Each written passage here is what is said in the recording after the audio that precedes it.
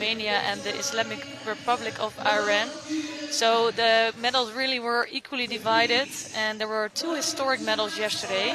Kapil Parmar of India won a first ever bronze medal for his country, and Miguel Vieira of Portugal won a first ever gold for his country.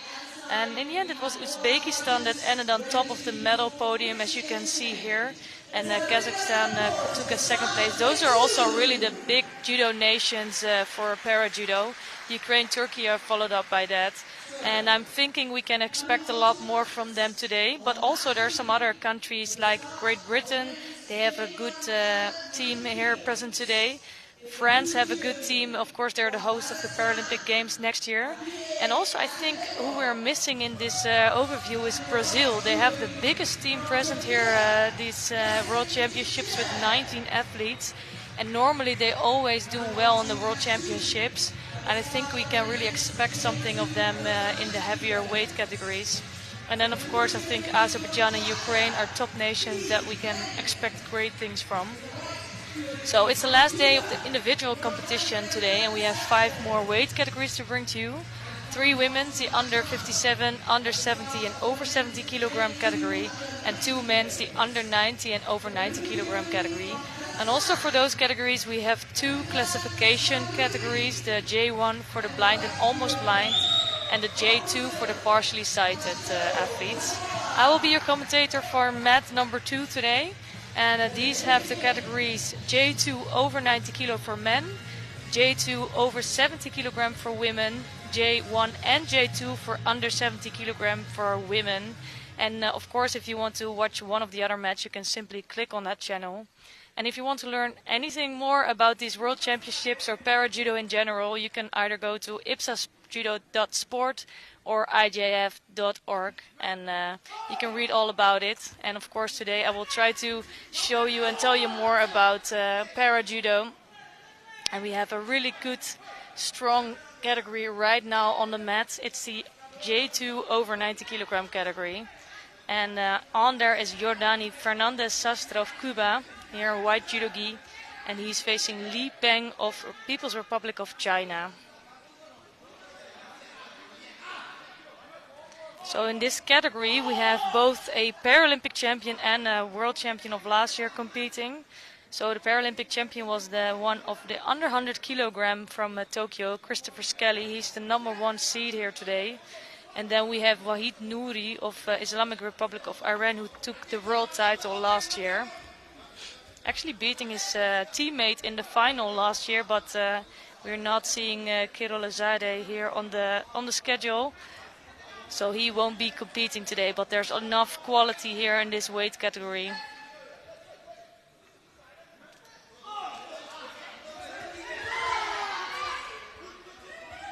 So besides winning a world title here or winning really good medals, we can also earn important points for a Paralympic qualification for next year for Paris.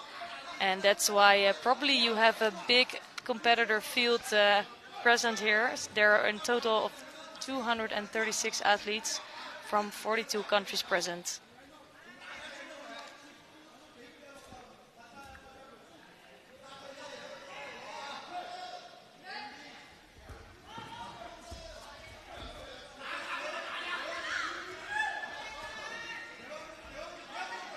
So yesterday really saw some surprises in the finalists. I don't think the champions were the biggest surprises, but I think we had the Georgian Nuri Janashvili having the day of his life and beating all of his opponents in a J2 under 60 kilogram category, including #1 seed Diego da Silva of Brazil, and he became a silver medalist in the end. And also surprising was Zhu Xuan of People's Republic of China, who was really not seeded and not well known in the J1 under 60 kilogram category, and he also reached the final yesterday by beating former champion Banitaba. But I think we saw also some top favorites winning a title. I think a good example is Alex Bologa, who's already a favorite for quite a while, but never got a world title until yesterday.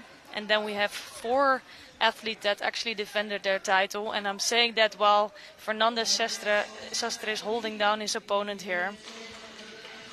So good, strong work from him. I think he could be one of the ones to beat today. So his next contest will be against Paralympic champion from the under 100s, Christopher Skelly. So that's going to be a really interesting fight that's coming up.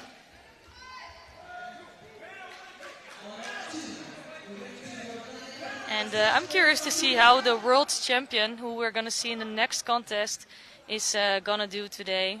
And if he's going to be in good shape.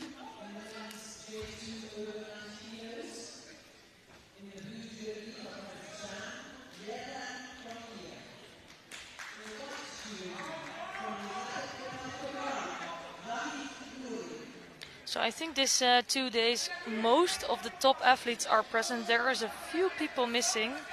And one of them is Alana Maldonado, the Paralympic champion of the under 70s in the J2.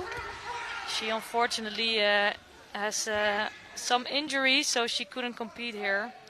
And then we also have Nicolina Pernheim, the under 70 kilo J1 athlete that is missing out here.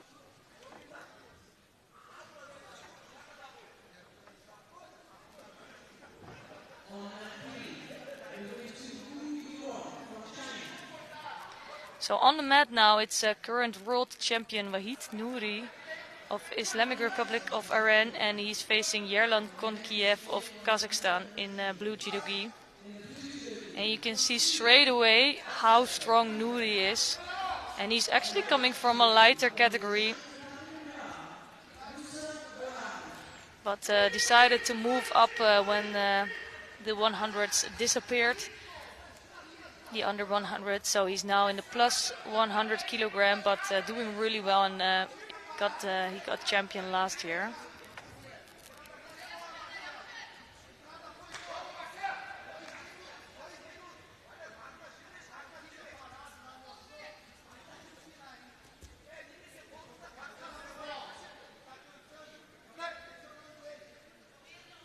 So the Kazakh athletes, especially in the men team, they have quite a particular style, some of them. They're really on one side, standing really strongly on one side and coming in with makikomis. And that can be really hard to defend on or to get a good attack in.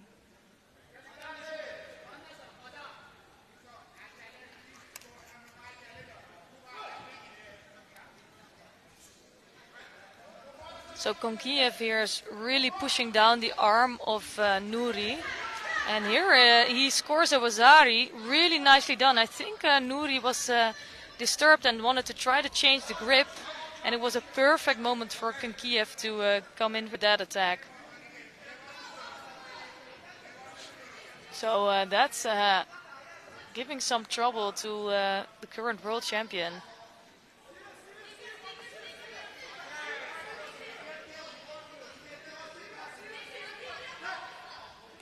That actually would be a big shocker. First one of today if Nuri would go out in the first round.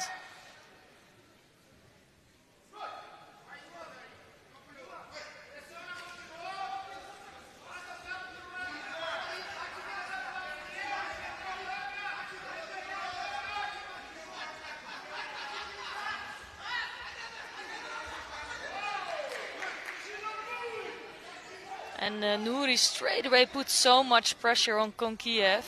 So he's really searching for that left side, left hip throw. And you can just see what he's doing actually. And the question is if he can defend, keep defending on that, Konkiev. And I'm feeling that Nuri will search and find some space for a good Uchimata attack.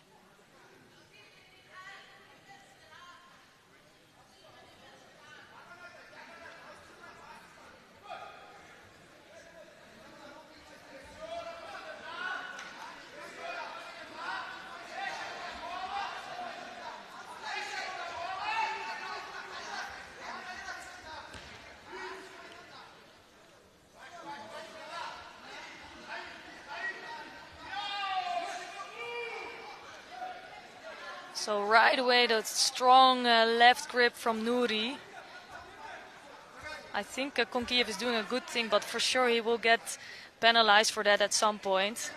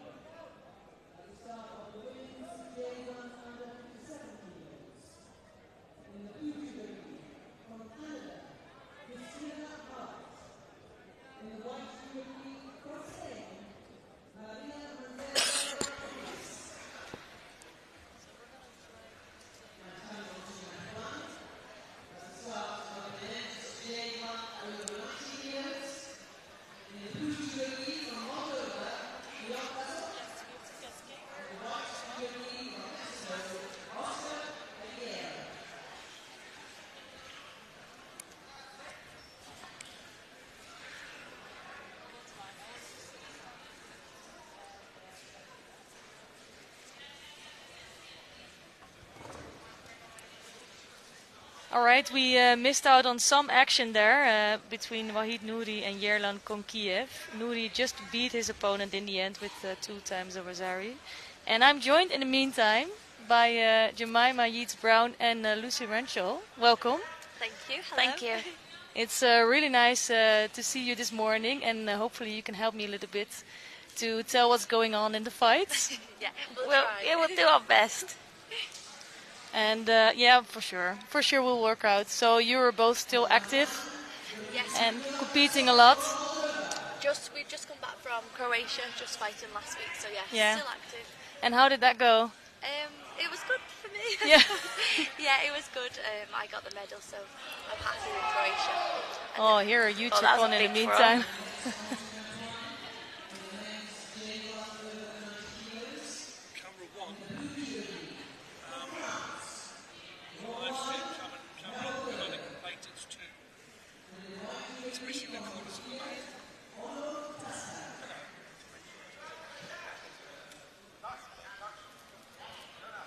Yeah, and you probably have a busy schedule for the rest of the year, right? Yeah, so next up, we're going to Paris training camp in 2 weeks, and then we're going to Baku Grand Slam. The next one. That's really nice. And did you ever see some para judo before? We have seen, we've been watching a few competitions, but we're really lucky to train with the VI boys at the British National Centre. So we're with them every day, watching them train, watching them compete.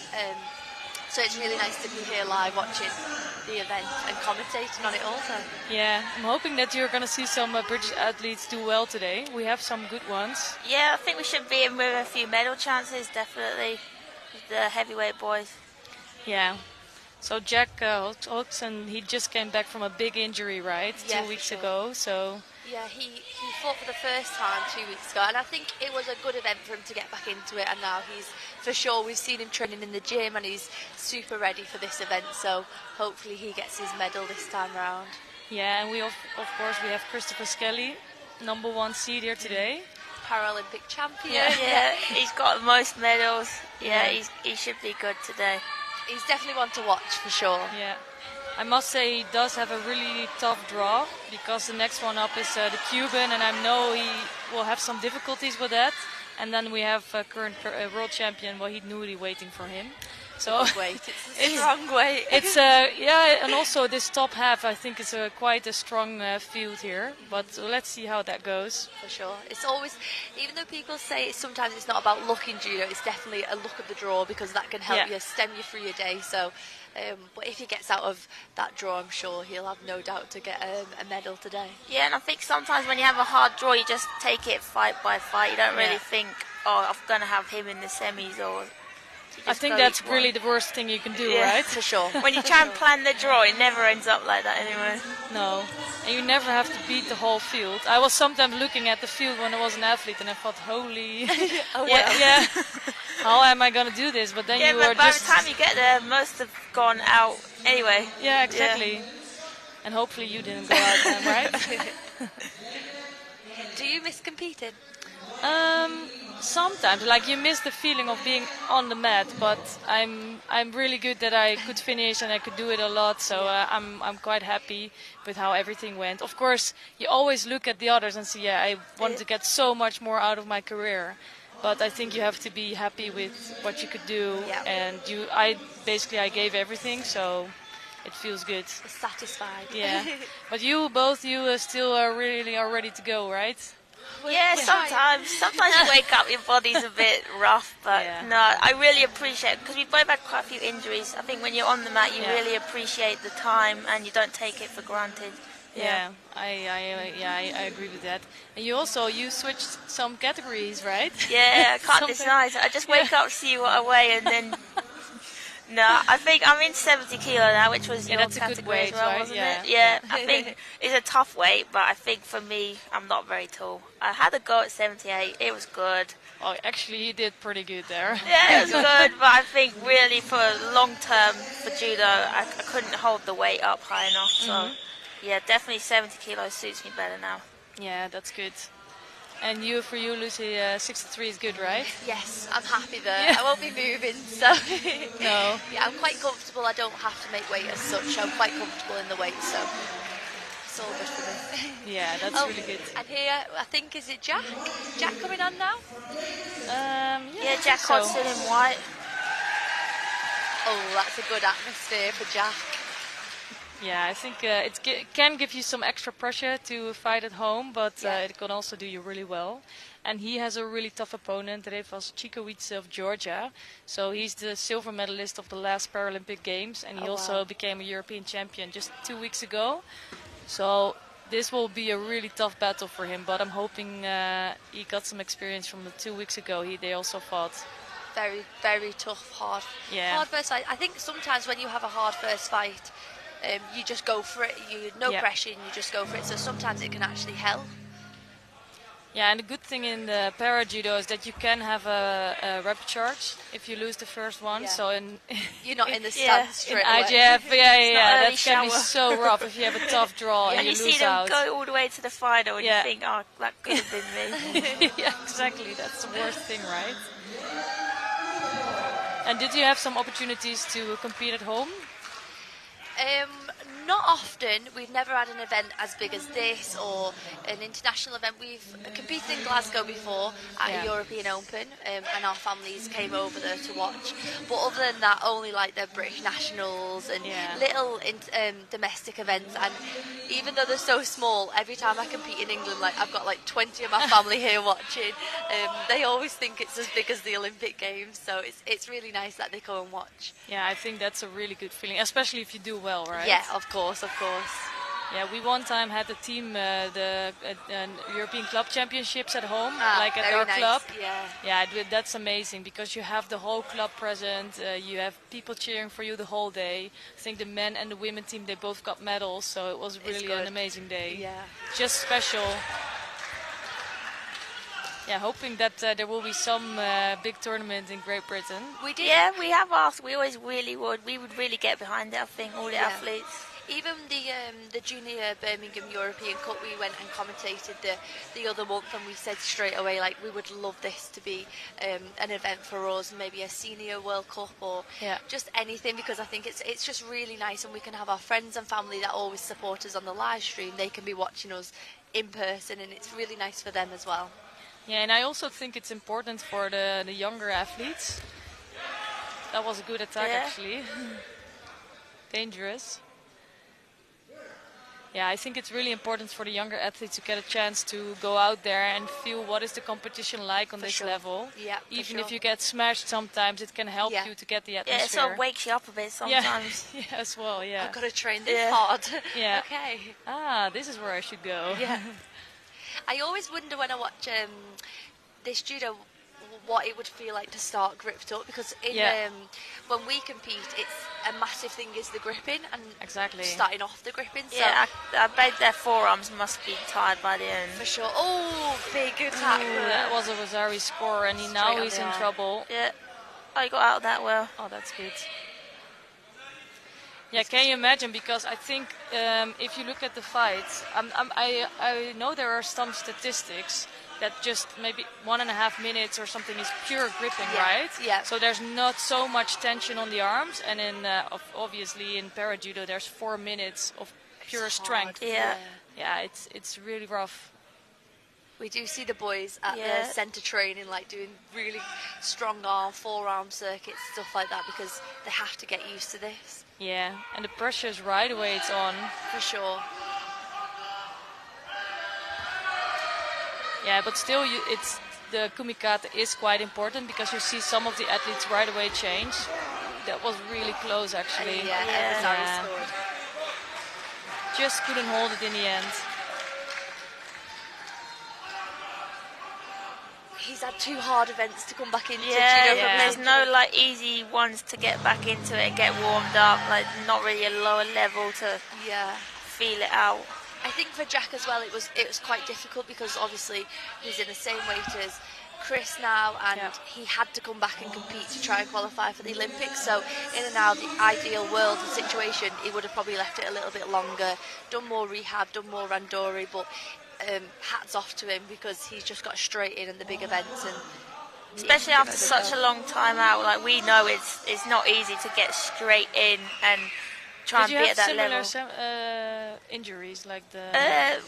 We've had. Well, I've had a lot of knee injuries, 3 ACL reconstructions, so that's already like 3 years out. So it's really hard to try and find the pace and the rhythm of where you were at before, and just the intensity. Yeah, I find that in training you can't match competition no matter what you do. You can never match competition. So it takes 2 to 3 to 4 competitions to even get back into the swing of competing. So this is Jack's second competition now. Yeah, and he has really a tough draw here again. And also in the Europeans there were not so many athletes, but there were really the strong athletes basically. Big pool of strong athletes. Yeah, and I hope it's not demotivating him too much. And then hoping also he has a good rapid charge. Yeah, for sure. That could help him. For sure, he can still go and get that bronze medal. So. Yeah, exactly. And he was doing so well before his injury, so he was. Yeah, we have trust that he can do well again. Yeah, get back to that level. I have no doubt he can. No. And I agree with you. You really need to have the competition feeling and. Just keep active, and I think this is one of the biggest challenges of being an athlete, in just staying fit, staying uninjured. because it can just... Yeah, it's hard to manage sometimes. You want to keep competing to keep the fitness and competition level up, but you don't want to get injured on the other side. Exactly. It's a really fine line that you have to manage. Yeah, and also if you're in the race for the Paralympic Games or the Olympic Games, if you're not qualified yet or just on the border of qualifying, those are the worst positions because you feel like you cannot miss out on a tournament. So you go, and while you're maybe not completely fit or a little bit injured, you think, I might as well go. I need to go, even just one fight or one place. Yeah, it can help you. Big ippon here from Wang. Yeah, we're now watching the J2 over 70 kilogram category. Actually, Wang was the world champion in Lisbon in 2018, so she's quite known. And, well, she's a lot bigger than her opponent in this case. Yeah, a big size difference. There is it's quite a big jump from just plus 70 kilos because we have another weight category, so it's quite a large jump just... I think you would have a problem here in IBSA Judo. There's no weight category for you. Yeah. You should go up to 70. I don't know. Or 57. You can choose. I don't know that one. Yeah, they had to do that. I'm not sure if you know how that worked, but for the Paralympic Games you have a certain amount of medals, right? And they had to split up the categories in J1 and J2. For the blind and the almost completely blind, let's say, and for the partially sighted. And I think that was a really good choice because you see a lot more athletes in the J1 category that were before just not competing because they were losing out to the other athletes. So that's really great, but it is kind of difficult now with losing the weight categories. Yeah, because Chris and Jack were in separate weights, exactly. And now they're basically best friends. I think they're best man at each other's weddings and stuff, and now they're competing for one spot. Yeah, that's kind of right. It is judo in the end. Ooh, that's really nice. That's quick work for Karimova. A Paralympic champion? Yeah, she is. Wow. I think she was a little bit a surprising Paralympic champion there. Also, after that, she struggled a little bit, but you can see here that she has good judo. She's straight in today, straight on form. She'll be one to watch the day, I think. Yeah, you have her, and I think the top favorite here today is Carolina Costa. So she's the current world champion, and she will be on the mat, well, not this round, but the next round. It's really interesting to watch, I think, because you spot different people and stuff. Yeah, and when I'm watching my competitors, like I know who everyone is, and obviously we don't get the chance to watch VI competitive as much. So here watching them, like they look good, they've got strong judo. Yeah, there are some athletes I think that can do well also in the IGF circuit. Yes. So yesterday we have Nuri winning yesterday. He was also competing in the World Tour. Nice. We have Gogo Churi. He's not competing here, but he was like number 6 on the world ranking list. So they are so good in their fighting. Yeah. Gogo Churi, he won a Grand Prix or Grand Slam on the IGF Tour as well. Yeah, he did. Yeah. Wow. I think for sure he won something in Tbilisi. Wow.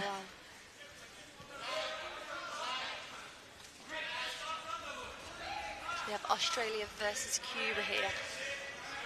Oh, yeah, that could have been. She carried on driving. So in the white judogi here, it's Taylor Gosens of Australia. And in the blue judogi, it's Sheila Samarian Hernandez Estupian. So it's a long name. A very long name. All the Cubans have quite long names. I was just hearing you pronounce it like, wow. How do you say that name? Well, some of them I've heard before, so I asked to the coaches sometimes how I pronounce it, and for sure I'm making tons of mistakes. That was the biggest struggle me and Mima had on our first commentating. We were saying, how do we say the names? Or she'd set me up and say, I'll give Jemima over to announce this one, and I'd be like, oh, thank you. Yeah, you can do the rest of the day if you want to. She finished that quick ippon, Yeah, I think that's a little bit different somehow than yesterday. So yesterday you saw a lot of long fights. I think one mat had an average of more than 6 minutes or something of competing. Wow. And today we've sat down, it's just been ippon after ippon. Yeah. It's exciting judo. Yeah, so there's some difference also in quality here. I think there's a few really good ones. So later on in the day you'll see more tense round fights. It can sometimes be really long and cagey, or you sort of get through the round quite quick. How are you in the first rounds with the nerves normally? I think I like fighting, so I just like grab something and try and attack. But yeah, I think everyone has to deal with the nerves differently. I think we try and do a really good warm-up, so we feel like we've already had one. I think it's ridiculously a change from having your first fight and winning your first fight and being through to going on to your first fight. The nerves for me, it's like a different day. Like as soon as I've done my first fight, I'm good. I'm ready for the day. I have had the same thing. But to do the first fight, it's just quite hard. And through the years, like I learned a lot of tricks to get me in a good zone, and in the end I didn't deal with those horrible nerves that I had in the beginning, but it's always because you just don't know how you feel. Even if you can have a great warm-up, then and you're try on the and mat. trick yourself, say, I feel good, I feel good. You're like, I do not feel good. But I had times when the warm-up was horrible and I felt like already really tired with everything, and then you went on the mat and you just smashed it. Yeah, like there's no like, oh, I feel good, I'm going to fight good. It's like I can feel bad, but I fight. Yeah, it's just... That's just judo for you, because you can fight bad and still win. You can fight good and lose. We pick a hard sport. Yeah. we did. Yeah, and the pressure is just quite high. Yeah. Ooh. Yeah, on the mat now are Meg Emery of Brazil in white judogi and Katie Davis of United States of America in blue. I think also here Meg Emery is one of the good and strong athletes in his weight category. So she's a bronze medalist on both the World Championships and the Paralympic Games. Wow. She's got some good medals behind her then. And she was also always battling, and she is still battling it out with her teammate Rebecca Silva. So I'm really curious how it will go today, but they're really fighting for one spot in the Paralympic Games next year. I think also when there's two athletes from the same nation, it's really hard. It's really difficult, but at the same time, what I find personally is it helps so much. Like, to battle it out with someone from your nation, you've got to train so hard, you've got to get better than them, so then you can compete at this level. So sometimes maybe competing at this level is easier or a bit better. So I think it is really good motivation for you to have someone from the same country in your weight category. Yeah, and it's interesting because you sometimes see two athletes that had such a rough competition from each other, and then on the final moment one qualifies for Olympics, let's say, and they are just empty. So sometimes you can see used it all up and you finally get there and you've got nothing left. Yeah, so it really depends on what kind of athlete you are and how tough the battle is. It does, it really does. But UK have some good athletes always in 63 and 70, right? It's also quite tough. Great Britain it's just the jam-packed for them kind of weights. So, but it, like we said, for us it's really good. We have good training partners back at home. We have good competitions. So I think for us it helps us. For me, I'm really prepared for competition because I've already beat this level, so now I'm ready for competition. But you are now the highest ranked on the world ranking, pretty sure. Yes. And do you have some, like, who's other competitors now in the 63? There's still, in Great Britain, there's still Gemma Howell, who's competing. So we're still pushing each other and still driving each other every day. So it's quite nice to still have that competition in England. Yeah. And what about you now? For me, it's me and Kelly Peterson. Yeah. So we're both pretty similar, to be honest, in like points ranking. So it's a close one, but I try to think just for me and focus. Like, I don't really think I need to do this or that because she's doing this or that. No, I think that's just distraction, but it could get a little bit in your head, obviously, in the competitions. I think sometimes that's what our coaches and people back at British Judo are for, so we don't have to think about that kind of stuff. We just think about the fighting, and then they say, okay, you have to do this competition now. So yeah, exactly. She's got that Osai Komi here. So because Brazil's already got a Wazari on the board, it's just a 10-second hold to finish this match now.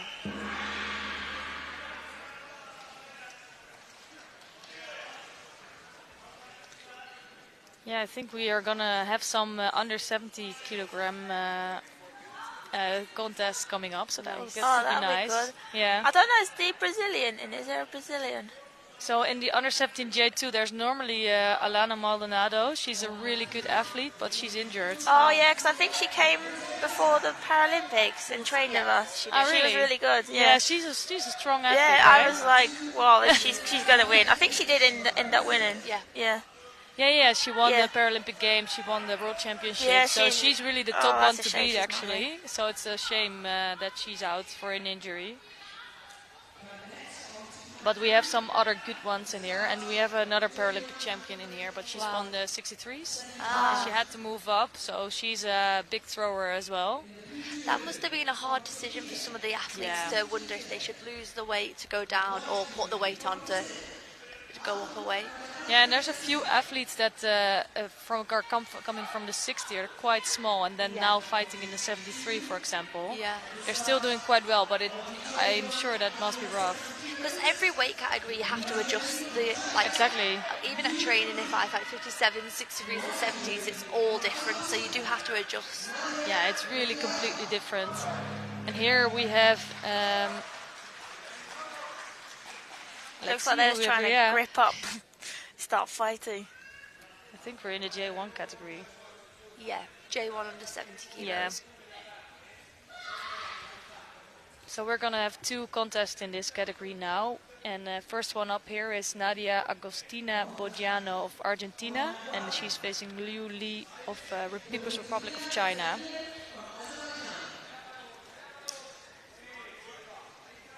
So in this category also it's Nicoline Pernheim, that's one of the top favorites normally. But last year she had an unfortunate, I think Hansuke Make in the competition. This year she's missing out. So she still doesn't have a world title where she's a favorite, and that's really? But that's also judo, right? Yeah, for sure. You see some of the athletes that are really the favorites all the time.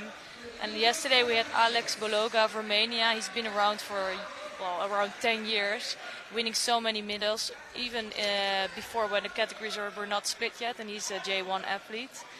And yesterday finally got a world title, so that's nice, always nice to see. For sure. Especially when you just keep going, yeah, you exactly. never give up. I think the red circle on the back patch, that means that they're completely blind. Is that what? So it's the J1 category, they're blind or almost completely blind. Okay. Sometimes they can see a few percent, and there's obviously different kinds of impairments. Yeah. And then the J2 category, they don't have the red circle. And you have also the yellow circle. Are you aware of that one? Yeah. So you have a hearing impairment as well. And in that case, the referee will write the scores, the penalties on the hand of the athlete and tap them on the back. I see them doing that to Jack earlier. Yeah, exactly. It's crazy to watch me because it's judo and it's just the same, but then there's so little differences. I'm like, okay, that makes sense. Yeah, exactly. I mean, I have the utmost respect for these athletes. It's hard enough as it is when I'm doing judo, so to not be able to hear or see things, I have so much respect for the athletes. It's incredible, right, that they even dare to go out and fully battle if you don't have any sight or no awareness of where you are. Yes. It's really interesting. We was even on the way here, me and Mum was speaking about some of the athletes and saying about like when they get weighed before competition, they might not be able to see what they weigh. Just little things we take for granted. They might find it so difficult here. Exactly. So there's so many different things. So to know where you are in the hall, in the or venue, like how long till you're on, or how many. Yeah. Or sometimes you like to look at your opponent, see what do they look nervous or something. I think really the biggest difference is that when you learn judo, you always learn by watching it. Yeah. Basically, and then just repeating it. But how are you going to do that if you cannot watch it, right? Yes. Yeah. So we watch so much videos and you analyze it and you're like, learning from that, and then that's all changing now. Yeah. It's even true because when I coach a little bit now, thinking about it, I'm just like, watch me, learn this, and then I'm like, okay, no. Or like you put your foot here, or exactly. Yeah, and then just to still see that they have such good technique, it's really incredible for me. It really is. I think we have a little bit of blood on mat 2 now, so a little rest. Maybe it's a possibility to watch a little bit for mat number 3 to see what's going on there.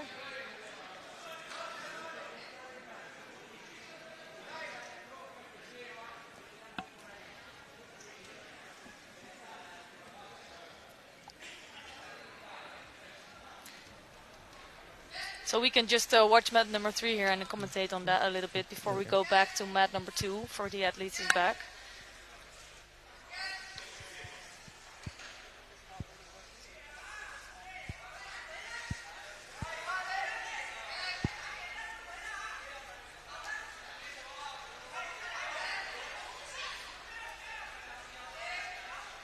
So Teodori of Italy here is facing Wu of People's Republic of China.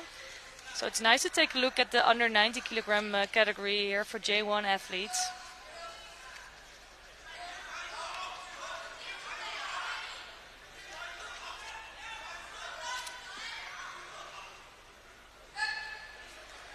I don't know when they start. Do they have to have sleeve lapel or can they start over the top? So they have to have like a classic kumikata, one on the sleeve. Nice. Wow, that was really beautiful. And actually that's kind of a surprise because Teodori was the number 2 seed here today. Oh, wow. He's a really strong athlete, so Wu of China just beat him. And that's what we was on about where we're saying anything in judo can happen. Yeah. Anyone can win, anyone can lose, and anyone can on be mat thrown. 3, So.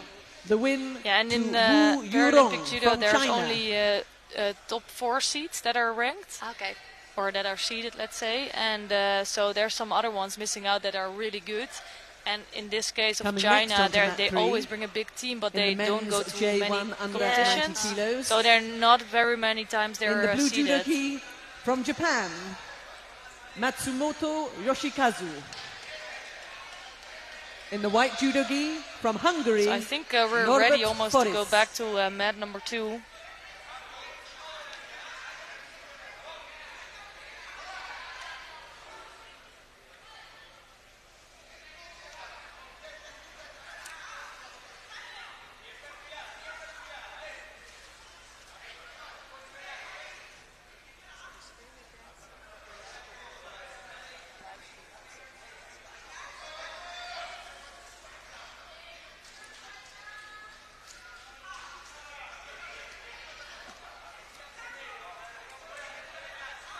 Jemima, these 2 girls fight a little bit like you. They're quite feisty.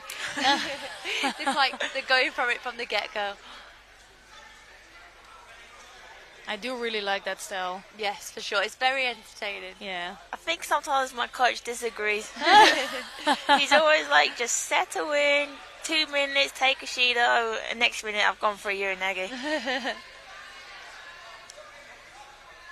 Yeah, but I think it's worse if you're just waiting and trying to Yeah, find some space I and find- then getting yeah. Shidos or losing on Shidos. That's Yeah. the The losing I on did that penalties, a few times, and then you have the worst feeling because you haven't got the feeling that you gave everything. Yeah, you kind of think, what if? Like, I hate to Yeah. come off a fight thinking, what if I did this? What if I did that? Exactly. I do agree. I think if you get thrown, it's like, okay, fair enough. Yeah. That was really nice. What did I do wrong? But getting On 3 mat Shido, 3, it's like, the win No. to Matsumoto Yoshikazu Yeah, in the past from when I was still Japan. competing, it was like 1 Shido and you lost, right? Oh, I So- had one where I lost like that. Oh, well, I had it on Olympics. No big Oh. deal.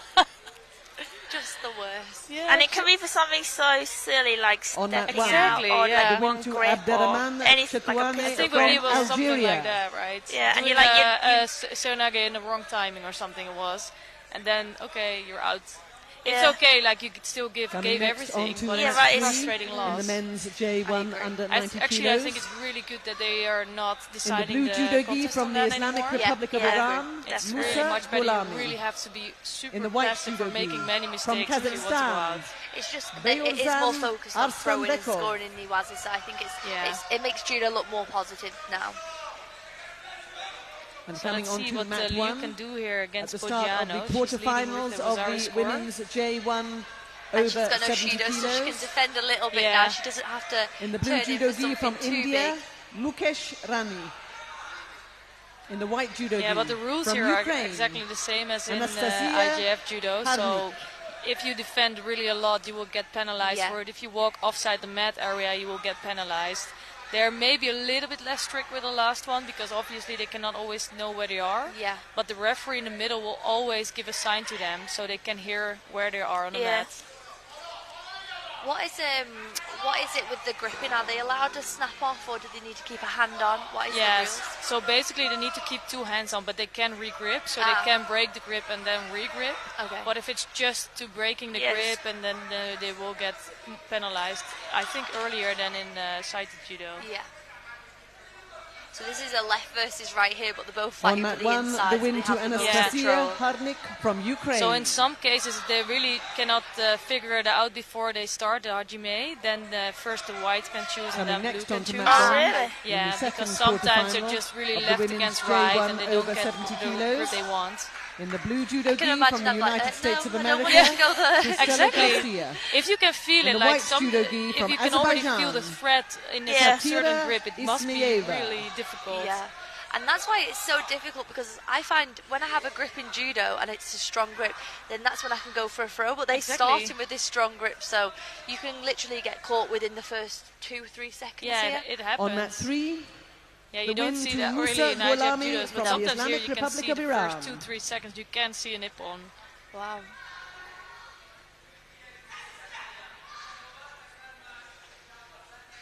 "34 seconds to go to keep this with Zari now." Coming next onto mat 3 in the men's J1 under 90 kilos. In the blue judo gi from Turkey, Gökhan Biser. In the white judo gi from Egypt, she's looking quite strong, Mahmoud but Ali. Bojano's not giving up yet. No. And like we said, just at the start of the contest where there can be a big throw, there probably also can be one at the end of the contest also. She's got a good grip now. She's putting a lot of pressure on Liu here. So that could be possibly a Shido for Liu for dropping there. I agree.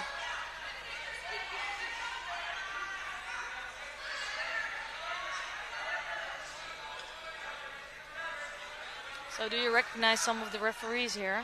Yeah, quite a few. We walked down to the warm-up room and they were all waving at us. Oh, really? Yeah. I think it's you take a little bit for granted how much a referee actually has to do on this mat. Like they're really involved, and it's crazy to know they have to do VI, non-VI judo. It's nice to see. It's nice to watch. Yeah, but it really got the level of VI judo so much higher since they were introduced. Because they're just traveling around the world the whole year. They're doing so many competitions. Yeah. It's the same group, so they have the same rules at every competition. That's really nice to see. She's very happy there. Yeah. Very happy with that win. Yeah, I think it's an important win also because, basically now she's secured also a rapid charge. She's in now. Yeah. How many competitors are there in this weight group? There are 10 athletes, so it's not the biggest category. I think the biggest today for the women is the under 57 for J1 athletes. And for men it's normally the under 19 today, but I'm not sure about the numbers. And we have one round robin category, the J2 under 70 kilogram, because one athlete failed the weight there, I think. So it's sad to only see 5 athletes, but if you look at the result of those 5 athletes, it's really top ones. But they'll still all, for them sometimes it's good because they'll have 4 fights. Exactly. Sometimes you go to events and just have 1 fight, so it's in the blue judo gi from Egypt, quite beneficial. Maha Ali. Yeah, they will have 4 fights for sure. In the white judo gi from Uzbekistan. So we have one contest in the J1 under 70 category before we continue with the category we just spoke about.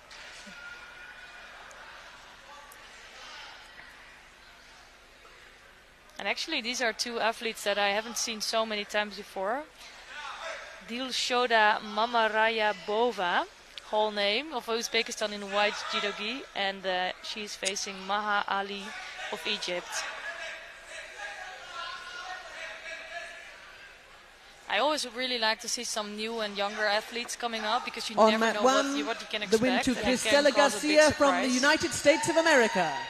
And they're probably here this time for experience and gaining experience on this high level. So the pressure might be off for these. Yeah, I don't think that they won't hold back. I think they'll just go straight in. A big left hand over. Yeah, you can see it right away, right? Quarterfinal of the women's J1 she over knows exactly 70 where she wants the hands, and now she's setting up for that and attack. And the blue judo gi from China. Yeah, that's really surprising here. I've never the white seen judo Maha gi Ali from before. Turkey. Well, a really good first win for her. Oh, and she's really happy with that. That's really nice to see. She was really composed straight away on the grip, straight away with the ippon. A good win there. Yeah, and I think this bottom half of this weight category is a good one. There are some good athletes in here. And the next one up for her is Mathilde Lauria, who is completely blind and deaf. So it's really amazing that she's having good results. She was a bronze medalist of the last World Championships. Wow. So let's see how that will go.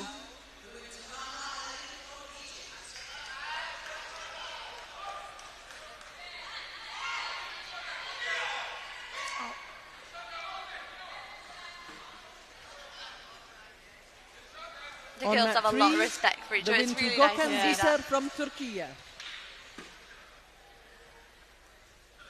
But I think there's a lot of respect in the judo, in the sport in general. Yes. So everybody fights each other on the mat, but besides that, it's quite okay. Yeah. Normally. We was on mat we've one, been speaking about like the win to different Nazan sports 'cause we was just Akingunes watching from the Turkey. athletics World Championships. Yeah. And everyone's really friendly, but I say it's really difficult for Coming judo next because you're on actually to fighting mat one-on-one physical. two. But then it is really nice In as the soon as you women's go off the mat, J2 you just sports under people and 70 you can get on kilos. and you can be respectful.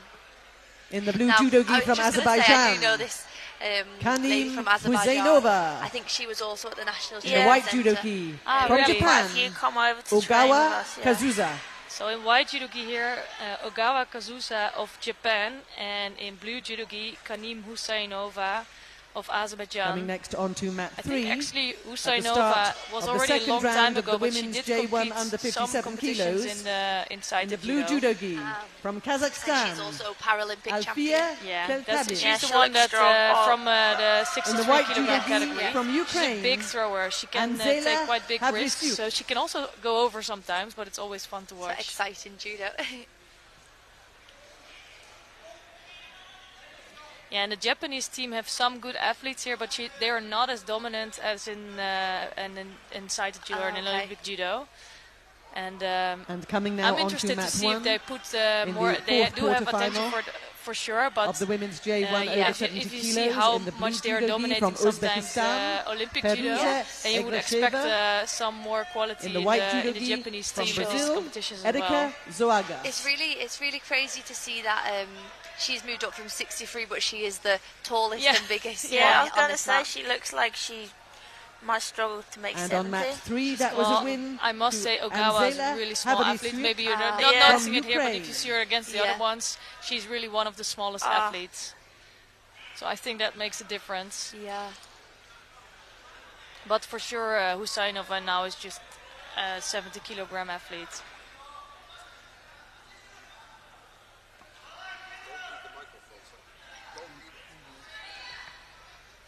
We're getting some jokes from the side from one of the referees here, the Rijmakers. It's funny because when I was an athlete, I would never know who was my referee or never pay any attention to it. And then after, now I'm doing commentary, and then you start to notice, yes, you start to know them, and it's really nice. It's a completely other world, right? Yes, it really is. We really enjoyed commentating last time. It was like, this is what the other side of Coming judo's now on like. to mat Although three. actually, we In the found it women's so J1 tiring. under Doing 2 57 days full of kilos. commentating, we were like, In the blue judo gi from this is Hungary, really right? hard work. Laura Buriani. When you're fighting, you just do your fight. And in the white Obviously judo it's gi tiring, but from you just Spain, think about yourself, Maria and then you Manzanero don't think Ruiz. about setting up the hall or where you need to go. Yeah, Oh, that's what your coaches do for you, right? Yeah. But you have to have that focus if you're fighting yourself. Of course. Ooh, that was a good moment for Ogawa to she come landed in, but the she's strangle. really in big trouble no. now.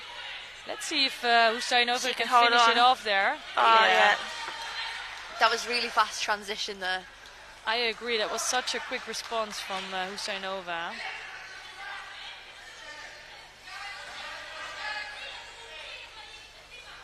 And that's probably why she's Paralympic champion.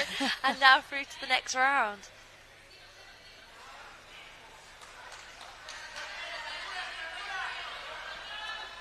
Yeah, she looks a lot On taller mat two, than her the win opponent, to right? Kanim I think Husseinova Ogawa from could have been Azerbaijan. 63 as well, but she's already in the 70 for a long time.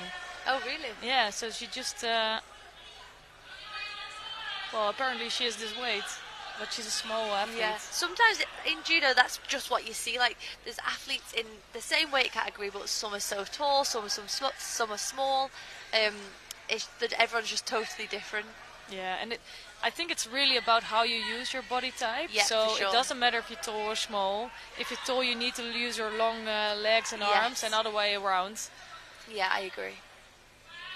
But you do even see some really tall athletes with good seonages, for example. Yeah. It can happen. But these two girls look quite evenly matched here. Yeah. So on the mat here, it's Ina Koldani of Georgia, and she is facing Munisa Madrimova of Uzbekistan. It's Koldani in white judogi and Madrimova in blue. They've both gone straight away into an extreme right-handed stance. Yeah, and Koldani, I think she had a small problem a few weeks ago with some injury, but let's see how she's doing today. She's one of the stronger athletes. She's also a silver medalist on the last Paralympic Games, actually. Wow. They're both looking just to dominate that grip in a little bit. They're quite equal right now.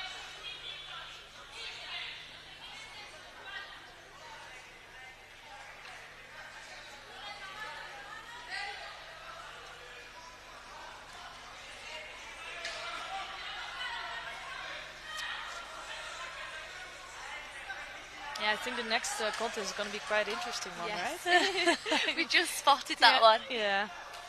We've quite picked a good mat for us to commentate on, actually. And I can't see in the crowd, it looks like Chris has brought a lot of friends and family, I think, behind that GB flag. Yep, they're all there to support him.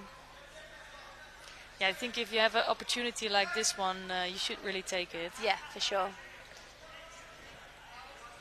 On mat 3, the win to Flora Borani from so the Hungary. referee's just giving the first judo out just for passivity. So it's just, I think that first judo sometimes just like a little kick to be like, keep going, do something more now. Coming next on Some to mat 3 motivation in the women's J1 under 57 It does for kilos. sure change the fight In though. the blue judo gi from Germany, Vanessa And Wagner. also, it's just a little warning. It doesn't matter too In the white much, but judo it gi does from the matter United because States Yeah, of it you can don't America. want to matter, have like, a if you feeling end up Diana Mutia. being a score down or something, or chasing a score.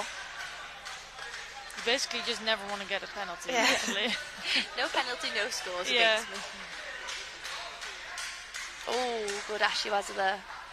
And if you were competing, are you the ones that if you get a score in the, how do you say that? If the other one scores, is that bothering you, or you just don't change anything and just continue fighting? I think I definitely change. Like in my head, I'd say don't change if there's still time on the clock. Like you're good, but I think in my head, I'm definitely thinking I've got to go. I've got to go harder. Especially, well, it depends when it's scored. If it's first exchange, you think, right, just wake up, like, sort it out. Yeah. But last 30 seconds, you need to just go for it, don't you? Yeah. But I think your head just naturally says, Yeah, you just get like- that back. Go Of now. course, yeah.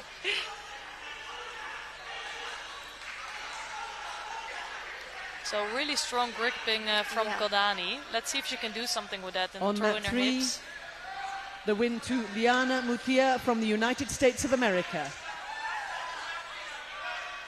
She looks like she's just controlling the head a little bit. She's a little bit Coming more next dominant onto here. mat 3 in the women's J1 got under good control 57 that shoulder. kilos. In Yeah, the blue only thing judo is we gi saw from yesterday also a few Uzbekistan. times that are really dominating the grips, but Uljon as long as you don't do Amrieva. anything with that, you're not really... In the white judo gi well, you're from going to get China. penalized even She the same Even with a as... strong grip, yeah, you just need to do something with it. Yeah. A chance here for some new Waza transition. Yeah.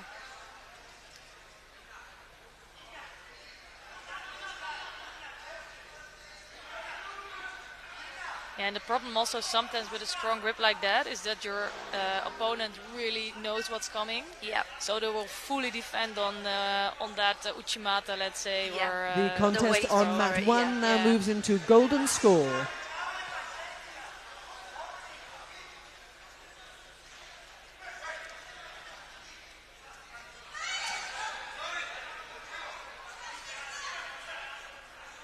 So I would have expected a little bit more dominance from Koldani, so I think Madrimova is doing a good job here. Yeah, she's matched now. She just has to put in a few attacks, I think, now. Yeah, she's just struggling a lot with the grip of Yeah. Koldani here. Oh, she's Yeah, got she's good going now. for it. That's dangerous. Good attack there, but Yeah. good defence also. I feel when I'm commentating on a match, I always feel, even though I'm not judging them, I feel judgmental because I'm like, I know it's harder out there. Yeah. It's easy for us to You tell think, them. oh, just put your arm here or just do that, but when you're there, it's so much different. It's so hard. Yeah, it's so easy from the side, right? Yeah. Like, Yeah. just attack. Yeah. Do something, right? Yeah. Or go change directions. Like, even sometimes when you come off and a coach will say, could you not have done this? And I'm Yeah. like, no, it didn't happen. But are you not like that if you watch back your fight? Then For I would sure. always be like, Why? really, On what mat was I one, doing there? the win to Erika It's so Zoaga obvious from to Brazil. watch, Yeah. but in the actual moment, it's so difficult. It's really a completely different experience. Yeah.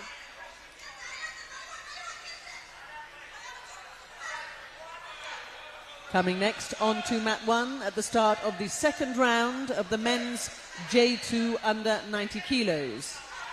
In the blue judo gi from The Georgia, last 20 seconds, but Lasha two Shidos down now, Kizilashvili. so Madrimova's going to have to In the white attack judo in this gi. position now. From France, 15 seconds Helios until we enter golden Lachumanaya. score.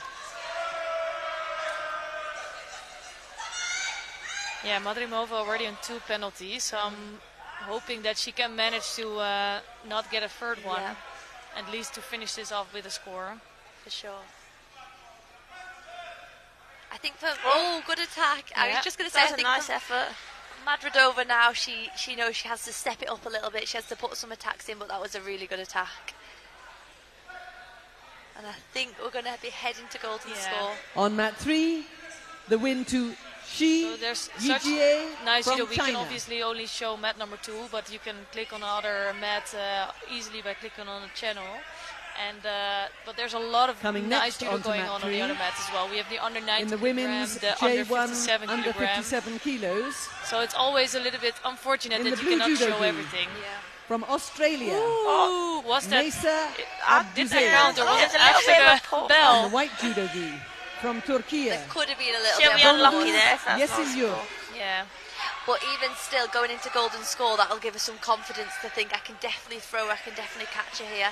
The Yeah, she's contest really, on getting mat some 2 now chances moves now. into Yeah. golden score.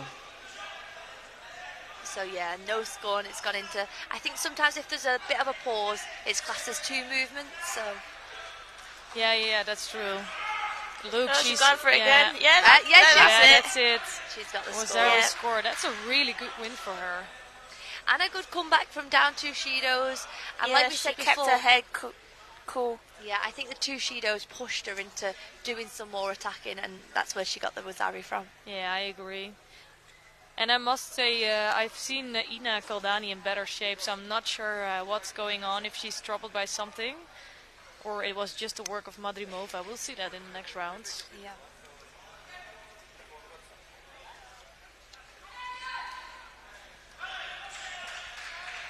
So I'm thinking I'm going to leave On the mat next 2, that one was a win all to you. Munisa Madrimova from I think the Uzbekistan. crowd's going to be happy now. Christopher Skelly, who trains at the British National Centre with us, he's such a good judo athlete, but also a good friend to everyone. He's really Coming a next on to personality mat to have 2. around. So At the start He of the looks first after everyone, quarterfinal checks on of the everyone. men's He does. J2 over 90 kilos. Yeah, he's In the facing blue Jordani judo gi from Fernandez Cuba, Sastre of Cuba, Jordani which is a really Fernandez rough Sastre. opponent. In the white judo gi So I'm from Great no Britain, doubt that they would have both had Chris to have like Skelly. an incredibly hard warm up to get ready for Yeah. this match, and you can hear the crowds really gunning for Skelly here. So it is his first fight, and Fernandez already got a fight in. Ah, okay. So he Okay. got those nerves out of the way. Yeah, Straight You on the never know. yeah, he's Yeah. good in Niwas as Skelly is. Yeah, I'm always really impressed with his Newaza skills. Yeah, he trains BJJ as well quite a lot, so That explains Yeah. something. smooth in his transition. He's only 6 seconds gone on the clock, and we had a good attack there, a good Can you Niwaza believe attack. It's wow, it's entertaining.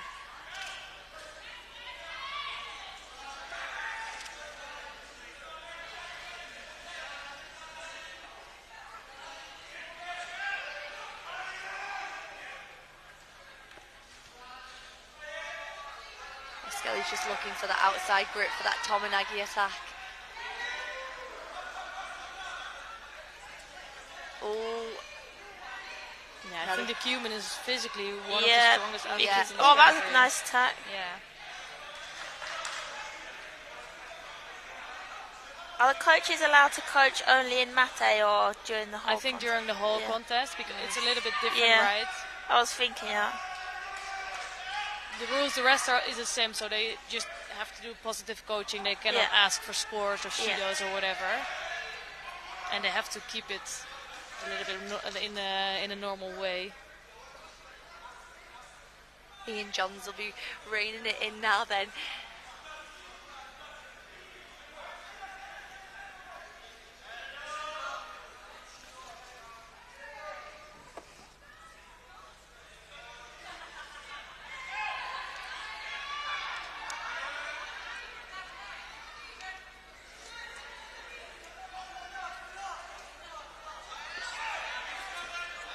So they're both fighting for this to get the strong attack, but a good attack there from Cuba, and Christopher Skelly goes. Did well to get out of that.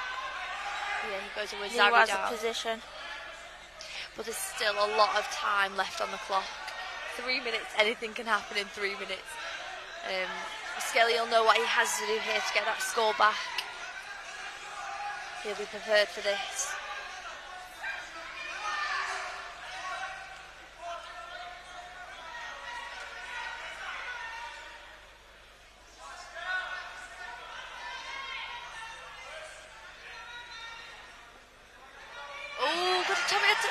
Yeah, he got it back. Good.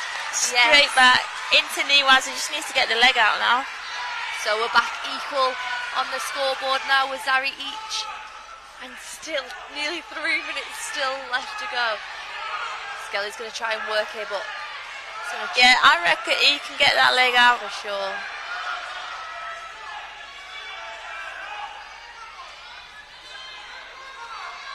Fernandez is holding on.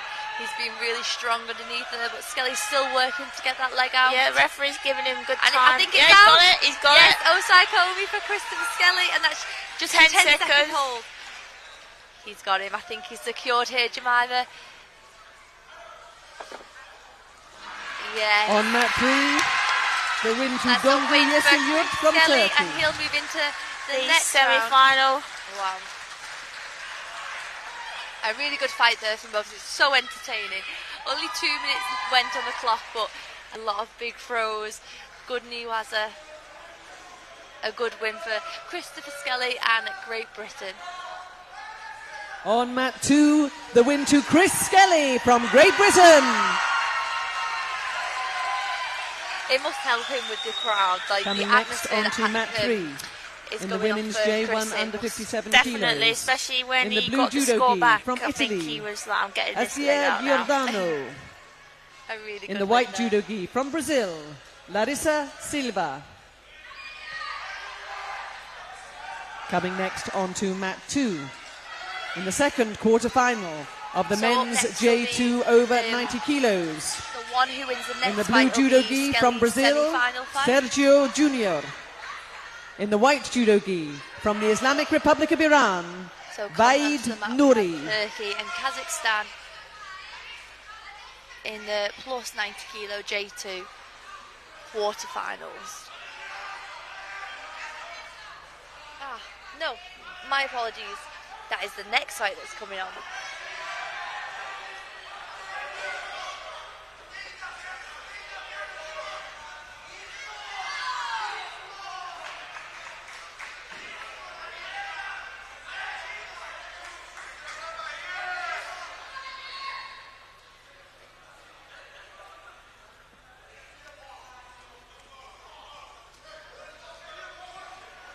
On mat 3, the win to Larissa Silva from Brazil. No doubt that Christopher Skelly or Ian Johnson will be watching this fight to see Yeah, who he'll have next. who he has, how they're feeling. A good Oh, Uchimata attempt. that was really to nice. find. That was a really good win Coming there. next He looked on really to comfortable mat since 3. coming onto the mat. In the women's So J1 he'll under progress 57 now kilos. into the J2 In the blue plus judo 90 gi from kilos Uzbekistan, semi-finals. And Kosyakoton Junior from Brazil will go down Kozildanova. into the repechage. In the white judo gi from Canada, Priscilla Gagne.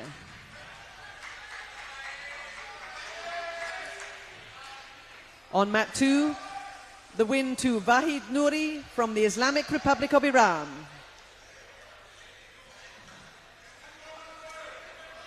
Over on mat 2, we have 2 more fights. Coming in the next J2 on plus to 90 mat 2, kilos, and they're both in the fourth quarterfinals quarterfinal of the men's J2 over 90 kilos. And who will be dropping down into the repechage. In the blue judo gi from Kazakhstan, Talgat Azgaliev.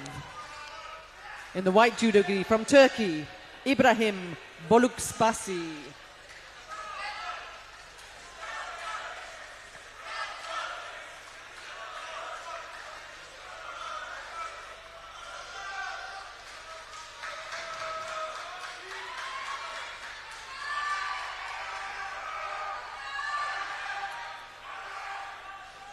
Quite a big size difference here.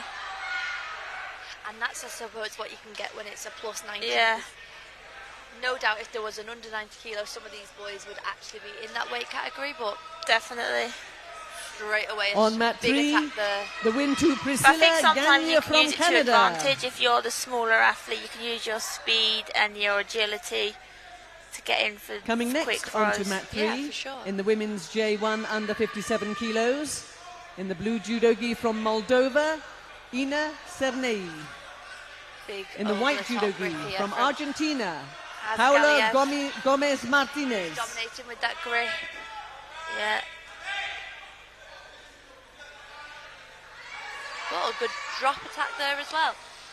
So Mate's called because they've just moved themselves out of the area. They need to try and stay in that yellow mat area.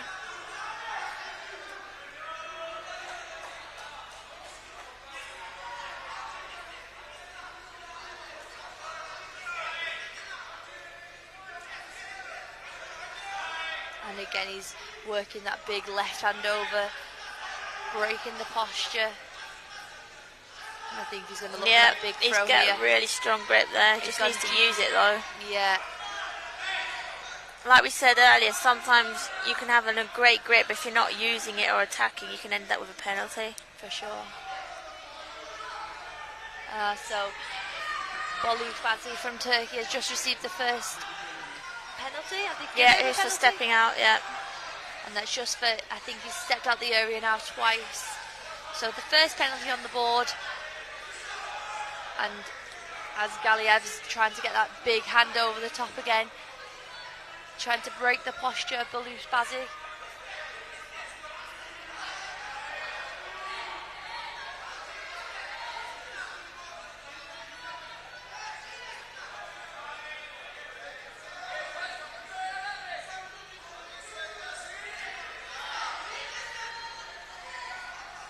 He's got that hand over.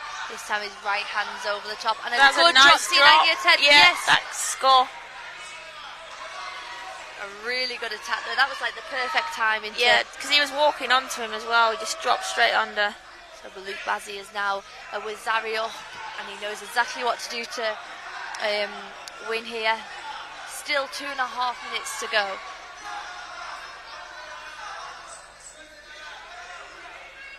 Now this is a really intense situation for me, Jaman, because when you're with Zari up and you're winning, it's really good. You're up on the board. But he's already got one Shido and there's still 2 minutes to go.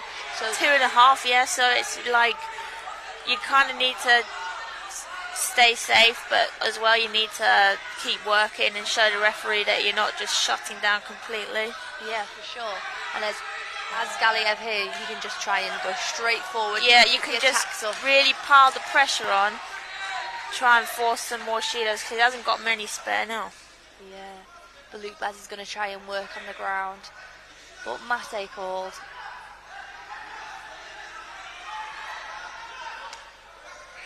On mat 3, the win to Paulo Gomez Martinez from Argentina.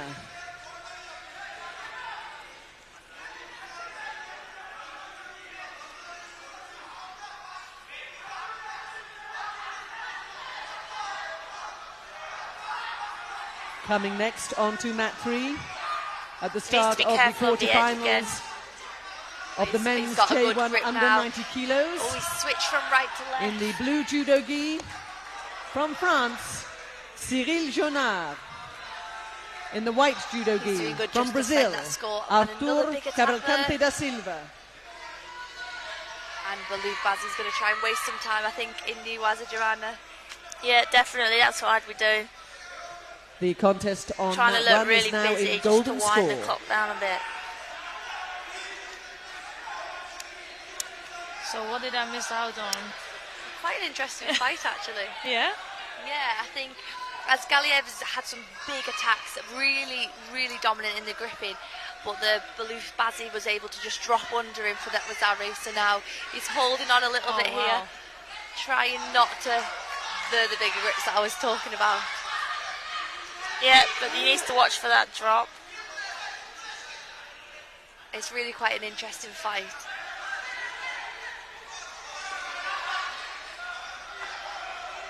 So and in the last round, Nuri was facing, I think, Junior. Yeah, Yes. big Uchimata. Oh wow! Yeah. So Yeah. he's in the semi-finals, and I thought I saw Skelly winning his fight also. Yeah, Yes. so he went down a Wazari score, got the score back, and then got his leg out for a 10-second hold down. It was that's a great. really good fight, actually. I think all these quarterfinals in this weight category have been quite entertaining, so the semi-finals and repechage is going to be ones to watch for sure. Asgaliev's here, he's going to try and go for that big throw. He's got to get that Wazari back. But he's got the catch. Oh, going into Osai Kobe. Ooh, yeah. Referee's called it.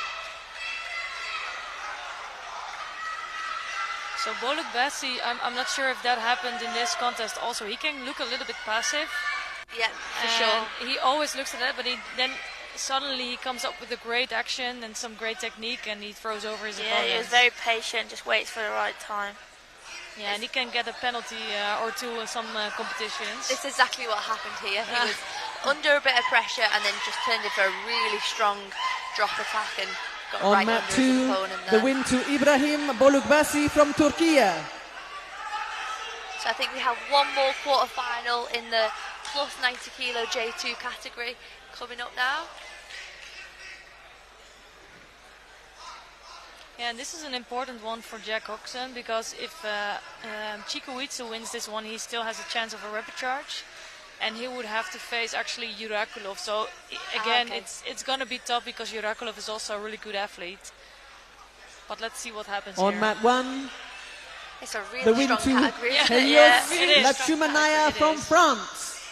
And also it's the fact that there's quite some of the under 100 kilogram athletes, they moved up. Yeah. So they're all combined here. So Christopher Skelly is one of them, Yeah. Wahid Nuri is one of them. Now fighting so those on are already mat two 2 really strong in the athletes. fourth quarterfinal And what weight of the does men's Govachori J2 over 90 compete in now? kilos. So he In was the blue judo gi from Georgia, registered in Rebaz the under 90 Chikoidze. kilogram Ah, category, okay. but In he the white judo didn't gi from compete in the both Uzbekistan, last in the Europeans. Alovidi And also here he's not Jurakulov. competing. Yeah. So I'm not sure what we're going to see in the future, if it has to do something with the weight Yeah. category. Maybe we'll find Yeah. him in this category next. And I think the problem for the Georgians is that he's so good, but Chikoitze is also. So I Yeah. think they wanted to split up the categories, Yes, and that it's he spread Coming them now out. onto Yeah, mat but 1 in the end, if in because the he was men's fighting in the J2 over under 90 100s, kilos. In I the think blue before, judo gi from Moldova, and also Nikolai in the under Bondarev. 100s, but it's In the white judo definitely gi from under 90 will be Ukraine, a tough category for Mikro him to Solovey. well, even get the weight.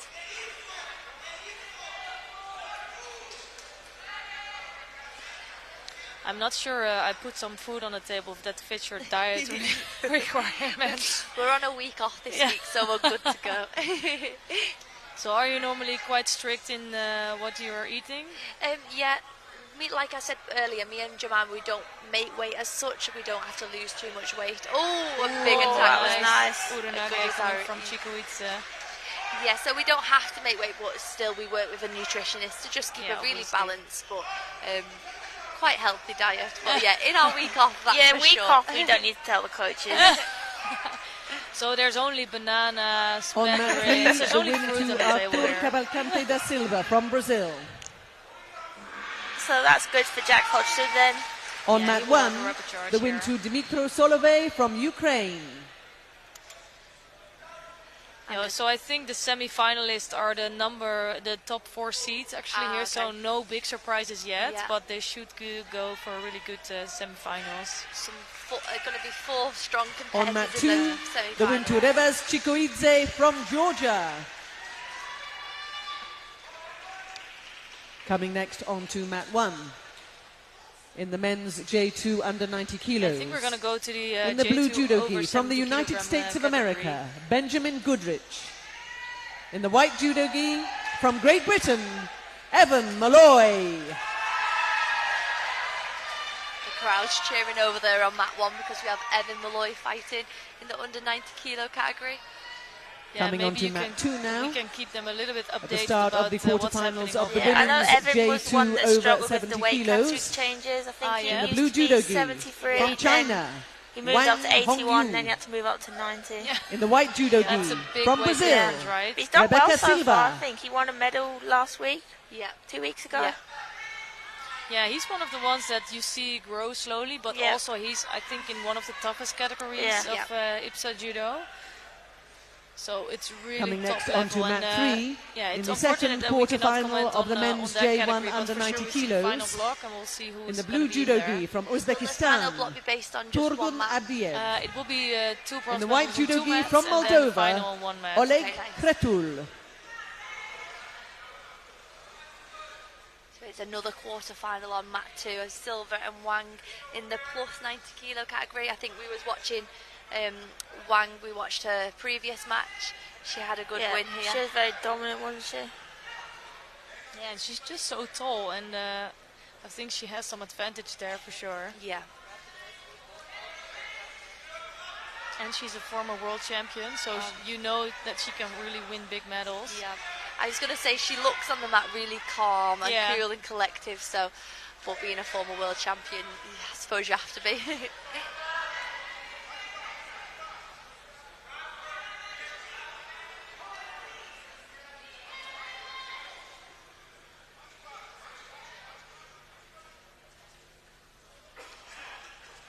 So on mat number 3, there's Oleg Kretsu in the white judogi. He's already in his 40s, but he was a competitor in the Olympic Games and I think a silver medalist in the European Championships back in 1996, so a long time ago. And unfortunately he had an accident, that's why he's blind, but since then he's been doing VI Judo.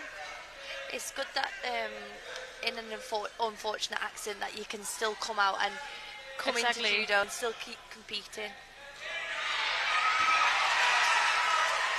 A big throw down there. Yeah, on mat number 1, even Malloy just beat Benjamin Goodrich, which is a really tough opponent actually, so he did really well there. He's really happy, we can see him celebrating down there, so. Yeah, you can see that Goodrich had something else in mind in this contest, so he's really disappointed. I mean, maybe it was the home crowd pushed Evan on.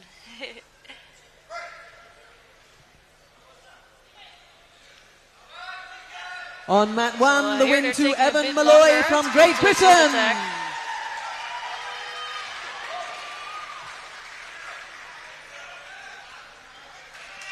There's a lot going on now. I'm watching every mat like goody fans, but here on mat 2, I think Wang is Coming really good, I think, at keeping her posture. She's a really tall athlete. In the men's J2 under 90 kilos. Watching tall athletes, you can in the see blue them bend over, judogi from Brazil, posture, Marcelo Casanova. Shoulders back. In the white really judogi tall. from South Silva's Africa, given her a good Jacques fight. Joubert. Yeah, Oleg Kretsu, he was a European champion 2 weeks ago and now just launched his opponent there. Sometimes you get on a good run, don't you? You do well at a competition and that gives you the confidence to just keep going. On mat 3, and he's that one was of a win the to Oleg examples Kretul from that's really good that Moldova. they split up the J1 and J2 category. Because Coming if you next have onto mat 3 in the limited third size, quarterfinal it of the can make men's such a big J1 difference. under For 90 example, see a little kilos. bit where you are, In the the blue colors of the judogi mat, something like from that. Japan, It's already a huge Matsumoto difference, Yoshikazu. and now it's much more even. You In see the white that he starts to win judogi big from medals China, again. Wu Yurong.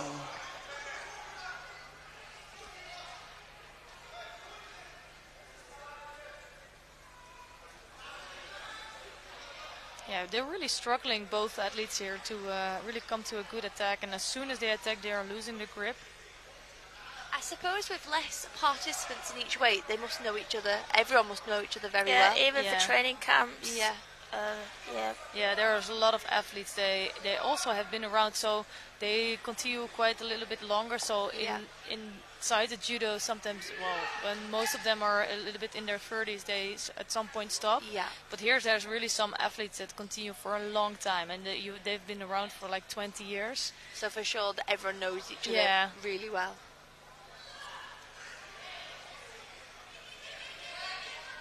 Yeah, that's why it's nice to see some new ones, and but it's also amazing if you think about it. It's such a hard work to keep training almost every day. Like, how do they keep their bodies going for so long? It's incredible, right? If I go on the mat now, everything hurts. Me too. Yeah, when I get out of bed, everything hurts. Well, wait for 8 years and then see how you feel. Maybe the restructure with splitting J1, J2 and the weight structure helped some athletes then, like a refresh sort of moving into a different weight. I think Wang could be quicker getting in the transition. There's a bit of a pause and then it's mate. Yeah, she looks not too bothered to go on in Newaza. First Shido on the board for Passivity. It might make the fight change a little bit now. Yeah, that would be nice.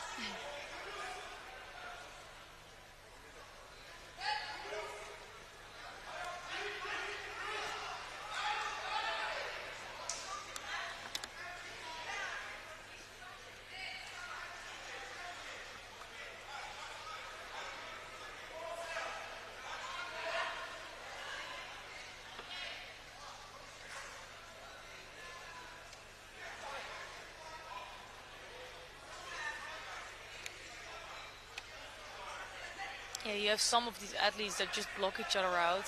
Those are the most difficult fights. I also remember that if you have somebody that they have a kumikata that you cannot really fight, or it's really tough. It's you feel like you have to attack, but you know it's not going to be a good one. Yeah. So you have to think, is it worth it, or do I get a Shido, or do I try something?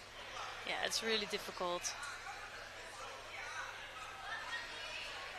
I think Silva is doing the right thing here, even though Wang's quite dominant. Silva's just keeping up them attacks, keep tapping them legs, and then she's turning in for a bigger attack. But I think Wang is just waiting to turn in now. Yeah, it's another attack from Rebecca Silva. Yeah, and I think that's always the smart thing to do against the heavier athletes, just to stay active, keep out of the pressure of your opponent. Yeah, I haven't seen much coming from Wang yet. I always think when there's not much coming from such a good athlete, is she really waiting? Is something about to come? Exactly. But Silva's definitely doing the right thing, just working away, little attacks, and turning in when she feels she's able to.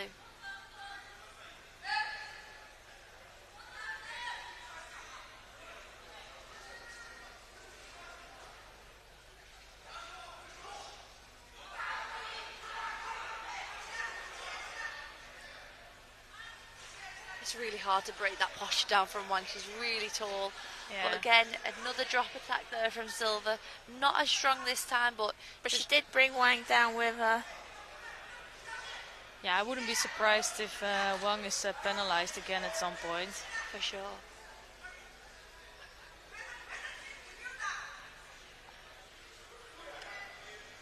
Yeah, sometimes they're giving these athletes quite some time, but for me they could be a little bit more strict in that. Yeah. Just to give them an extra warning, because Wang hasn't been attacking, well, for the last 3 minutes. I haven't seen her doing so much yet. And it's sort of like Silva's not being rewarded for the attacks that she is doing. Yeah, exactly. I think another one now, another big one here from Silva. There could be a Shido, but her posture is really bad right now. Yeah, she needs to watch the edge as well. Yeah, if she's gonna really hang on that arm of Wang, she's also gonna get penalized for being overly defensive. So that is quite difficult. But it's another attack from her. We could definitely be seeing a Shido for Wang coming for passivity. Yeah. Another thing in this type of fight is the one that's doing all the little attacks actually does get more tired. So Yeah, Silva it's might true. be getting tired here, but yeah, like you said, a second Shido here for Wang.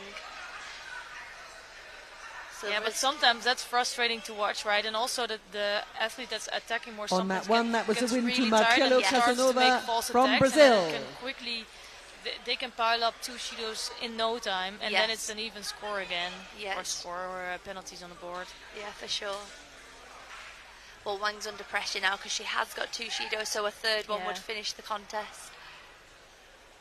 Coming next onto mat 1 in the men's J2 under 90 interesting kilos. move. I'm not sure if that In was the blue a judo really gi attack of Silva. from Uzbekistan. Yeah, not sure if she meant to do that, but sometimes you can cover it up a little bit.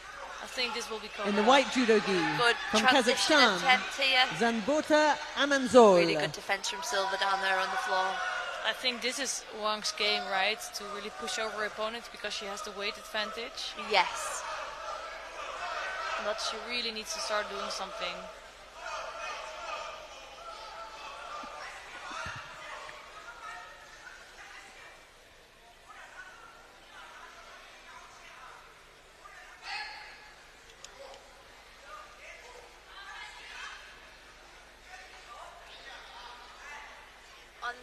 In this event, is there a set time for the final block, or will it just be? Yeah, so the final block should start at 4:30 local time. Nice. Yeah, so there should be a small break in between, like 1 hour or something like that. It's quite a busy competition because the individual competition is on 2 days, where it's normally in 3 days. And there's the same amount of categories in the end. So and it's a team event tomorrow? Yeah, it is. Yeah, that's going to be a really a fun one to watch. Is it mixed or? No, it is. I'm hoping to see it mixed one day, but for now they are keeping the women and men separate. Okay, nice. I think that's because they already have a limited amount of categories, but they do have J1 and J2, and I think they want to show every category. The contest on mat 3 moves into golden score. Level category, then it's going to be a little bit uneven again. So they have teams of 6 women, 6 men team.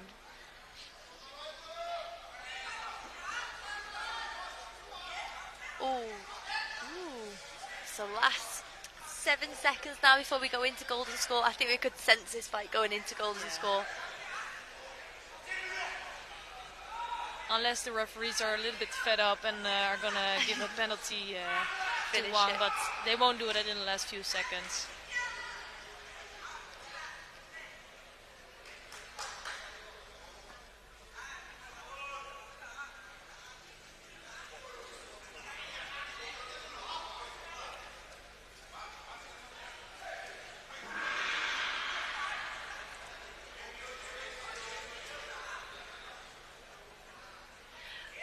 So yeah, golden score here. I think Silva just needs to carry on doing the same thing. She's kept the attacks. She is looking a little bit tired now, which we assume she would be, but if she just keeps up on them attacks, she could definitely get Wang the third Shido here.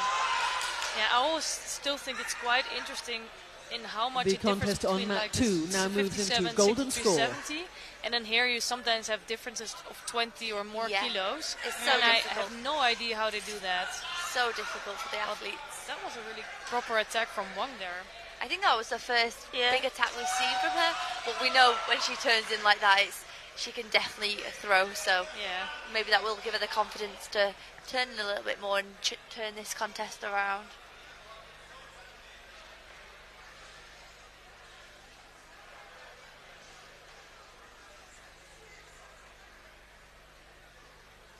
On mat 1, the win to Zanbota Amanzol from Kazakhstan.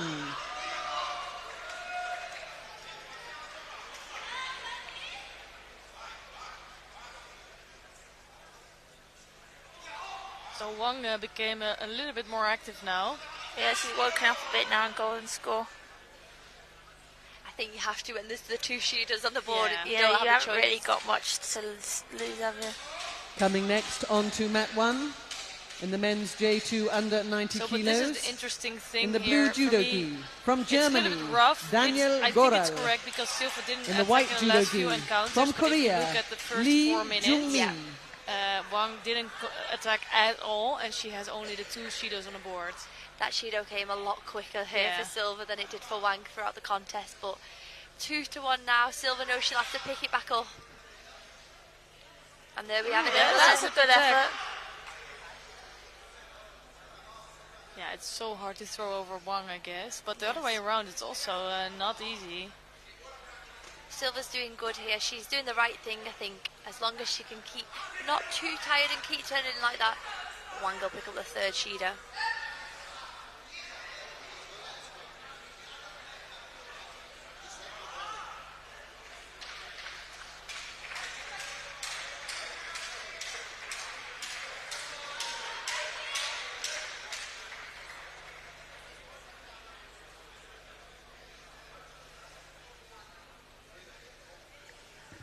On mat 1, that was a win to Daniel Goral So from the referee is Germany. making sure, so the arms need to be bent a little bit. They cannot be stretched out completely. Okay. So they basically have to be in a relaxed position.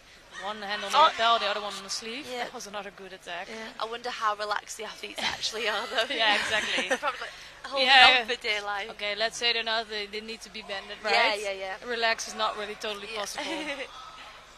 On mat 3, that was a win to Wang Hongyu from China. Wang is definitely stepping up a little bit with the attacks now. She's just struggling a lot with holding on to the grip when she comes in for an attack. Looks like she comes in and just falls on her Let's stomach. And I'm not sure if that's also because she doesn't want to take the risk of being taken Coming over. on to, Yeah, onto it's mat 1 definitely now. a possibility. An uncontested fight. So the winner from Ukraine, Alexander Nazarenko. Oh. That's another attack in for Silva.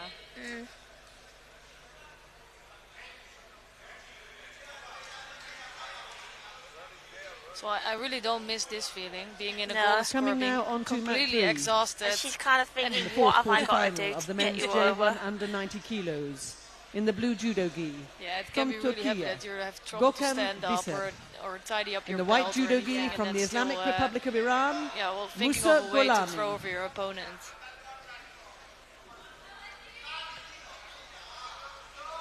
This is where sometimes the mental side of it comes in. And Coming now you can onto mat keep 1 digging, in the keep men's going, keep J2 working under hard. 90 kilos. She is putting in the work, blue I have judo to gi say. from Yeah, Italy, another quite a big attack there Simone from Silva. Canizaro. I think the referee will be thinking, can she In the white judo gi from India, give Wang a Kumar Shido now? Sonil. Also, if you look at the whole contest, it was like Wang picked it up a little bit, but really Silva has been the one that's more active, more Yeah. positive in her judo. Like in the old days when it was flags, I think you'd give it to Silva. 100%, yeah. I think one more attack from Silva here, though. A big attack from Silva, I think, could definitely close the contest. But Wang will know that. She'll be aware of she's that. really gonna try. Yeah. This is exactly what I mean. That she's now maybe getting a Shido for a false attack. That would be such a shame because it would be two Shidos, and it's if you look at the whole contest, it doesn't really show what's going on. And you can tell Silva is really trying to turn in for them attacks. Yeah. I think she's gonna get away with that one.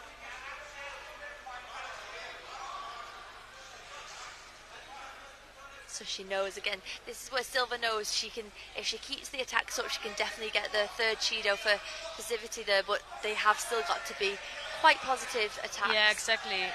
Yeah, She this can't It's a toss-up between trying to get another attack for the third penalty and then making making it good enough so you don't get one. Well, this is the tactical element of judo. It's not all just about throwing. You can work against your partner to get them the three Shidos and to win the contest that way. That could be done. Yeah, I'm wondering what they will do, but actually they could give Silva a false attack and then Wang a passivity penalty. Oh yeah, They could, could yeah. do. On mat 1, the win to Simone give them one more Canizaro from opportunity. Italy. Yeah. So now the scoreboard's equal. Yeah. And on mat 3, Yeah, the win that's to must be Musa frustrating for Golami Silva. from the I Islamic Republic of Iran. 2 Shidos each on the board. It's anyone's game now. Coming next onto mat 1. Yeah. Oh, Start of that's the it. quarterfinals That's of the really men's great to see. J1 And maybe that's over why 90 kilos. Wang didn't want to turn it back so In much the blue because that judo was a good gi counter from there for Moldova, Silva. Ion Basov. in the white She judo had to gi work really from hard Brazil. for that one, but manages to come up with a win in the end. I think she deserves that one. I think she deserves that win. So that's silver off to the semi-finals. Yeah. She is the #1 seed here. So, okay. But Wang was a On former mat 2, world champion. that so was it a really win tough for Rebecca battle. da Silva from Brazil. But as you say, it's not only about technical skills, not about physical skills, it's also about tactical skills. It's really the complete package. They all play elements into Coming judo, now so. on to mat 3. And At the do you start have some of the kind of quarterfinals mental for the training, women's let's say, J1 or, under is somebody 57 there in the kilos. team that can help you with that? Yeah, In the we blue work judo with a gi from psychologist in Hungary, judo that helps, Flora just helps us decide Burani. things. And sometimes you In the don't white necessarily judo gi think from you need Ukraine, them or need to speak to them. But Anzela after speaking to them, you always feel Havrisiuk. so much better and positive. Yeah, we always say that, don't we? Like, we think, oh, we're okay, and then you have a chat with a psychologist and you think, oh, yeah, I feel so much better now. Starting now on mat 2. Yeah, The second quarterfinal of the women's J2 over 70 kilos. In the blue judo gi from Azerbaijan, Durzadaf Karimova. In the white judo gi from Great Britain, Kirsten Taylor. Oh, yes! Yeah, that was good. So, Kirsten Taylor of Great Britain here is in the white judo gi, and she's facing the current Paralympic champion Durzadaf Karimova of Azerbaijan. So good Wazari on the board already for Kirsten Taylor. That was a really good takeover. Sometimes you like getting the score early, but we were saying that it's hard. You've got the whole rest of the fight to like keep it safe. And you know somebody's gonna really get going at you, right? Kirsten knows now this Paralympic champion's gonna go straight forward and try and get that score back. But this really would be a huge win for her today. Yeah. Oh. Just stay strong there in Nibasa. Yeah.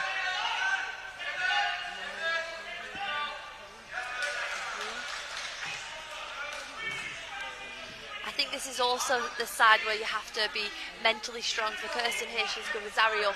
She can't just run away from the contest, but she has to just do enough to stay in the contest without getting caught. But when a Paralympic champion is chasing you, it's going to be super that was hard. a win for Anzela Havrisiuk. Yeah, and it's really too early Ukraine. to start defending on that. For sure. That will for sure give you too much Yeah, penalties.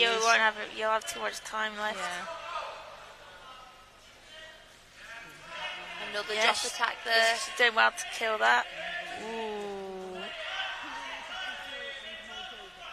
That was quite close to it was very score, but I think she's in bigger trouble here. The Osai Komi's called. Kirsten really has to get out of this Yeah, situation. she's out. Nice. Well done. On mat 1, But you can that see was a there's win a for big Willems threat there, right, from Diarrujo. Karimova. I can definitely see a Brazil. big throw coming. Kirsten will have to be on her toes this whole Coming fight. now onto I mat think 1. probably a In the good, second quarterfinal of the men's tactic for Kirsten J1 over 90 to go for another kilos. throw. I think the check In the here blue to see judo if gi that from was a score for the Kazakhstan, Paralympic Yerlon champion. Utepov. In the white judo gi from Turkey, For me, honestly, it would have Onur been too much Tastan. on her stomach, so it was not really on her side. And I think the referees on the side decided that as well. Yeah. Kirsten needs to believe that she can throw here and get that other Wazario rip on. Yeah, I think like you Fighting said, now Lucy, on if she mat just 3 does a few more attacks. in the second Yeah, quarterfinal there we go. of the women's J1 Oh, over another 57 Osai Komi kilos. attempt. She needs to In turn the blue here. judo gi The from referee's called China, that quick. That was really quick work from And the white judo gi Karimova, from but the now it United looks States of quite America, secure, Liana honestly. Mutia. Let's see if she can get out of that.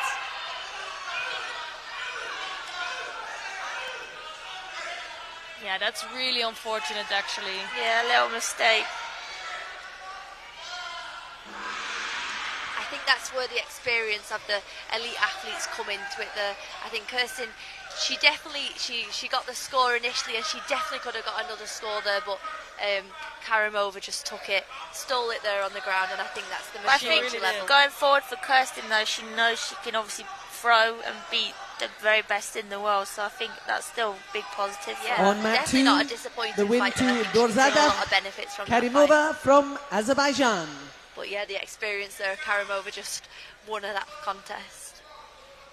Yeah, and it can, I think, sometimes you see like she almost Coming ended next up in her on to back mat herself, 2 but also you in must the realize third that she can quarterfinal sometimes not see where of she the is. women's So J2 over 70 kilos. before you realize where you are in your the blue stomach or judo your back, gi then you from are Cuba, maybe already in a hold down. Sheila Because Karimov was Hernandez so quick Estupinan. with her reaction there. In the She white was judo really gi quick. from Italy, Carolina Costa.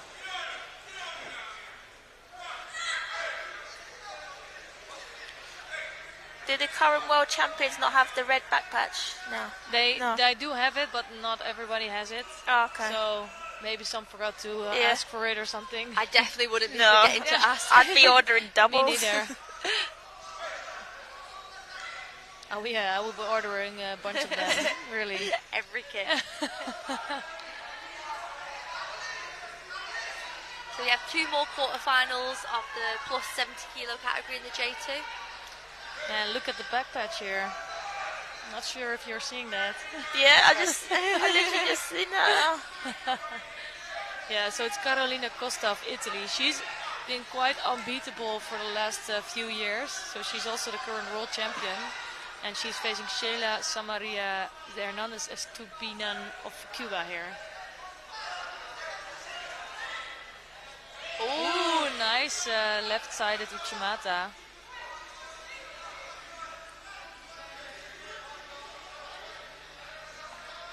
Yeah, Costa is really a typical heavyweight athlete. So quite static, but then coming up with great makikomis.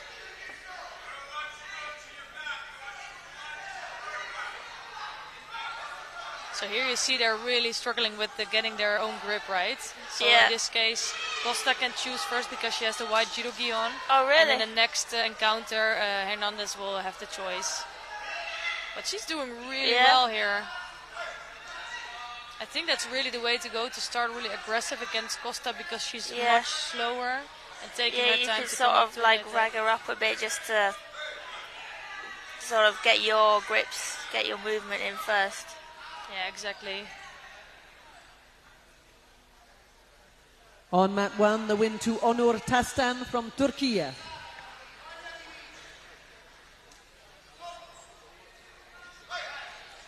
Coming next on to mat 1 in the third quarterfinal of the men's J1 over 90 kilos.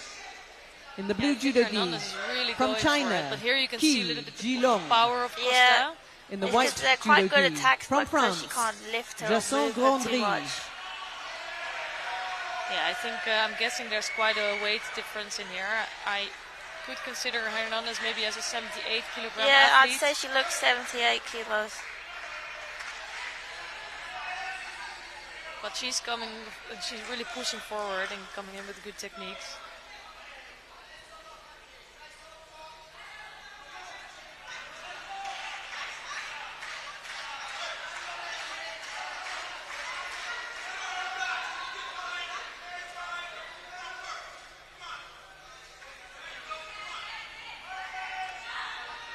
Is there also the rule with the hair with one time?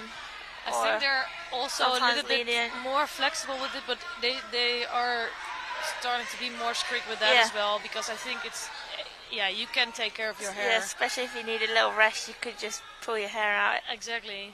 Did you already see Judos being handed out? A few. There are a few, yeah. And then when your kit comes undone, I've seen a few people lose because they already had 2 penalties. Yeah, that's so unfortunate. Yeah. But also, it's just, those are the rules you have to keep. Yeah, So it is the rules, but you can't, like you said, when you lost at the Olympics with one penalty, that could have been for your kit. But it that's wasn't horrible. Yeah, that's. I think that's the worst thing that can happen to you, actually. Yeah. Because it's so stupid. It's your own mistake. You just have to tidy up your key. And you don't see it very often, but sometimes the phone comes out. That's bad.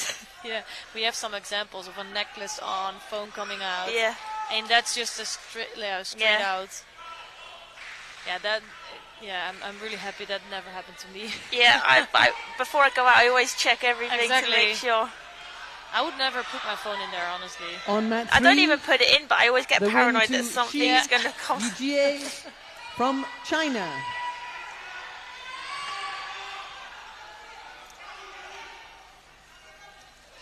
Yeah, I'm always a little bit sad to see some, let's say, unfortunate mistakes. Yeah. Yesterday we saw a few athletes that just were making gripping mistakes, like breaking the grip and not grabbing again. Coming or on to holding mat on 3 to one now. side. In the And I'm third always so frustrated quarterfinal when I see of that, the because I'm women's thinking, like, J1 come on, under you 57 know this. kilos. Yeah, it's like so simple. In the blue like judo you just go gi back to from basics. Brazil, And Larissa there to Silva. lose fights. In And the you white train so judo hard gi and you from come all this Turkey, way just to Dondu lose like that. Yeah, Yesiyor. exactly. Oh, I think she got a score. And this is the difficult part. She's normally quite good at this, so pushing over her opponent. Yeah. And it's Just like 10 so seconds hard there. to come out of that. Yeah. Ooh, that's a Oh, nice yeah, she- escape, yeah.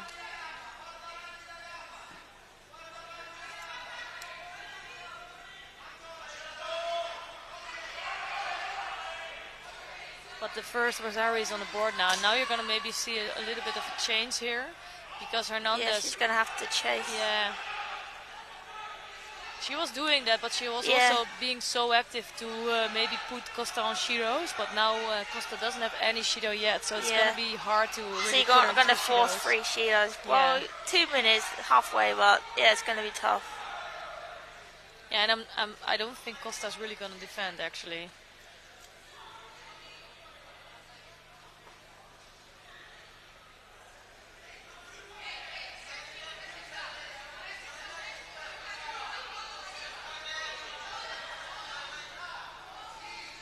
I think here's just a physical difference between Costa and Hernandez, because Hernandez is a good athlete, but Costa's just physically so much stronger.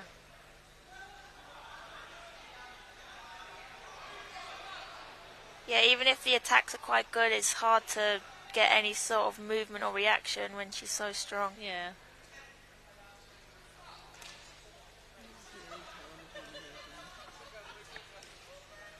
But let's see, you never know in judo. Yeah, there could be judo's one of those sports. Yeah. You can never say what can happen. I think if Hernandez can get her left leg completely around, it could be dangerous for Costa. Yeah, just get... Ooh, oh, that's nice also switch. a good attack, yeah.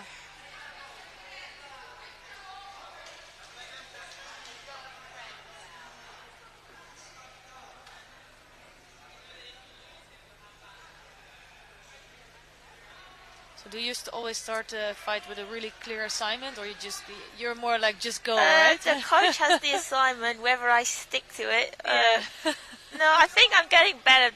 I have like the grips that I want to get, but I think my judo is quite reactive as well. Yeah, you're also left and right. Yeah, so it's just I feel it as, which I think is good and bad because she can make mistakes.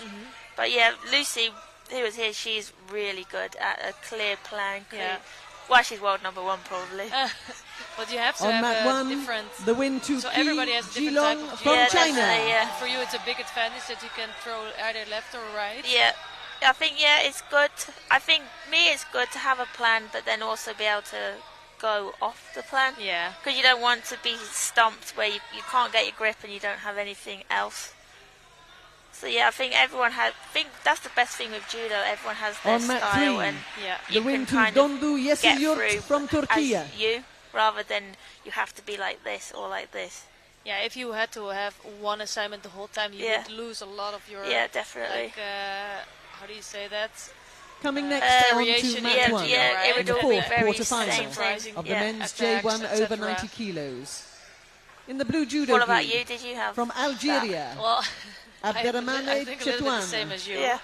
And also I really the love white judo to gi find some kind from of space for a Azerbaijan, different attack. I was Ilham all the time Zakiev. like thinking left or right, and you can come up with some surprise, but on the other hand, Yeah, but then you can get caught out with trying Coming to on change. to mat 3, yeah, my in coach the was many fourth times quarterfinal really angry of at the me that I women's didn't J1 hold under on to my 57 assignment kilos. actually. Yeah, I think In the the same blue for me. judo gi Usually from we don't Argentina, speak for the rest of the day. Paula Gomez Martinez.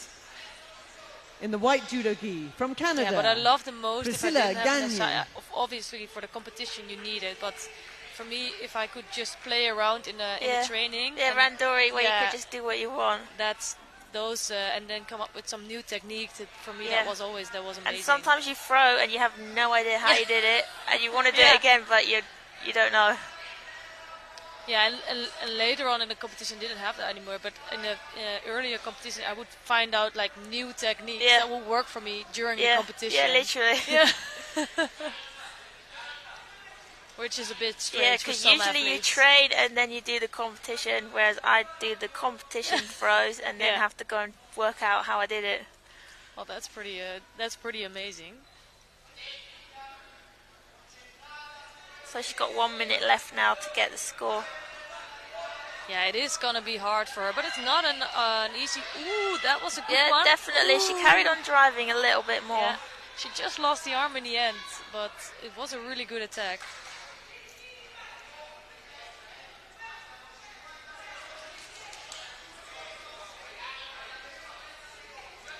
So Costa was really dominant in the last competitions, but here she is struggling in this first round for her.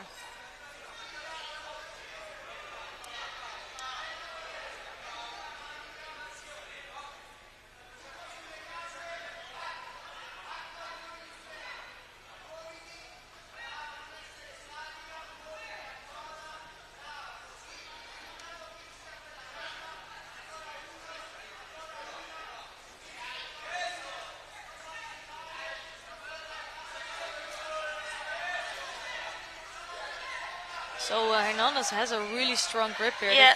Oh, yeah, that's unfortunate. She had the strong grip, yeah. But she had to go for it, didn't she? Yeah, I think it's better to go out like this while trying everything than just waiting around and not getting through. But I really liked the attacks of Hernandez, and I'm looking forward to see her in the rapid charge. On mat 2, the win to Carolina Costa from Italy.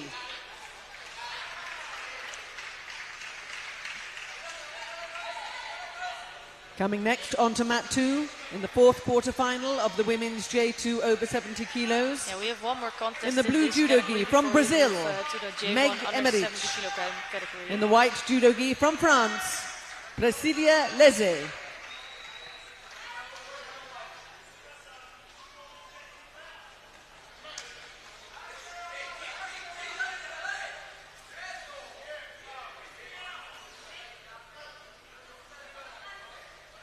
So in white judogi here it's Priscilla Leze of France, and in blue judogi it's Meg Emmerich of Brazil. And obviously the French team is, or the French are hosting the Paralympic Games next year as well as the Olympic Games. And you could really see in the last few years they've been developing their team. They don't have all the spots filled up, but they have some good athletes. And I think Priscilla Leze is one of the examples that you slowly see improving. So she's not completely at the top yet. Yeah, but she's getting loads of experience now. And she really had some good wins already, and I think she can beat almost anyone now. I was just walking through the pen there, and I walked past and she was up for it. She was ready. She was pumping herself for this match. So. Yeah, so Meg Emmerich is the Brazilian that got to go to the last Paralympic Games over Rebecca Silva. So they are in a really tough battle. On and mat Silva's 3, now already in the semi-final. the win to Priscilla Gagne from Canada. Well, she'll know that as well, because exactly. she would have watched that in the pen. That's where the mental game can help an athlete, or maybe not help, because she can either be like, I'm going to do it, I need Coming to do it. Next onto mat 3. Off the competition. In the repechage round of the men's J1 under 90 kilos. In the blue judo gi from Italy, Valero Teodori. In the white judo gi from Georgia, Georgi Beridze.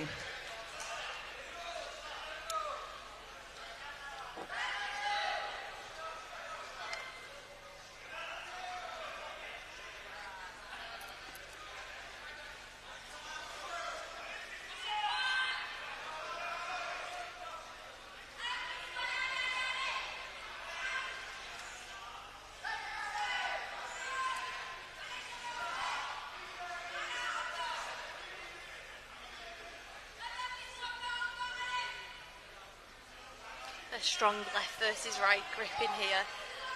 None of the girls can get in for a big attack just yet, but they're definitely setting up for something.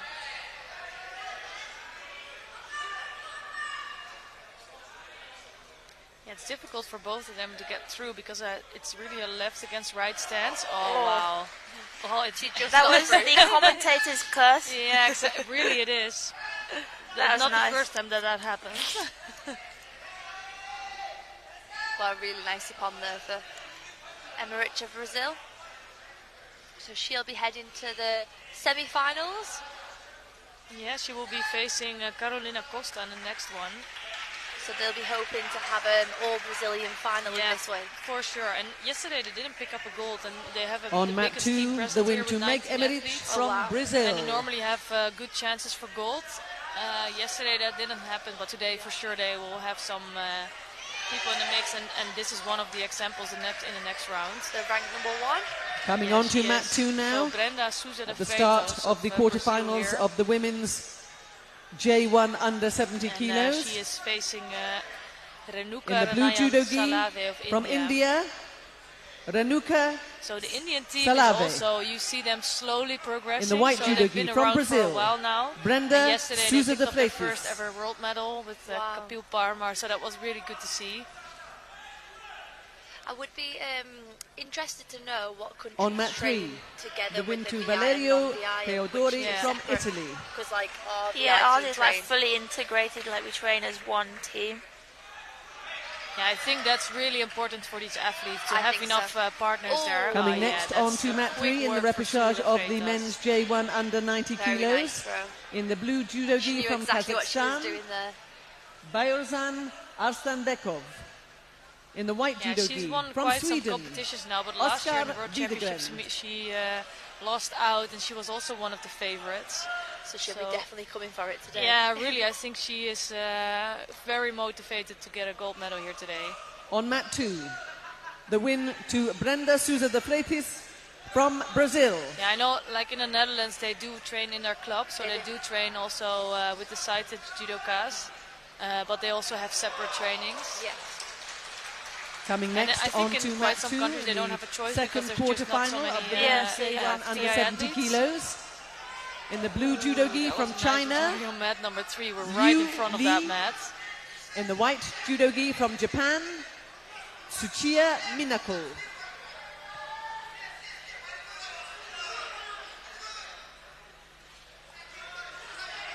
One thing that I just, well, not remember, but just spotted is, so after I win a fight like that, say the quarterfinals, On mat 1, the winner from Azerbaijan, now I stand there to Ilham watch the Zakiev. semi-final fight to see what's going to happen, but I suppose that's where you have to have all your trust and you have to rely on your coach to tell you exactly what is going to be happening in the next fight. Yeah, that's really interesting, right? So after, Coming even next if you're, onto mat or 1, either you're watching the fight, what the other in one the does, first or you're just semi-final you have video material of the women's and you just know J1 what's over gonna happen 70 or kilos. what you have to do. But in this case, that's, Fighting that's just for not a place possible. in the final. Even like sometimes you're in Niwaza and you're in the wasting blue time, judo you look at gi the from clock, the United you have to States of wind down, America, but they can't do that. Cristela Garcia. So obviously that's why the coaches In the white judo gi from during Ukraine, the contest, so they can Anastasia let them know how many Harnik. minutes How long, there's still, how much time is still on the clock. Quick, good Niwaza transition. Yeah. Oh, just missed those Saikomi. Yeah, but Liu of China is doing really well today, and there's quite some competitors from China that I haven't seen fighting before, but they've been impressing during this competition.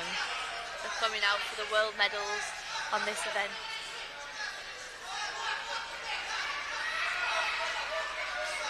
I think Liu was really happy with her last contest and her last win, so she'll be really confident coming into this match now.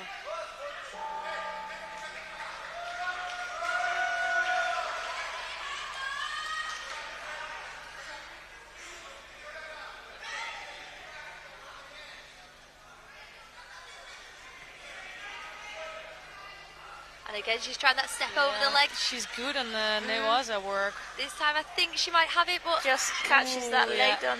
Yeah, On mat 3, She's the got so it win close yeah. to there. Bayerstan To do that against the Arslanbekov Japanese, that's from right. Kazakhstan. now she's lost that leg. She's going to try and tie up the top half of the body. I'm really even if she curious could just secure Wazari. Ooh, yeah, just enough for Wazari there. Really good work from both athletes. So that was a really hard groundwork. position. There will now be a I think she 5-minute just break didn't have enough control on on the top mat half. 3. Yeah. But it's always so difficult, even Beg if your they pardon, have a to 7-minute free up the break. leg. Thank you. You normally, I saw it yesterday almost in every case, that they are not controlling the top half enough, so they free up the leg and then the other one escapes. Yeah, it's also the question of where you put the focus, of course, but it's kind of difficult to do that at two things at the same time. Yeah. On mat 1, But now, the winner you'll definitely be worried moving that the forward to groundwork fight for transition gold. can happen again. Yeah. Anastasia Harnik from Ukraine.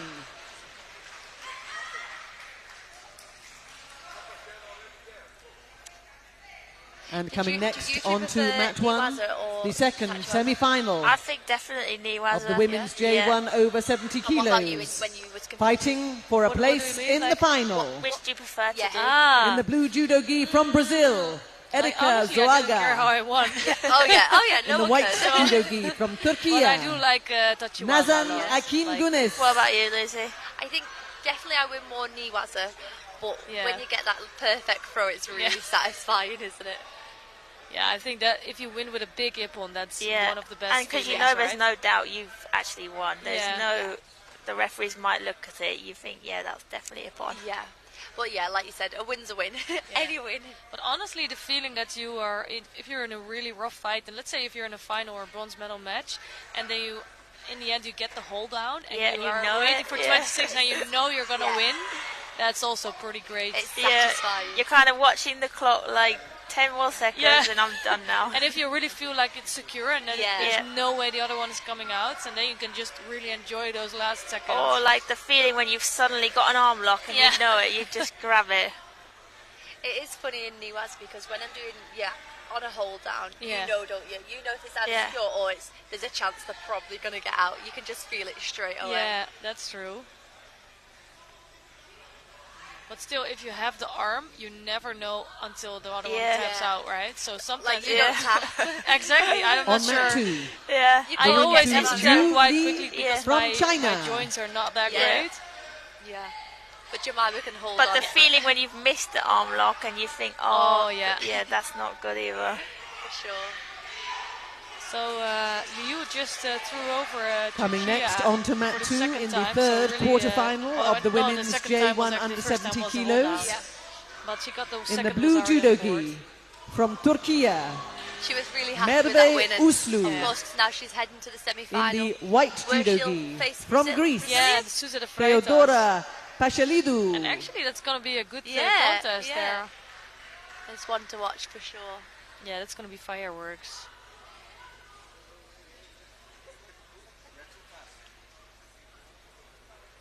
Yeah, for me, honestly, if you look at the sheets, Susa de Freitas is the #1 seed, and Liu is impressing me so much. So On I mat think for 1, me, they are the the slight winner, favorites to win a world Nazan title here Akin today. Gunis from But Turkey. yeah, you never know about the bottom half. But for me, the top half is really a strong half. She moves forward to fight for gold.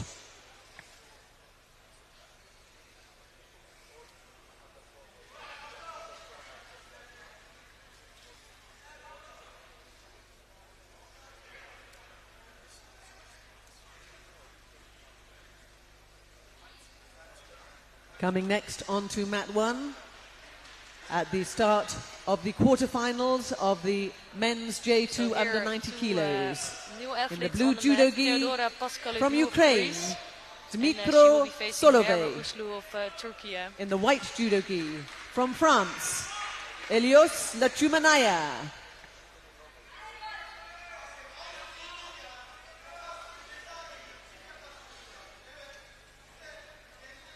So Pascalidou is always really up straight, and she's, I think, one of the more difficult athletes to throw. Yeah, she's she got has good posture. yeah. Yeah. And she's not the biggest thrower herself, so many times you can see quite difficult contests with her and her opponent.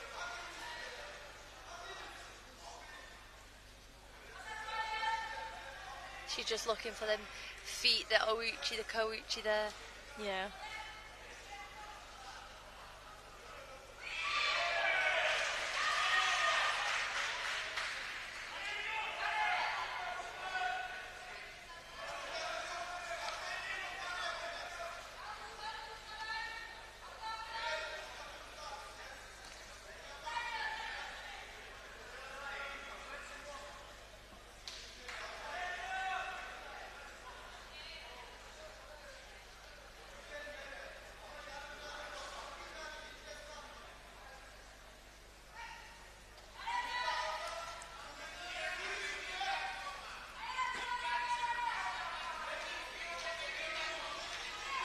the referee is getting ready to give a passivity Shido out. Yeah, I think that's a good thing to do here, to motivate them to come up with some good attacks. Give them a little bit of a push to, come on, you can turn in, you can do it. We'll see who reacts to that Shido first. Yeah, I think Pascalidi always also keeps her hand really between her and her opponent. Yeah. So because she's upright, she doesn't look so defensive, but in the end it's so hard to get really close to her. You can see that Merve Uslu is really trying. She's good at keeping the space. Yeah, but she's struggling with that. Yeah, she's really trying to get in close here, Uslu, and trying to, you can tell she's trying to go for that throw, but it's really difficult.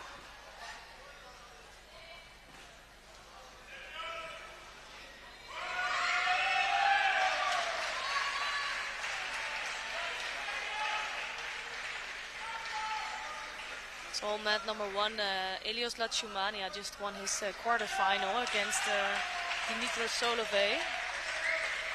I don't remember when he lost his last contest. He's really a good athlete. On mat 1, the win to Elios Latsumania from France. And he just threw over a former Paralympic champion, Dimitro Solovey. Coming next on to mat 1 in the second quarterfinal of the men's J2 under 90 kilos. Really good ones in there. In the blue judo gi from Brazil, Marcelo Casanova. In the white judo gi from Great Britain, Evan Malloy. See what Evan Malloy can do today. We had Zviad Gogochuri in there, but he's not competing. And then we have Alexander Nazarenko, who is also a former world champion. The only thing is that he lost out to Latsumania for the last few times. In the repechage of the men's J1 under 90 kilos. In the blue judo gi from France, Cyril Jonard. In the white judo gi from Turkey, these two have been fighting before Chinchilla. On mat number 1 as well, so it's a tough fight for them.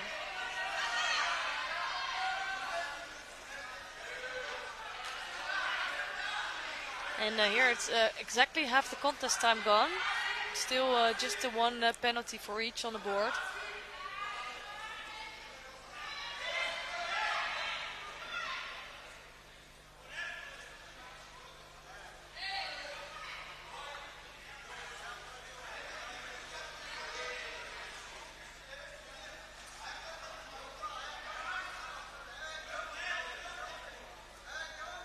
Yeah, I think Uslu just has to try to get close to her opponent. That's all she needs to do. So far it's going pretty much how you said it would go. Yeah. Quite tactical. Ooh, that was quite close to an attack here. And you can see here, like, Pascalidou is a physically strong athlete. I was going to say, even looking at her when she gets a grip, you're saying her posture's upright, but you can tell she's really strong for her arms, because Uslu's really struggling to get in close and turn in for them big attacks. Yeah, exactly.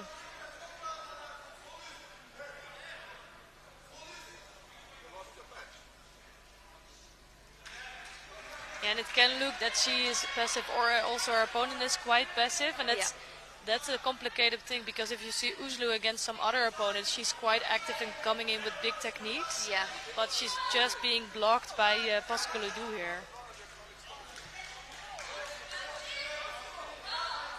I think she's got to hurt a little bit there. Yeah.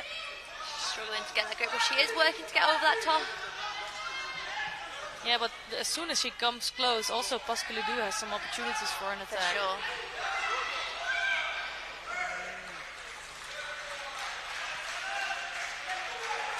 So a lot of cheering from the crowd for Evan Malloy in mat number 1. I think this is for sure for Evan a close fight. I can see the crowd moving a little bit.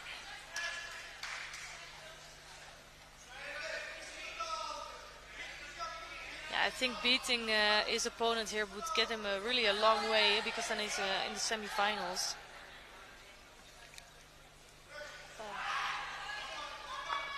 This time a hip throw coming from Pascalidou. So she picked up a second Shido. Yeah, she got that penalty, so she thought I need to do something now.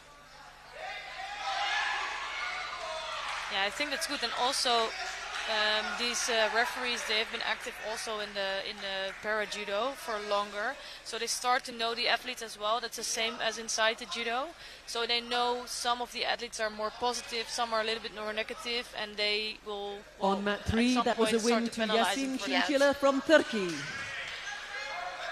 Oh. She's got that good grip over the top now. Yeah, she does have a better grip now. I think she's just, you can see her that she's just not strong Coming enough. next on to mat 3. She is getting repechage them of the working across men's J1 under 90 kilos. In the blue judo gi from Uzbekistan, Turgun Abdiev. In the white judo gi from the United States of America, Andre Watson.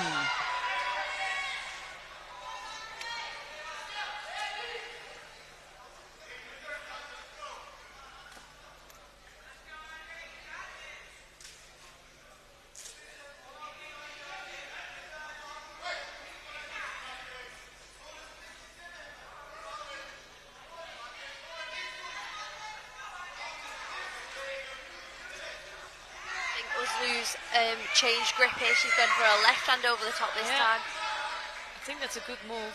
She's right really across now. Closer.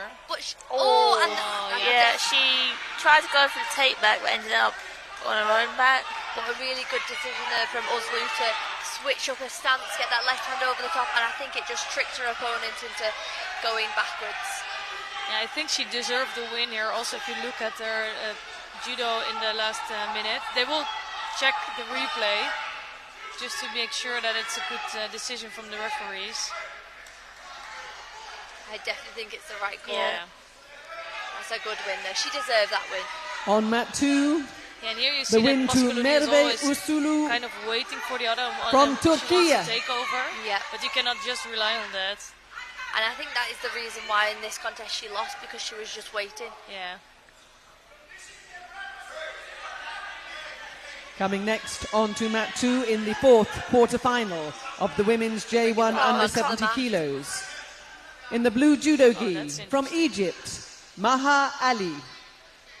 In the white judo gi to me, I think it's from definitely Italy, the right decision. Mathilde Lauria. It's Lauria. hard to see it just the one time.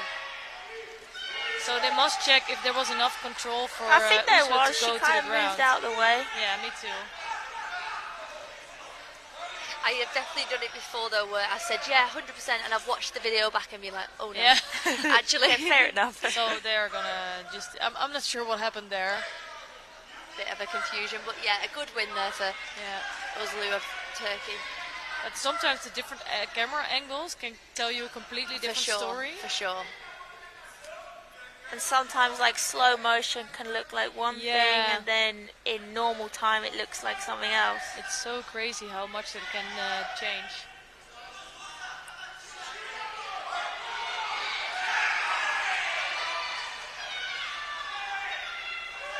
So here we have Mathilde Lauria of Italy in the white judo gi and Maha Ali of Egypt in blue. So Ali just threw over her first opponent. This is a tougher one, I think, for her. But I'm hoping that she has the same tactics as the first round. A very quick fight, a very good throw. And Lauria is a blind and deaf athlete, so she needs some extra help from the referee to know what's going on. Straight away, that left hand's coming over really again. Like that. She's going to try and hook him for that. Very aggressive, isn't she? She's fishing for it. She's looking for that. Well, good defense there from Lauria. Yeah, you can see that Lauria has a bit more experience, so she knows she's in danger when she's on that arm. That was nice. A good technique, yeah. So good sutami coming from Lauria.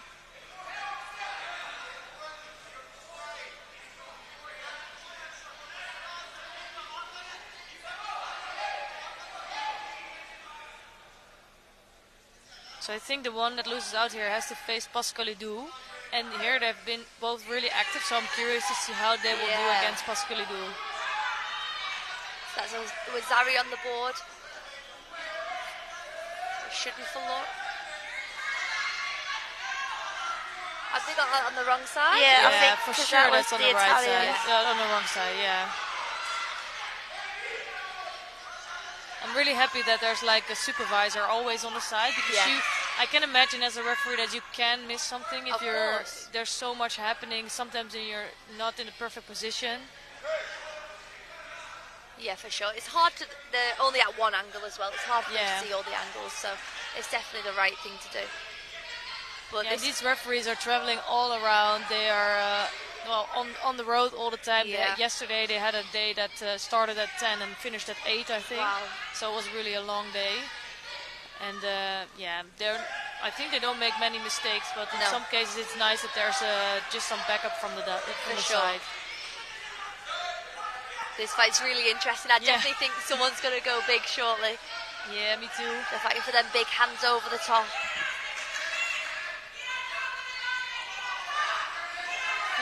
The referee has to really... He has to stay on his toes, doesn't he? Yeah. It is really extra challenging, I guess, if you have a definitely. deficit.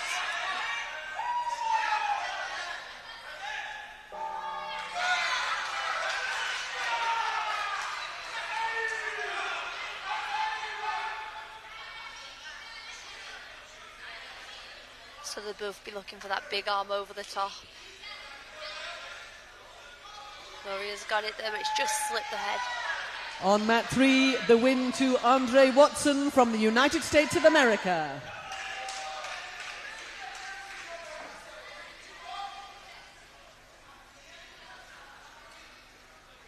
Coming next onto mat 3 in the repechage of the men's J1 under 90 kilos. It's quite scary to get involved. In the blue judo you've gi got to be close enough from to say Japan, Mate Matsumoto Yeah, Yoshikazu. not too close.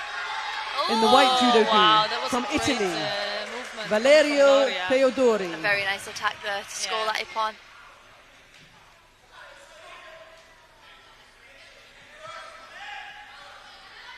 Yeah, I think Gloria is just a more experienced athlete. I really like the judo of Ellie, so she can hopefully develop some more.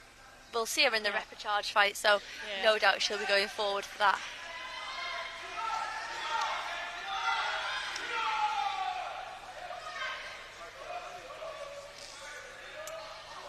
On mat 2, the win to Matilde Lauria from Italy.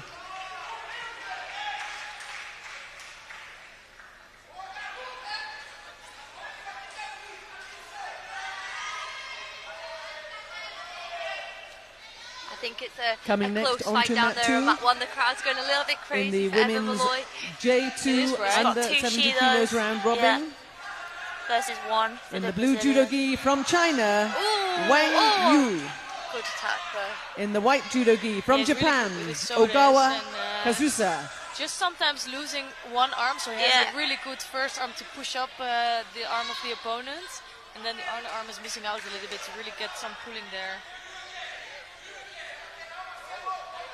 So here on mat number 2, it's Ogawa Kazusa of Japan facing Wang Yu of People's Republic of China. And interestingly enough, I think Wang also comes from the 63 kilograms, and she looks like the taller athlete here as well.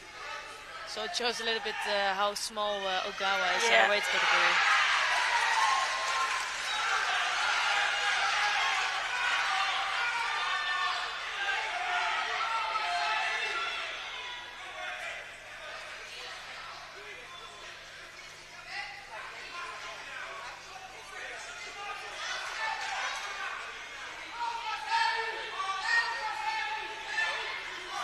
So really strong start from Wang.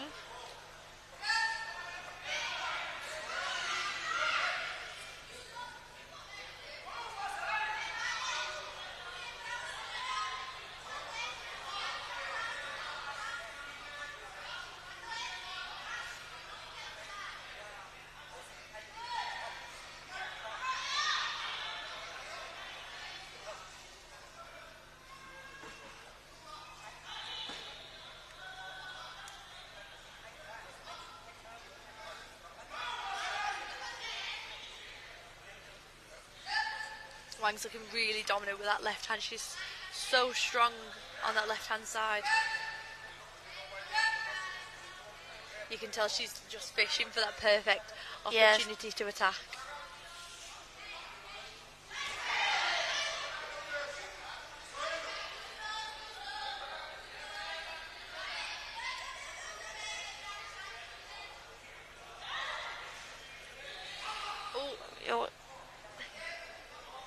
That was good timing for Wang to come in for a technique there. For sure. Oh, Yeah.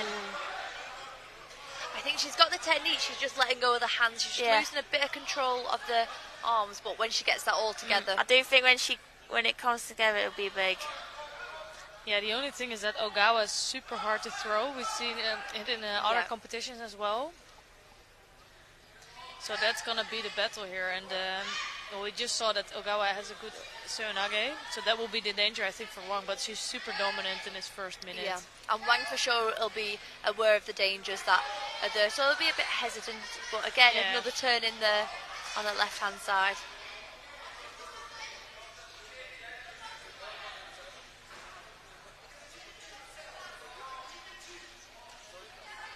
See Ogawa there leading up to that drop attack. He's waiting for it. Yeah, really she is.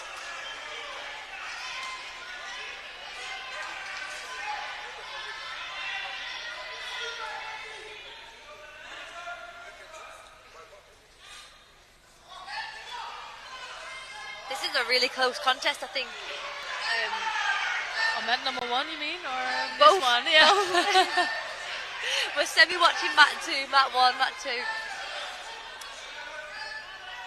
Yeah, Evan had a score for a bit, but he took it off.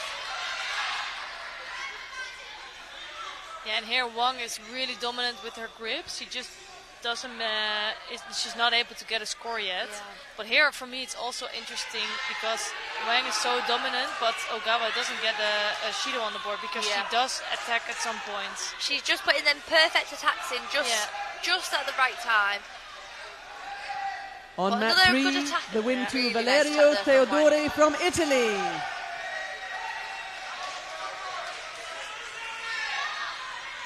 I think Ogawa's just doing enough to stay in this contest. Coming next on to mat 3 in the repechage of the men's J1 under 90 kilos. In the blue judo gi from Turkey, Gökhan Biser. In the white judo gi from Kazakhstan, Bjorizan Arslanbekov. Yeah, you feel like something is coming, but then in the end she isn't able to throw over Ogawa. Yeah, you feel like she's winding it up, but it just doesn't happen.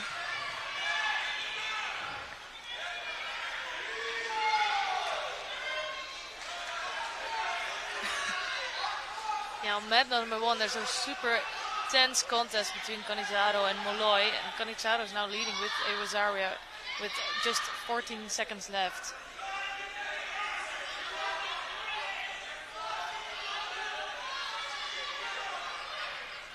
And this contest as well is heading into goal to score, only 20 seconds left on the clock. Oh.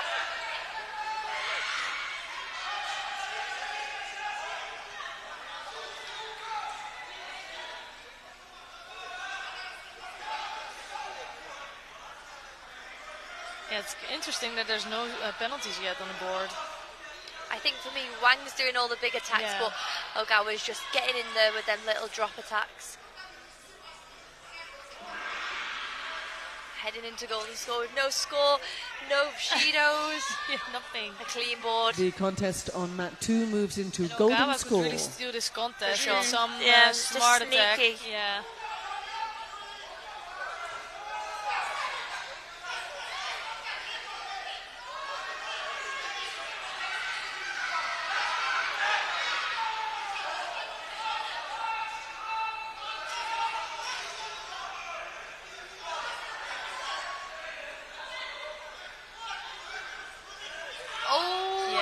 Yeah, really just needs to finish it.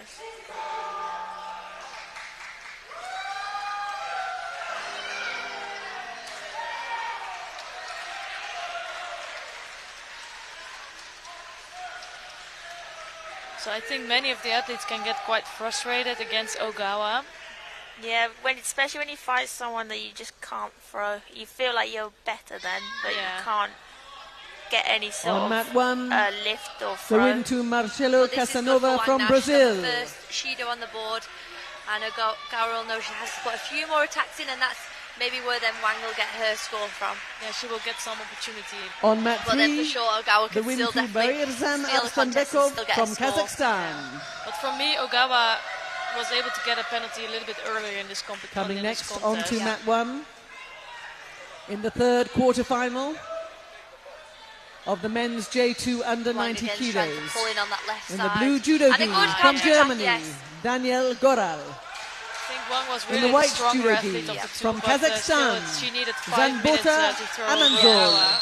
I think you could tell just then because that actual throw came from just Wang's arms and how strong Wang was with the gripping and controlling the grips. So that's a good win there for Wang. On mat 2, the win to Wang Yu from China.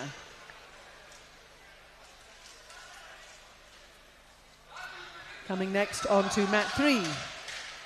In the repechage of the women's J1 under 57 kilos. In the blue judo gi from Hungary, Flora Buranyi. In the white judo gi from Kazakhstan, Alfia Telakibal. So the next two, they just fought in the European Championships 2 weeks ago. I think Husainova was the one that beat Kaldani there.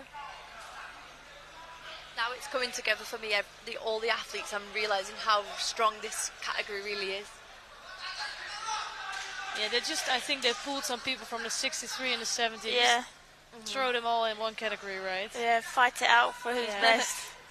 And it's a little bit unfortunate for me now that the on number mat of 2 athletes is so low, because you wouldn't expect that this was a J2 way under 70 bigger kilos category, round but there's robin. only 5 athletes In the blue present judo here gi today. from Georgia, Ina Kaldani. Very In the white strong judo gi athletes. from Azerbaijan, Kanim Husainova. Yeah, if you can think about it, if you want to win, you need to win 4 good, really strong athletes. So it's basically the same as having as a draw, like a pool. Yeah. Yeah. And for these girls, especially maybe the younger athletes or less experienced, it's a perfect opportunity for them to have the 4 fights in one day. So, yeah, I think if you look at the list and also with the experience and the medals they won, it's Madrimova who has the least experience of these 5 athletes, but she already has a win under her belt. So, not sure how it's gonna finish here.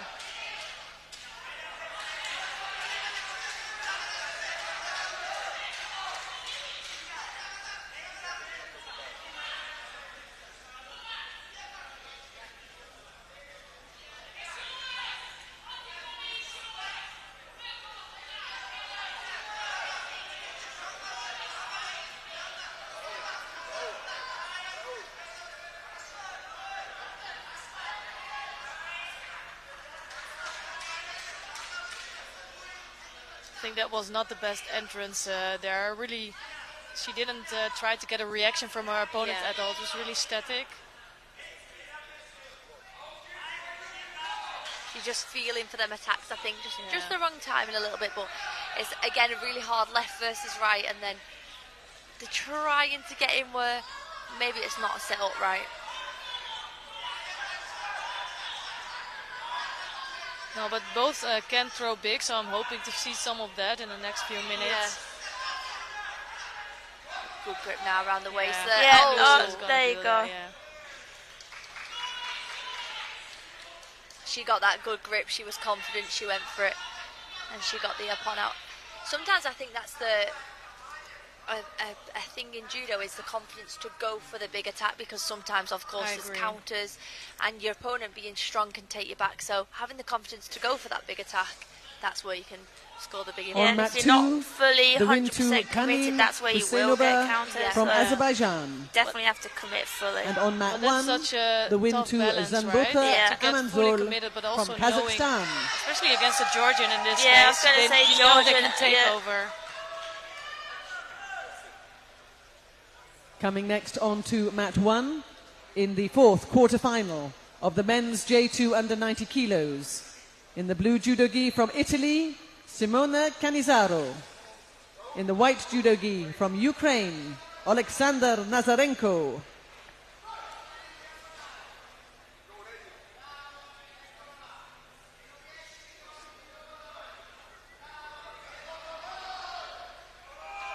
Coming on to mat 2 now, in the repechage of the men's J2 over 90 kilos.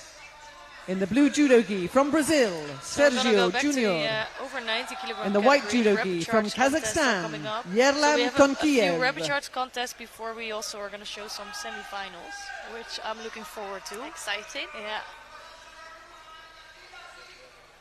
So in this first rapid charge contest, we have Yerlan Tonkiev of Kazakhstan facing Sergio Junior of Brazil.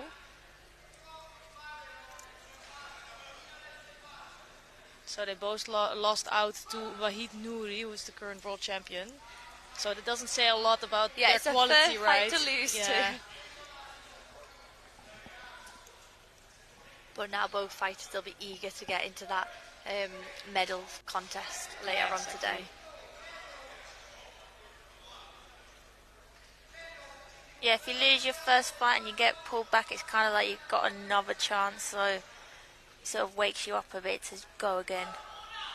I think that's also quite a difficult position when you've lost first fight and you're getting pulled in. Sometimes you can be a bit deflated and I've got to go again. Yeah, Sometimes you can be like, I'm going to win. Yeah. It's really a mental battle of how both athletes are Because feeling especially now. with judo, you can just get caught, and so to get another go, that's like, you want that, but if you're not feeling it, you're just having a bad day. You woke up, you That's feel horrible, terrible, right? and you've got to go again.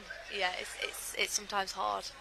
And I'm not sure if you remember, because it's different in sided judo, but here, if you lose the second fight, for example, but then go back to completely to the beginning of the rapid charge sheet, so you still know you have like 3 to 4 fights to come if it's a big number of athletes. So you've got a long day ahead of you. Then you know, oh wow, I won one, I lost one, now I have to go all like the way again. more.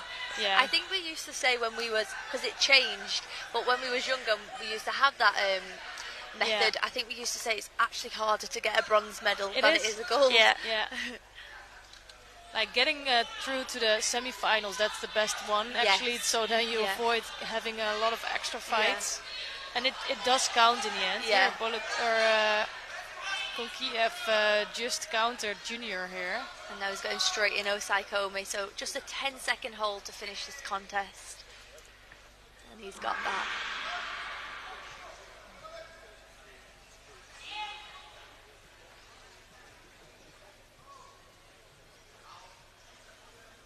On mat 1, the win to Alexander Nazarenko from Ukraine.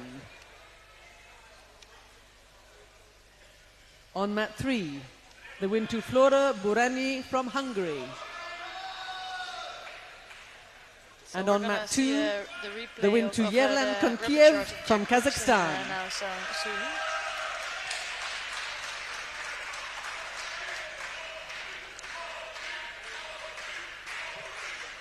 Coming next on to mat 1. In the repechage of the men's J1 over 90 kilos. In the blue judo gi from Kazakhstan, Yerlan Utepov. In the white judo gi from France, Romo Raboteur of Uzbekistan. And Jack has such a tough draw here, because first he had to coming battle next against on to Chikuvica, mat 2 silver medalist for the last Paralympic in Games. the repechage And now he's of the facing men's the bronze J2 medalist of over last 90 year. kilos. So In the white judo gi from I'm hoping for Uzbekistan, him that he will Alovidin also face some Jurakulov. of the, let's say, less experienced In the white athletes judo who are having gi a from little Great bit of a better Britain, draw at Jack some point. Hodgson. Especially like we was talking about earlier, just coming back in from a really big injury. Exactly. Well, He's really going for it though, isn't he? He looks like he's confident out there, just needs to get out of that really And fighting now on mat 3 and a good attack leg. in the repechage of the women's J1 under 57 kilos. In the blue judo gi from the United States of America, Liana Mutia. In the white judo gi from Uzbekistan, I would Uljon be interested to take a look at Amrieva. that again if Jurakulov I don't know if he had had enough control. Yeah. Or maybe we're biased. It was definitely led from Jack's attack.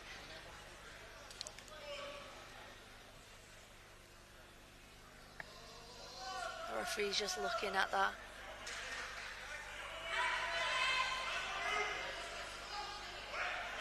And they've scored.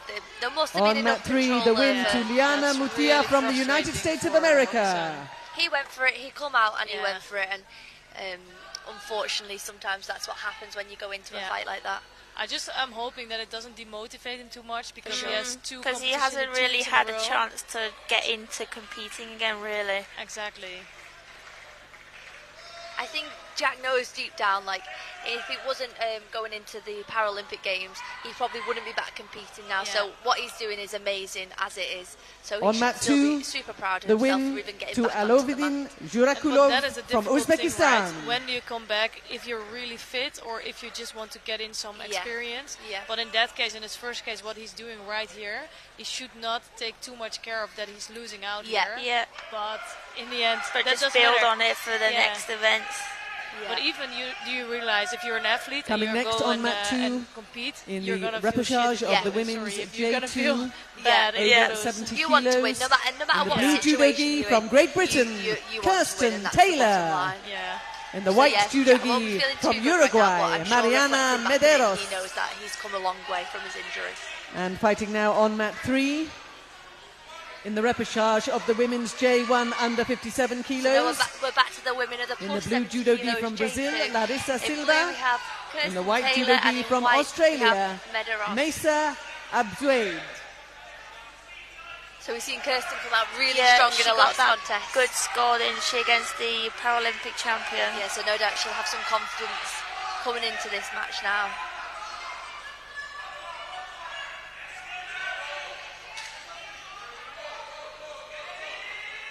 And a good attack there, but just no control with the upper, the arms there.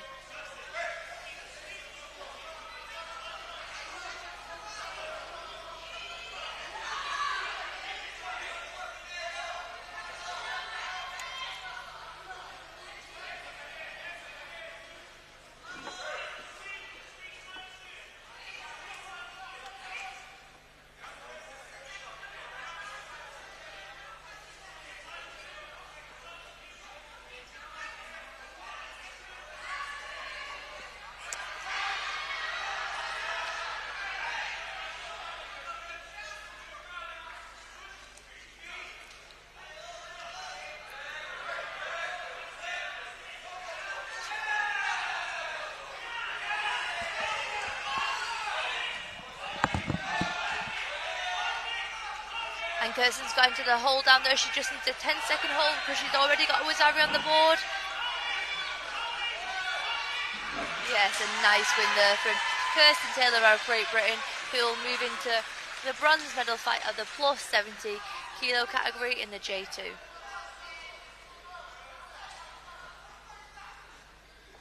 On mat 2, the win to Kirsten Taylor from Great Britain.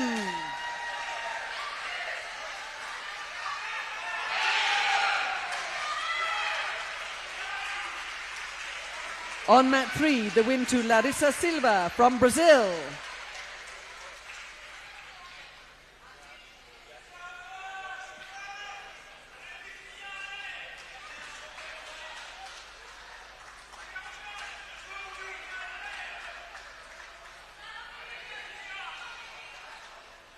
Coming next on to mat 2 in the repechage of the women's J2 over 70 kilos. In the blue judogi from France, Priscilla Leze. In the white judogi from the United States of America, Katie Davis.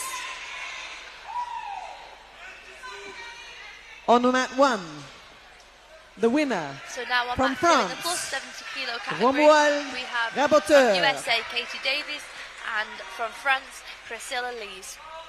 Both these girls fighting for a chance to fight for the bronze medal contest later on today. Coming next on to mat 3 in the repechage of the women's J1 So under Lees 57 really kilos. strong here. In the blue judogi from Big Argentina, right-hander, Paulo Gomez using her movement to Martinez. set up for the big attack, On the and white she's turned in, judogi and that's from Uzbekistan, Wazari scored there. Koshiakuton Already Wazari on the board. Poznonjonova. She's going to try and finish it off now in Niwaza with a turnover, but good defence there from Davis of the USA. So a good attack there and a good score from Lees. She's got Wazari on the board with just 30 seconds gone. Coming now on to mat 1 in the repechage of the men's J1 over 90 kilos. And In the again, blue she's using the judogi control from of a big France, right-hander Jason to Grandry. direct the movement of Davies. In the white judogi from Korea, Park Got good control of his Jung-min. sleeve, setting up using them feet.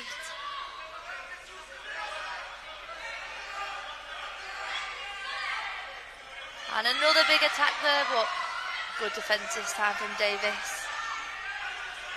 Davis has the opportunity to work on the ground here.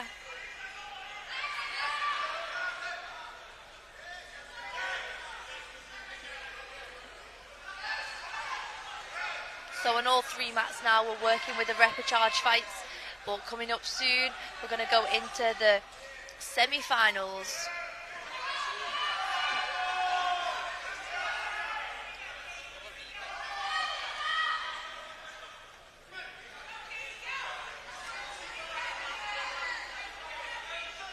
Please, controlling this fight now, using her grips just to move Davis and control a contest.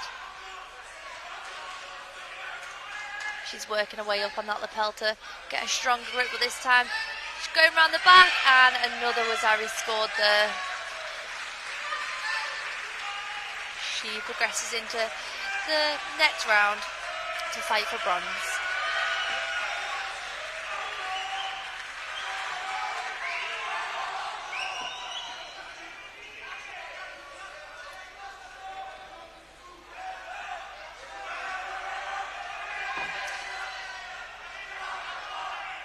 On mat 2, the win to Priscilla Leze from France.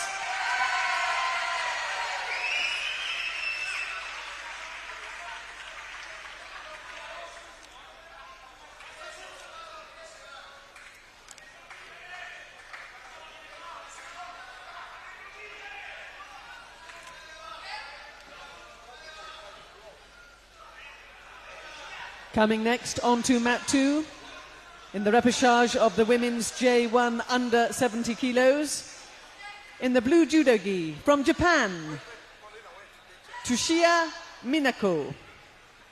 So going on to in the white judo gi from Argentina, Nadia Boggiano. In white, Boggiano, and in blue, Tushia.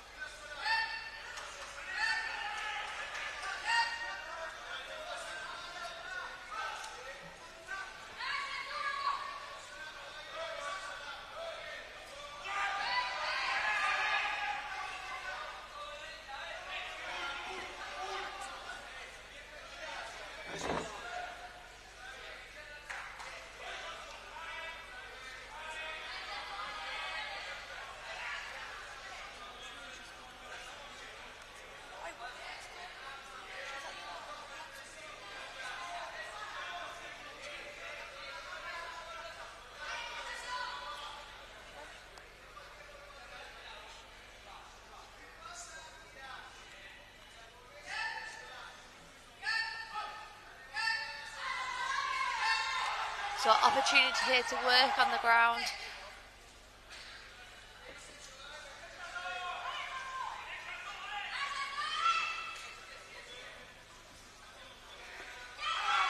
She's going to try and work to turn her opponent over onto her back.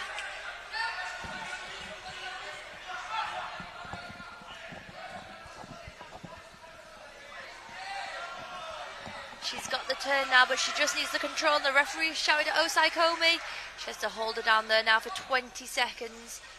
Keeping control. I think she's got good control of that leg there. Not sure she'd be getting out of that.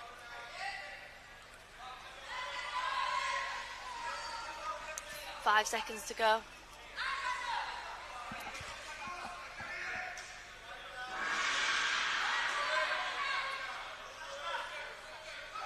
Upon there for Boggiano. She's very happy with that win. Yeah, she's buzzing with that.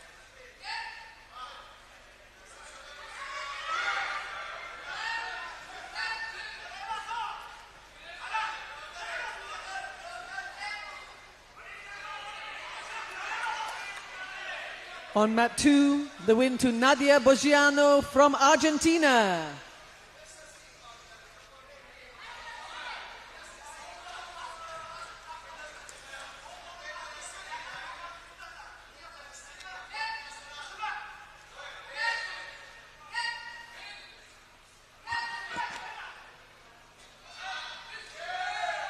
Coming next on to mat 2 in the women's J2 under 70 kilos round robin. In the blue judo gi, from China, Wang Yu. In the white judo gi, from Uzbekistan, Munisa Madrimova.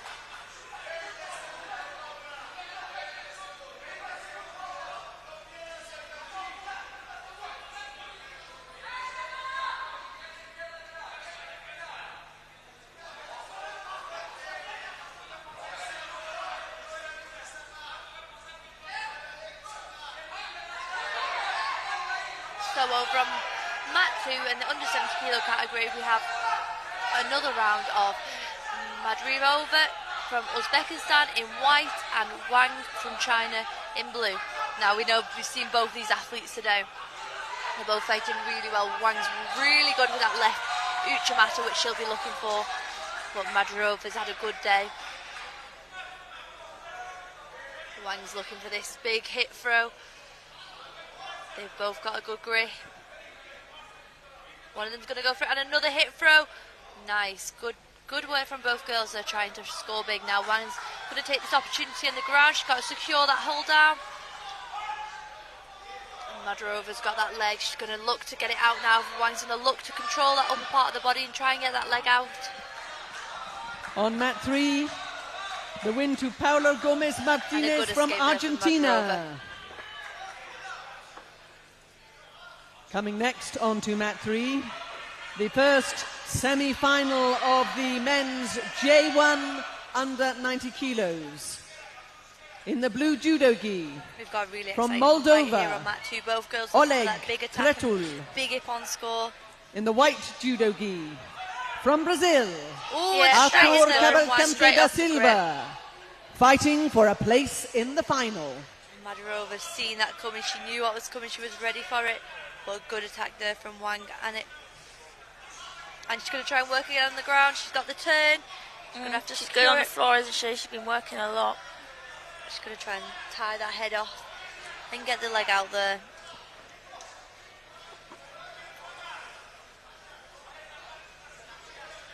Madirova's really holding on strong. Wang's still working to get that leg out. It's out now. She's got to secure that, but a good turn out. She's working really well to defend on the floor.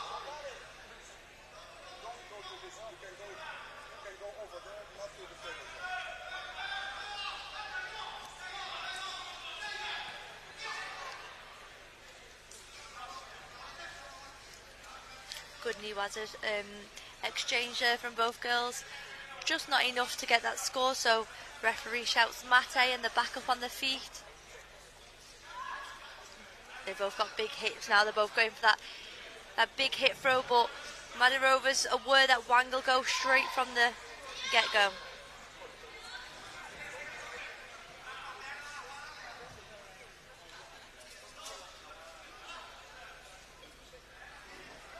We've got left versus right, both trying to get them big hips across.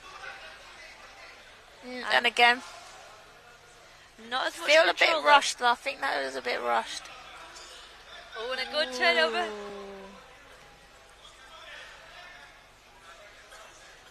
Really good fight here. Really exciting fight from both the girls.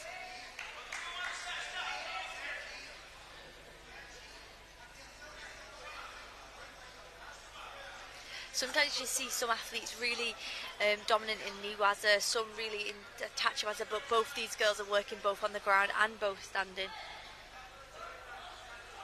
They're both really trying to hunt down the score. Yeah, you can tell that it was a positive fight by no penalties on the board. Yep. Another hit throw attempt there. So is it really equally balanced, or you would say that one athlete is a little bit dominating the other one? Wanga's definitely got the attacks that have really nearly scored. She's got the bigger attacks. Yeah, but Madrova is still giving it her. It is a really close contest.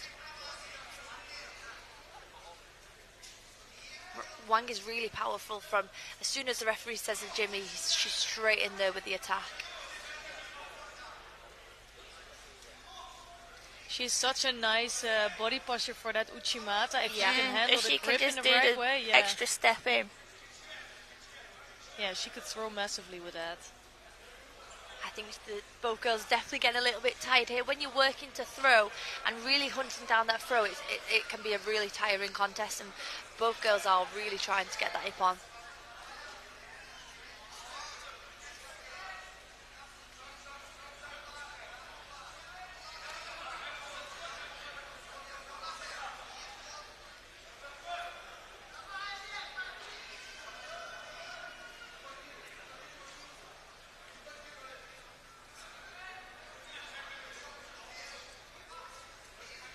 Ooh, that was also a good hip Nice movement. change of direction. So she got that with Zari on the board. Good moment, good timing for her to For score sure. that Bazari.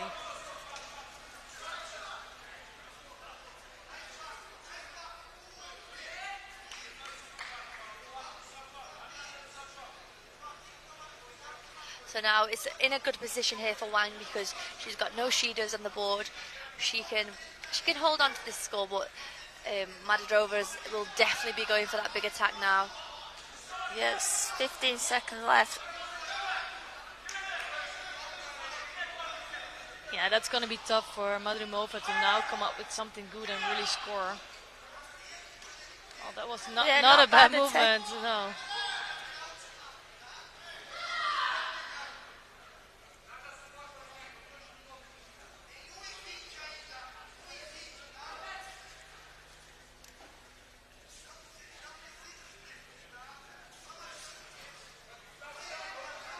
There's already a semi-final going on mat number 3 between Cavalcante da Silva and Kretsu. And it's well, Cavalcante there almost throwing over Kretsu. He's the number 1 seeder today, so he's the slight favorite to win here. It's always interesting when it gets to semi-finals. I always think anything On mat can 1, happen, so the win to they're always Jesson good to Grand watch. Prix from France. And on mat 2, the win to Wang Yu from China.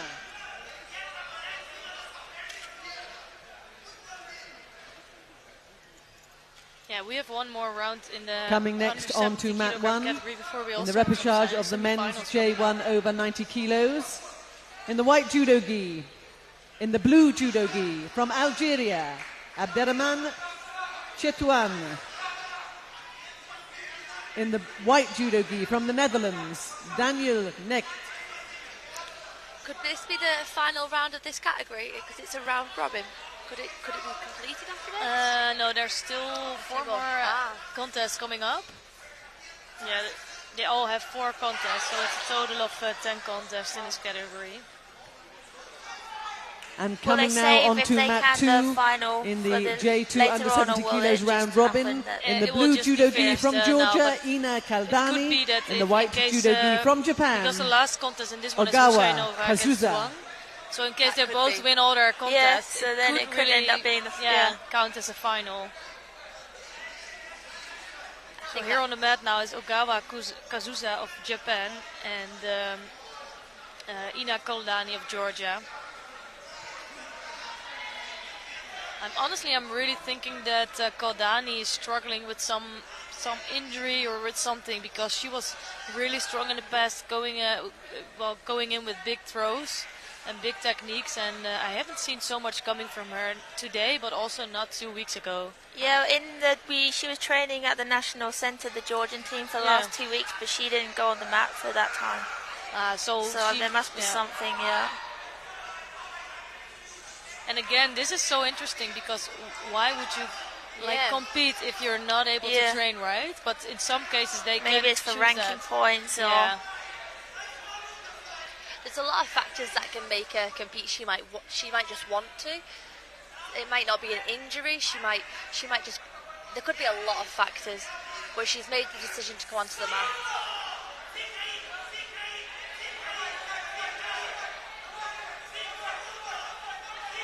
Yeah, I remember that one day I had a big competition, and I decided to compete there, and I won the competition, but before that I could hardly train because I was injured. Yeah. And then you think, okay, then it's a good choice, but there's many cases that have It been could that be I a bad thought, choice. why did I compete here? Because I was not fit enough. Yeah. But you never really know until you do it where you've made the right decision.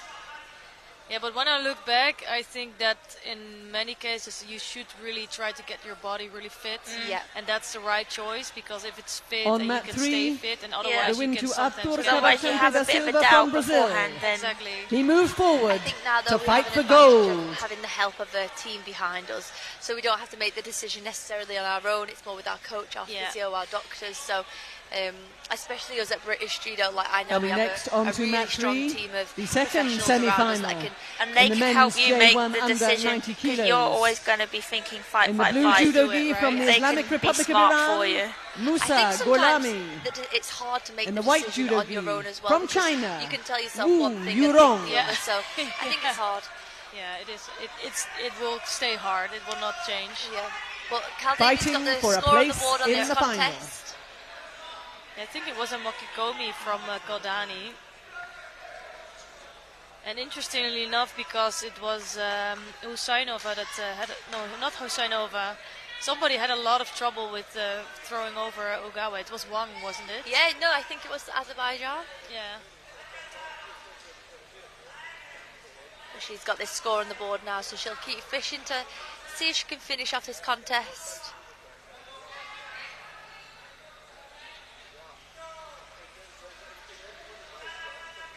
I think Ogawa is struggling more with right-handed athletes, because Yes. I think Wang was a left-handed athlete and she could quite well block that out. She could control it more You here. can see Caldani looks a bit uncomfortable there. Yeah. She's definitely struggling with something.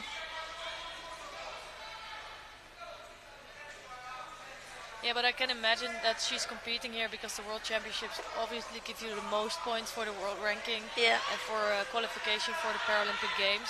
So missing out here will really make it more rough for you. And the girls all want the seeding going into the Paralympic Games. Yeah, exactly.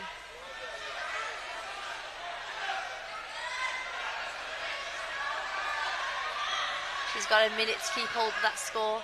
She could work a little bit on the ground and waste a little bit of time here.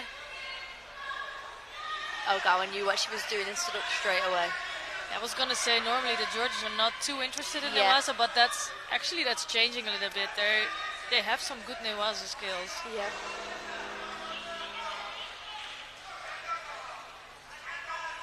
Ogawa's got to go for that score now. She's got Wazari against her on the board.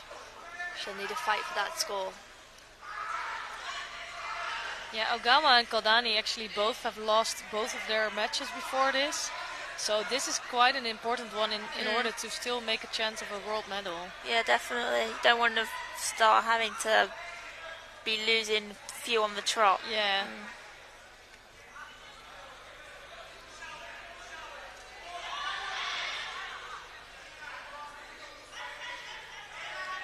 Yeah, On I mat really think it's 1, gonna be the difficult win for to Ogawa Abderrahman because Chetouan she's- from is struggling all day Algeria. to throw over her opponents. She's most of them blocking them and defending on the attacks. And now she's behind, so she really needs to start doing something. Especially Coming 30 next seconds onto left, mat you kind 1, of think just the go for it repechage now. contest of Yeah. the women's J1 over 70 kilos. In the blue judo gi from Azerbaijan, But she Katira is still looking Ismaeva. so calm there, a little bit too calm. In the my white judo opinion. gi from India, At this point, you've got nothing Mukesh to lose. Rani.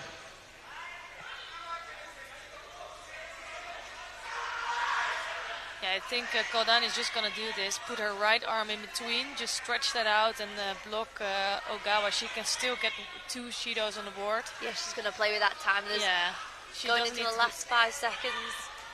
It's a nice little effort though. that wasn't not too far off.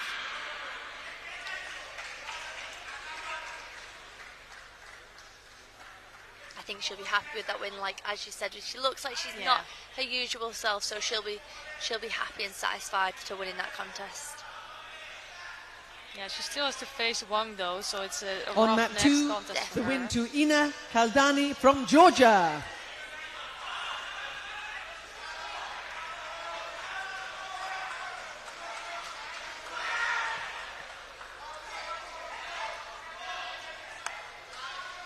Coming next on to mat 2 in the first semi-final of the men's J2 over 90 kilos. So this should be a good one.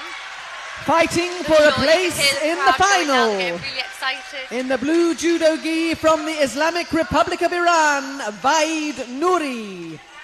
In the white judo gi, fighting for Great Britain, Quite big today, Chris Skelly. So he'll be ready for this fight.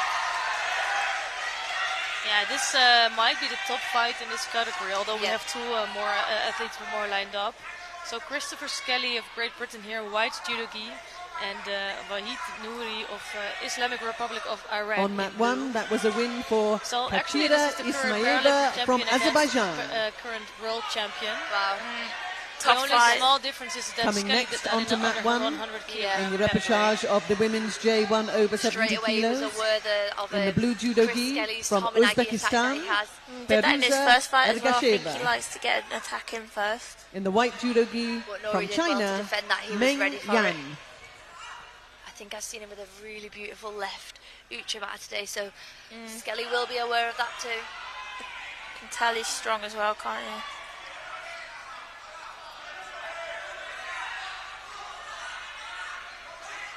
Both fighters fighting for that inside on the lapel there. Left versus right stance. Yeah, these Uchimatas of Nuri are so dangerous. So And I was nice. just You checking. can kind of see it, can't you? Just checking the statistics really quickly, and Nuri is actually also a Paralympic champion. He did that Oh, wow. in under 90 kilogram category. So I'm guessing after Tokyo he wanted to move up to the hundreds, but of course the hundreds doesn't exist anymore. So he moved up 2 categories basically. And it's a big jump. That's an awful Yeah. big jump. But both athletes being successful mat in this 3. new weight, so maybe the The right win decision and for a them. place in the final for Musa Gholami from And the also in Islamic this Republic case, of Iran. maybe they would have chosen to be the under 100, but they both a little bit the same posture. I think they're around the same size. Yeah. So that is really nice to see. Oh, and a good Nice takeover. Skelly, you can see Skelly's been doing his work for that left Uchimata. Yeah. He knows how to try and counter it, so Nuri will be aware of that now. Sometimes when it gets to Coming this next level of on to semi-final, mat 3 both fighters are in really the first successful athletes. semi-final of the They know what women's each other J1 are under doing, so they've 57 got to change it up kilos. just a little bit. In the blue judo gi from China, Did Skelly Shi maybe grip under the belt Yiji. there? Possibly. Yeah. and in the white judo gi from It Ukraine, depends a little bit in and VI judo Zela if they Habrisiuk. are aware of where they are and if they Yes. see it, because sometimes of course you they can't grab there help, and can you? they can really not help it. But if it's like you're really planning to do it and Yes. to block it out and you know exactly where you are, then you're gonna get a Shido. I don't think he knew, don't I? On mat I'm 1, not even the win to 100% sure what Feruza they're checking here. Ergasheva from Uzbekistan. This will give the fighters a little bit of time to compose themselves. Because they've had a minute now to feel each other out, and now they can kind of know what's coming. Yeah. You're just Yeah, under the belt there. Yeah, he does kind of pick up the Shido for that. And do you like those breaks, or does it really depend on the contest? It really depends. Depends, Yeah. definitely depends, because sometimes you need it just to regather yourself. Sometimes you're in a good flow and you just want to carry on. Yeah. It can really change the pace, it can really change the balance of It the really contest can. actually. Coming next on to mat just 1, nearly a minute in the down in this repechage of contest, the a men's really equal J2 under contest. 90 Both players are kilos. very aware of each In other. the blue judo gi from South Africa, Nuri is Jacques so strong, you can see Joubert. that in the way he's gripping. In the white posture. judo gi Yeah. from Looking for that Kazakhstan, Uchimata now. Skelly knows it's coming Galimzan though. Smagululi. And a Tominagi attempt there. Not the best attack. I think Skelly thought that he was a little bit under pressure on the edge. Felt a little bit of danger probably. He's winding up, so he just got out of that. Yeah, he needs to watch out that he's not really escaping the pressure like that, because it's going to give him a penalty. For sure. I don't think that was the case here, but yeah, he's warned a little bit there.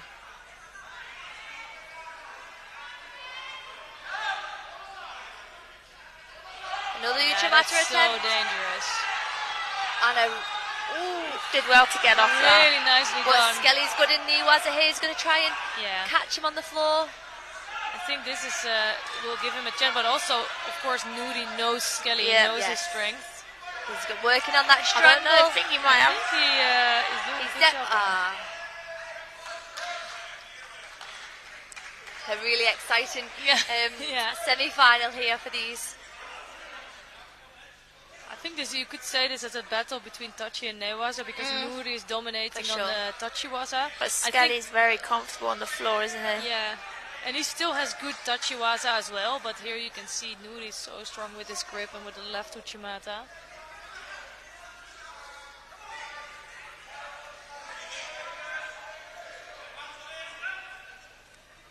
Again, left versus right on this fight. Both going to try and fight for that inside to get the dominant position before attacking.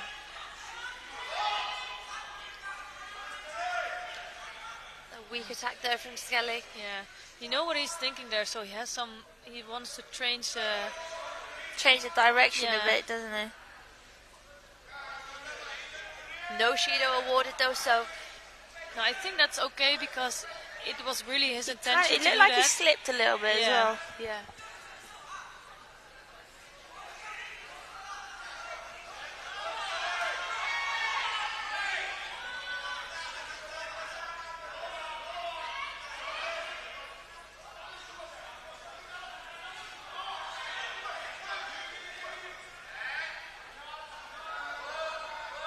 Fighting for that sleeve. Both players know there's a left Uchimata and Tomonagi there.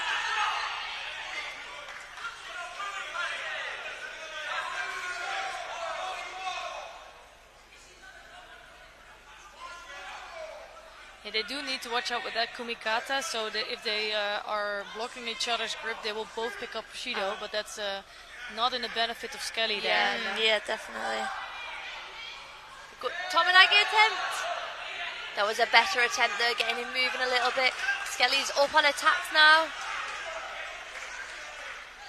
Yeah, Nuri started off really strong, but it looks like he's going down a little bit here. And we know Skelly as a player and his fitness level, and he can keep going and keep digging in and get He's them definitely good not one to scores. quit. He'll just keep going. Uchimata attempt this time. Yeah, that's going to be a Wazari Wazari score there. So this can change the contest now. Only 1 minute and 20 left on the board. Skelly's Wazari down. Yeah, I wouldn't be surprised if you start Nuri really defending on that Wazari lead He there. has no penalties either, does he? Yeah.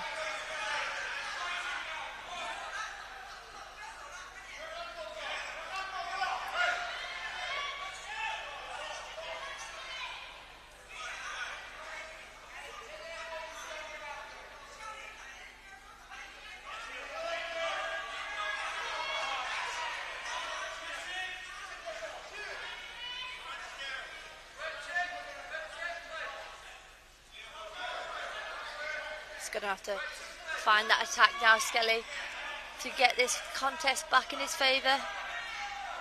Yeah, if he's going to stay like this, he's just going to lose out. So he needs to change some of his tactics here.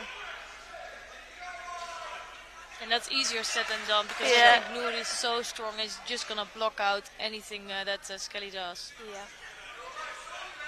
Yeah, Nuri doesn't need to risk anything now, so he can sort of just grip and move.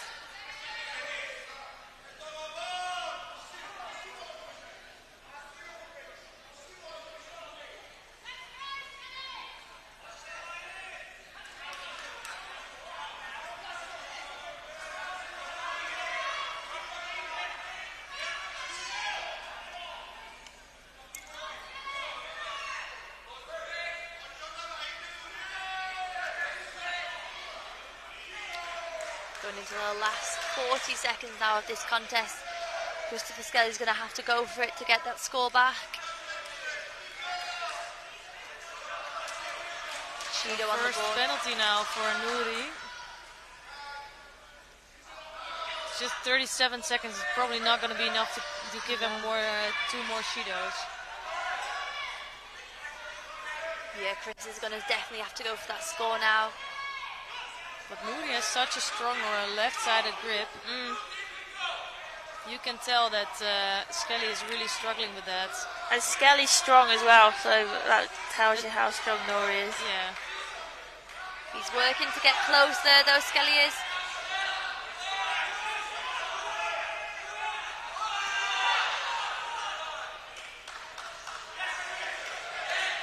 Last 10 seconds. Yeah, he should really just go all in now. Bear hug, obviously not bear hug, but you know. Yeah. Bear hug with one hand. Yeah. Last effort here from Skelly. He had to go for it, he had to try and get that score, but Nuri's going to work on the ground now to waste some time.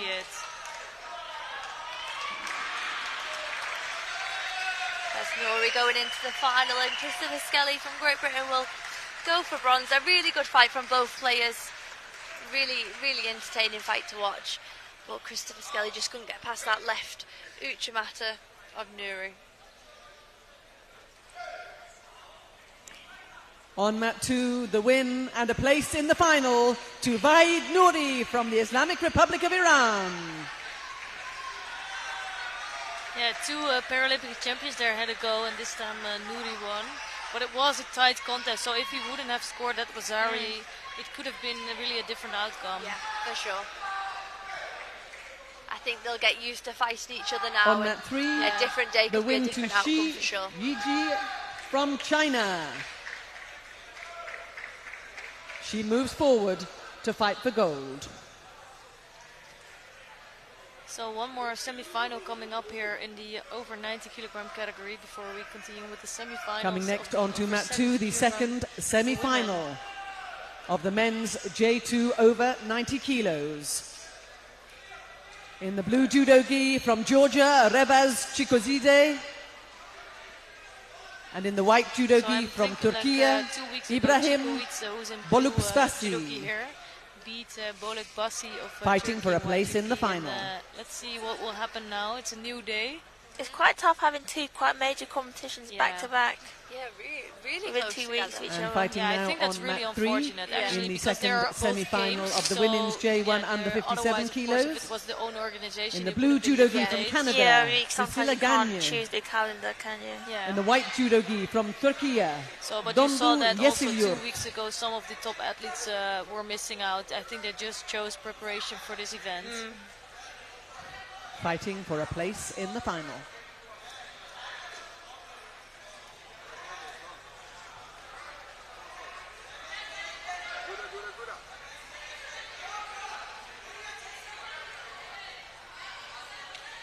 Oh, huge Uchimata attack from Chikowice. I think this could also be finished with a throw on this mat. Yeah, but always when I say that, it's The contest gonna on go mat straight 1 to the moves end. into golden So score. I'm afraid to say something.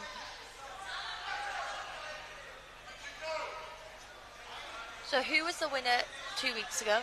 Chikowice was okay. European champion there. Ah, nice. Just trying to control that left hand. It's looking really strong and dominant here.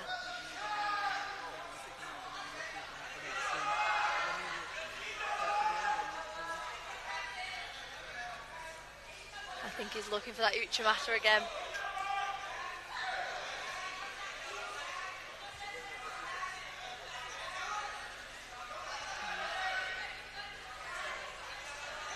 So Bolek Bassi just got a penalty for really blocking out the grip of Chikowice. I really think that's the biggest difference between Saito Judo and Para Judo, is that you really have to have 2 hands on all the time. There's more time in sighted judo to break grips, not completely mat now, 1, but break grips a the little win bit. to And that's why you Galimzan see some quick Smagaluni wins from here, because they've already got the Kazakhstan. grip, so you can just attack straight away. And so, but inside the judo, you can break the grip, but you have to re-grip as well, right? Yes. Coming So next on it's to a little mat bit 1, the the same first thing. But there semi-final you can of the men's hold on with one J1 hand, for over example, for a 90 while. kilos. That doesn't matter, right? Yeah. In the blue judo gi from Turkey, He's gonna try and finish it off Onur with Iwaza. Tastan. In the white judo gi from Brazil, Williams de Araújo. Moving forward from this contest, looking for a place in the final.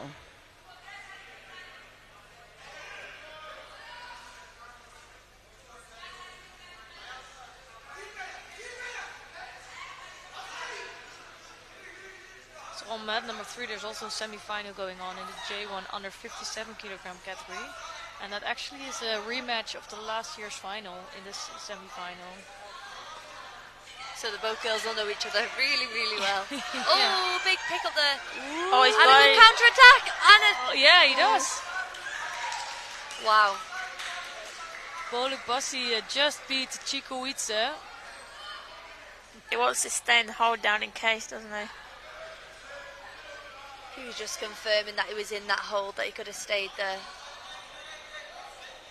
And this is also something what happens when players fight each other often. They know a lot about each other, so each contest it can change, it can go either way. Yeah, and sometimes it takes you years to figure out how to beat an opponent, right? But you get closer, or you just need to change some of your the win to Ibrahim Boluk Bassi from Turkey. I think that's he one moves of forward the best to things, fight for losing gold. out to a competitor quite often, and then when you on a finally moment like this, finally find what you need to do. Especially if you do it on the World Championships here. Special. Kind of a good moment to do that. Coming next so on to mat 2, the first the semi-final of the Nuri women's J2 over 70 kilos. In the blue judo gi from Azerbaijan, Torzadaf Karimova. In the white judo gi from Brazil, Rebecca Silva, fighting for a place in the final.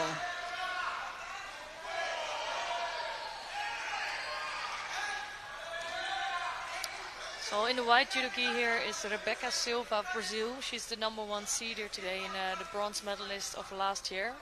And she is facing Paralympic champion Dursadov Karimova of Azerbaijan. And although Karimova is the Paralympic champion, I think if you look at the results from the last period, Silva might be the favorite here in this contest. On mat 1, and we've seen the win fighting really and well. a place in the final for Williams de Araújo. So no doubt she'll be confident coming into this match. I agree.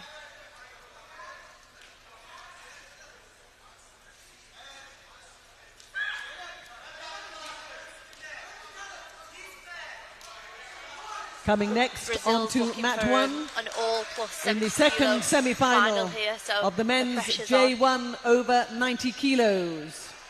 In the blue judo gi from Azerbaijan, Ooh, big attack Ilham there. Zakiev. Just losing control In the white of the judo upper gi half. from China, Qi Zhilong, fighting for a place in the final.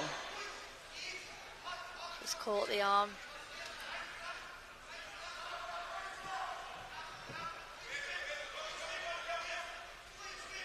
Oh, Yeah, she's got the turn. that was nice. Yeah, she's got it. Straight into Osaka. She knew exactly what she was doing there. Yeah, and she submitted.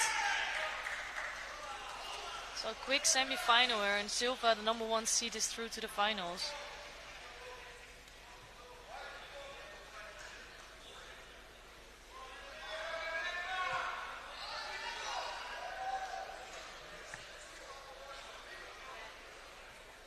So it could be On that we mat are 2, seeing indeed the win in to all Rebecca Brazilian Silva final, from let's Brazil. find out in the next She semi-finals. moves forward to fight for Is gold. it the world champion coming on from Italy next? Yeah, Is that's that- true. That's So you've correct. got some good fight.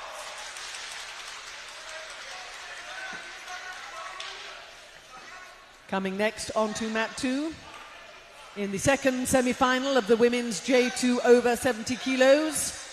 In the blue judo gi from Brazil, Meg Emmerich. In the white judo gi from I Italy, really like the sports Carolina the friendliness when they go Costa. off the mat. All the coaches, all the players really Yeah. hug each other, shake each other's hands. It's really nice to see when they walk off the Yeah, I tatami. noticed that they all seem to be really On mat friendly 1. with each other. The win Yeah, because it's and a quite place in the small final sport, yes, to still Ilham it's Zakiev growing, from quite quickly, but Azerbaijan. they all know each other. They're also reliant on each other And I because think they're they all know what training they've together. been through together. Like they know how tough it can be. Yeah, exactly. So here we go in white. We have Carolina Costa from Italy, and in blue, Meg emerged from Brazil, trying to make it an all-Brazilian plus 70 kilo. Coming now final. on to mat 1 in the repechage contest of the men's J2 under 90 kilos.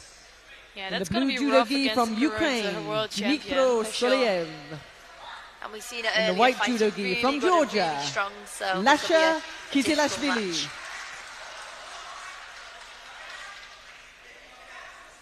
Actually, the last time that she lost was at the Paralympic Games in Tokyo. Oh wow, So Really? after that, she really was the top one to beat. she's on form.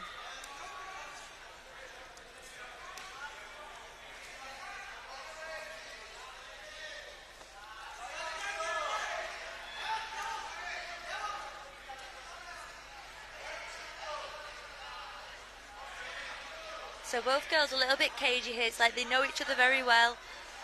They're just waiting for a big move.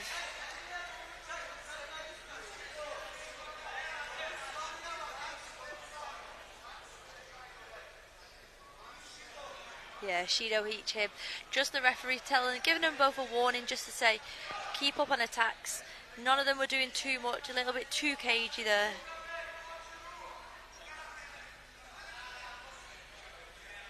Yeah, and normally also Costa is a really calm athlete, so she looks super confident that she takes her time You to come can't up with really a good read technique. her, can you? She No. just looks really chill.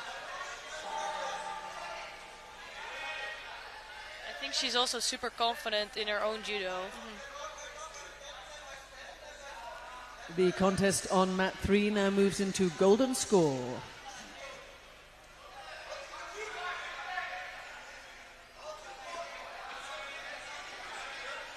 Oh, she's Still fighting for that place in the final. looking for that big attack there. Yeah.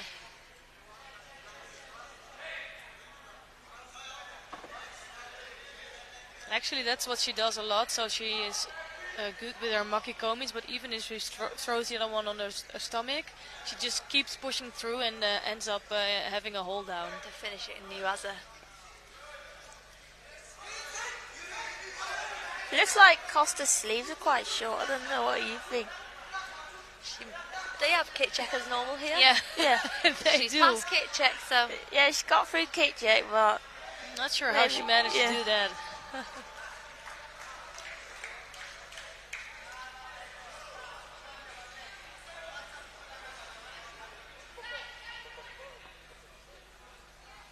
So it's still working that left versus right stance. And both of them on the grip, so they're both a little bit cagey. Yeah, I think they're really trying to find their moment to come in with a good attack. And they On know mat each other, 3, obviously. the So win and a place it's in the gonna be final hard to find some to different Dongu ways. Yesilyurt But also from Turkey. they're not having so much varieties of their judo. So with Carolina Costa, you know what you're going to get. So you're going to get that makikomi, you're going to get Yeah. an osaikimi hold down. Well, Emmerich there just got the second Shido on the board. So she's not in a great position now. Coming She next needs on to keep to up mat them 3 attacks. She needs to put in something the in here. repechage of the men's J1 under 90 kilos. In the Costa blue just judo working gi from the them to United beat some States of hips. America, Andre Watson. And the again, white a judo big gi hip from throw. Turkey, Yeah, she just Yasin lost the grip Chinchiller. there on the way down, but that was a good attempt from Costa. Emmerich is going to have to pull something out the bag there. Now she's going to have to try and get on the inside of that lapel to get in for the big attack.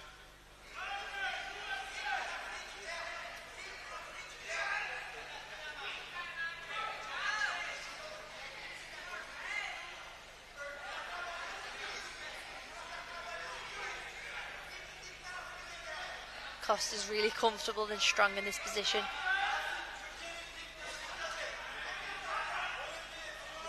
Yeah, Emmerich really needs to start doing something quickly. Oh, that was really nice. That's gonna change the contest completely. Great Yeah. Wasari score from Emmerich here. she's got 2 penalties though as well, so Yeah. I think this is going to change Costa's composure. She's going to go straight in now and Yeah. straight for them big attacks. She knows exactly what she has to do here to get that score back. Yeah, and really Emmerich cannot defend too much. She needs to stay active in this contest. For sure. Costa's hunting for that throw now.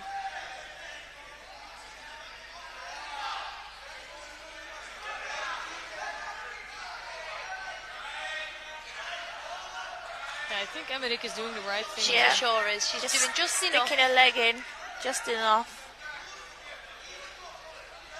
Costa's still looking for that big throw, though. She's working her hand up on that right hand side. So really, you can see that she's pulling in that right arm to get closer to her opponent. But the time's ticking. We're going into the last 45 seconds now. Yeah. Costa's going to have to step it up and try and get across. Oh! Oh, They could score that possibly. There she's going for the Osakami, like you said. The referee doesn't get it. So I think we're in the wrong angle here to really see if she was on her side.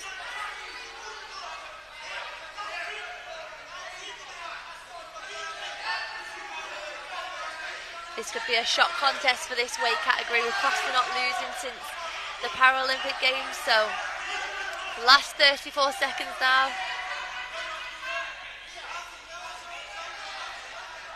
Emmerich knows exactly what she's got to do. It's been working well what she has been doing. Another big Costa attack really, there. Yeah, she really needs to start going now.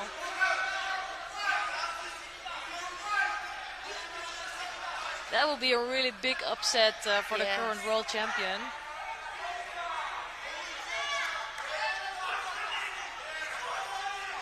Emmerich has to keep composed now.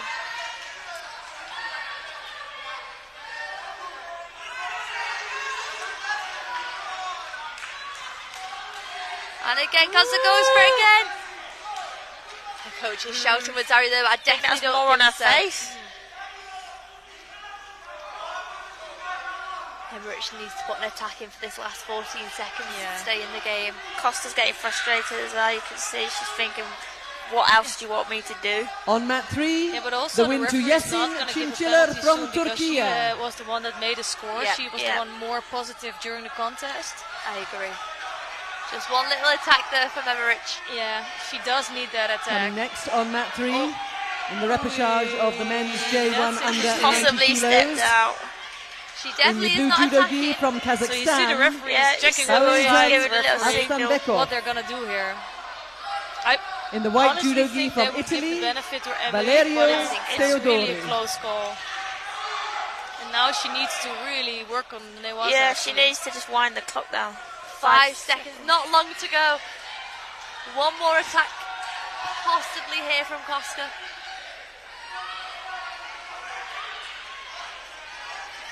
Ooh, that's interesting. Yeah, they're giving the Shido. Oh, that's really unfortunate for Emily because she had such a great movement there, scoring that Wazari. Just came a few seconds too short against Costa. She's saying, I'm the world champion. That's why I did it. The fight was good for Costa. She did do good in the fight. She just got caught. So she does on deserve mat that 2, win the there. win and a place in the final to Carolina Costa from Italy. She moves forward to fight for gold. Contest.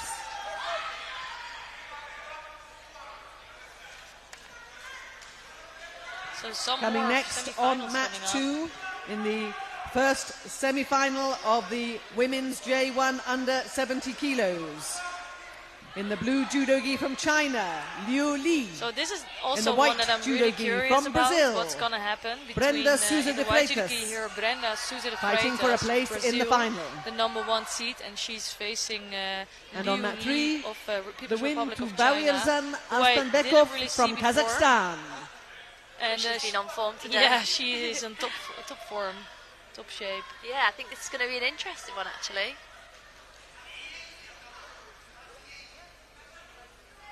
Yeah, I feel like Coming one or the next other is on to going mat to 3 smash in you the know, repechage the other of the one. women's J1 under 57 kilos. In the blue judo gi from the United States of America, Liana Mutia. Another attempt there, drops in the white judo gi from Hungary, Flora Buranyi.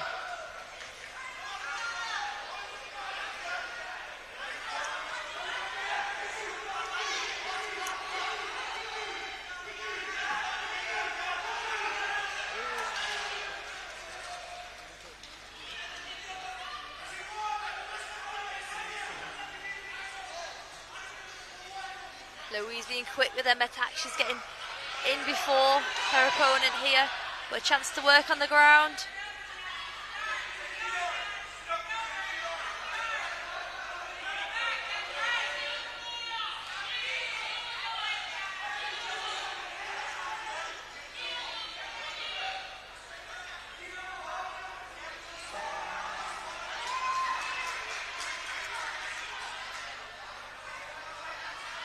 So were there some other nations training at the center last week?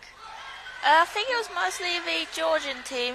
I think they came from the Europeans and then stayed. Logical.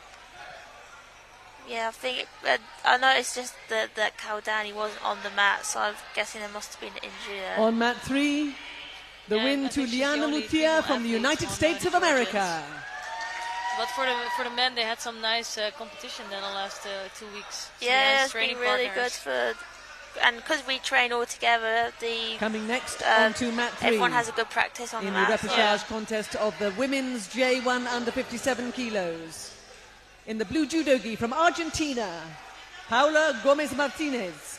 It was quite interesting. In the white judo gi Was it a few from years Brazil, ago when we had an international Larissa camp with Silva. the VI teams after one of the events in England, and we was training with them, and I couldn't even believe how The strength. strong The they contest were. on that one Really, is yeah. the golden score. Every contest, because we was gripping, starting with a grip for them, and I was so shocked, like so But they don't strong. seem to get tired. Well, maybe they cover it up better, but they just seem to keep going and going. It's incredible, right? Yeah. I was actually really curious about that, because I'm always now doing commentary, but you don't see really what's going on, or you don't feel the pressure on there. So, but you strength. experienced it then a little bit. Yeah, for sure. Because it was just so different where we grip fight. The strength from the get-go is just, it's really, really strong. And it feels threatening. For sure. All the time, yeah. Yeah. Because as soon as you grip up, they sort of sit back with the tension. Yeah. Ooh, that was a nice movement. Because I suppose when we're competing, we fight for the best grip to then throw, but they start with the best grip to then throw. So Yeah. yes, they were really strong. Yeah, but even before you do the first encounter, it already takes like 5 seconds, right? Yeah. So that is off the clock already. Yeah, so the clock's always coming down, Yeah. whereas they're always on the clock. Always.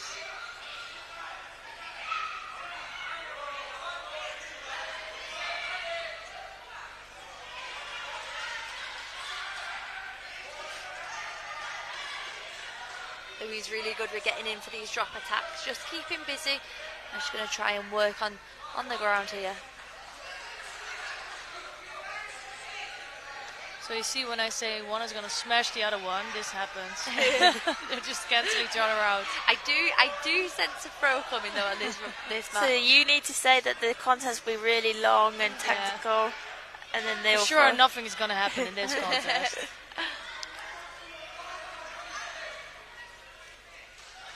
Just looking for that drop attack again.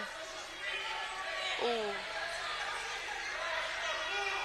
Just cannot get her body enough in front of the body of Liu. She cannot get close enough, but both girls really active, really trying to create that score. yeah.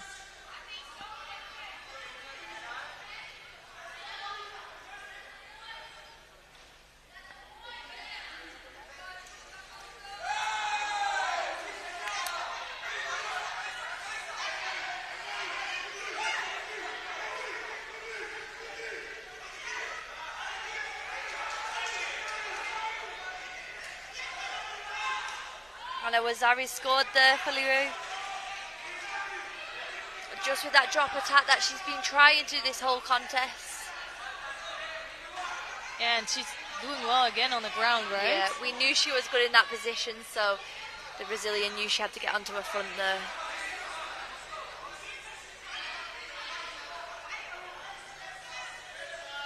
So last year she came in as #1 seed, and here again, but things are starting to look difficult for her. They do. They are. Ooh.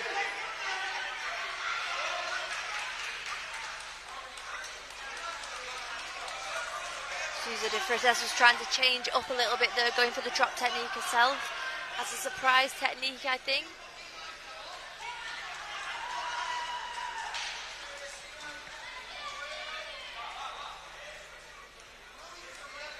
maybe just a little bit of blood on this contest. The referee's looking to see if any of the athletes are bleeding, but she's satisfied it's all right to continue the contest.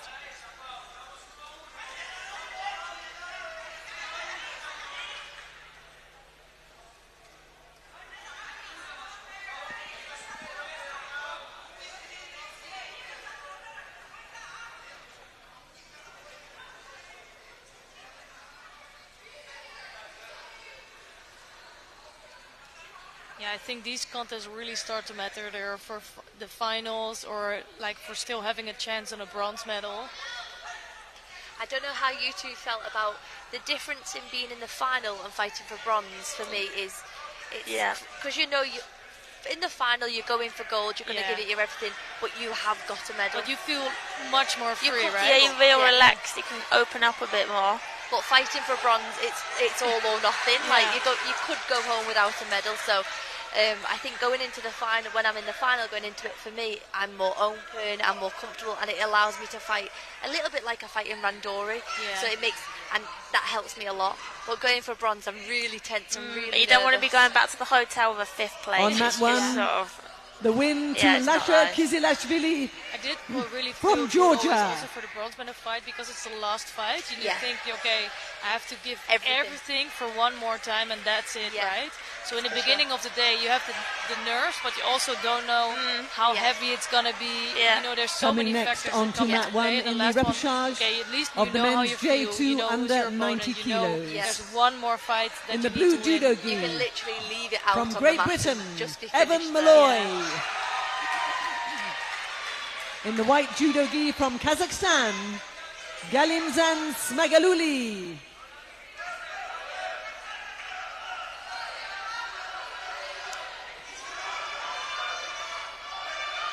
So we're coming into the last minute of this contest now.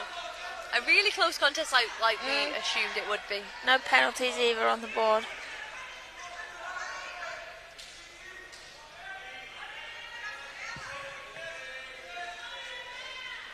So not the best technique, but still making Sousa go down to the ground. So Yeah, just enough. yeah. I think Susan's actually finding it really hard to get one of her big Uchimata Uchi attacks in because of the drops. she's so there you quick go with again. the drop attack. Yeah, that's. It's not really good attacks, but she's just killing Susan's judo there.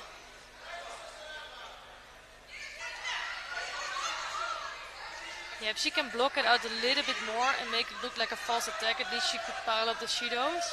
But with only a few seconds left, that's just not going to happen, I guess. No doubt that this was the fight plan of Louis to just get them drop attacks in, attack first, be strong. Yeah, that was a weak one. Yeah, that was a poor one. Sousa really wants to get in for that Uchimata, but she just can't get her hips across. First Shido on the board, but only 36 seconds to go. It'll be hard to get another two.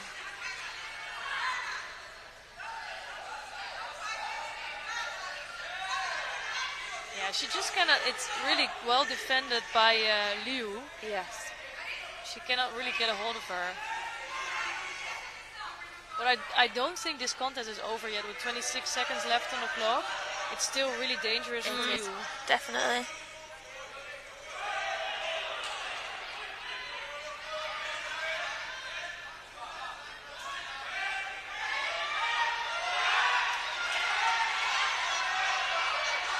I don't think that's the way to go for Sousa, to come on with those drop techniques, because she's not getting anywhere, and now she's just taking time off the clock. And now a strangle attempt there, Nuri. She's going to waste that time, 7 seconds to go.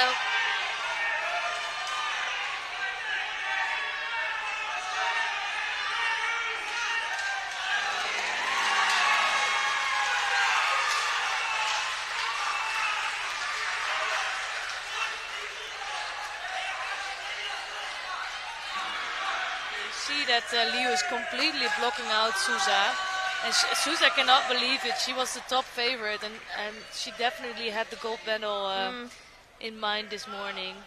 That'll be a really hard defeat for Sousa there, but no doubt she'll go into that bronze medal fight eager to get On that mat medal and one, not go home empty-handed. the win to Evan Malloy from Great Britain.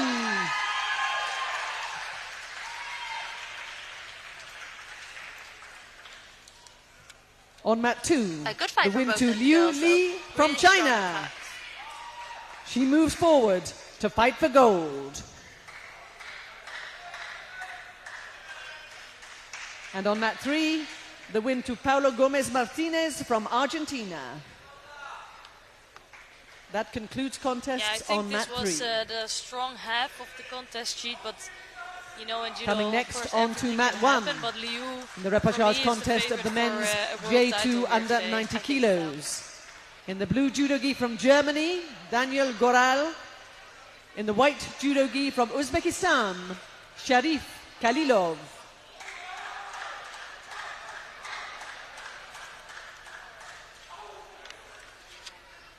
And coming now onto the mats on mat 2 in the second semi-final of the women's J1 under 70 kilos. We saw both In the these blue girls, judo gi from Italy, competing today. Both Matilde really good. I think Lauria. Lauria to me looked like the most experienced In the white judo gi girl, from the most Turkey, experienced player. So we'll see how Merve this semi-final Uslu. plays out. Fighting for a place in the final.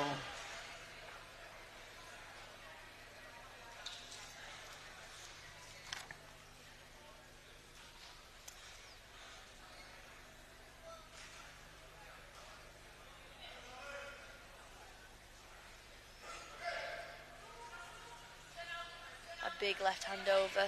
Ooh.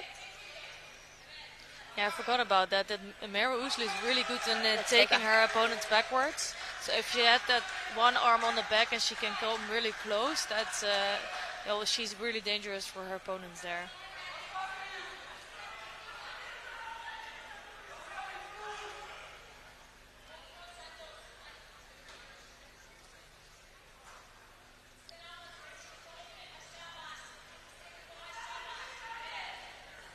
So Lauria here starts with a right-handed sleeve propeller grip, but switches and goes over with her left hand, which is quite a good gripping technique, Yeah. I think, to trick your opponent. But she's in now, and another Yeah, take that back. was nice. Into the hold down now. Nice, very good. Good transition. She just couldn't hold that balance on that one side. But really good first with Ari on the board. These two girls, judo, definitely counter. Yeah, they kind of each clash other. with each other, don't they?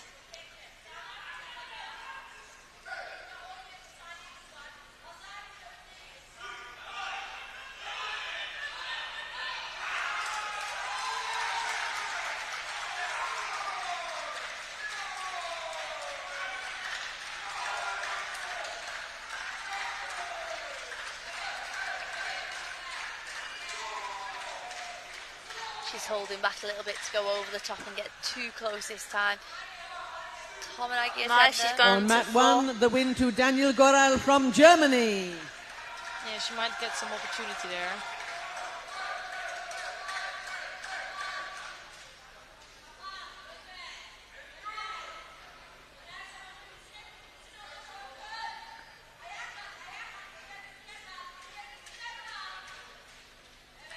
Good defending there from Uslu. Coming next onto mat 1, an uncontested contest in the men's J2 under 90 kilos repechage. The contest goes to Simone Canizaro.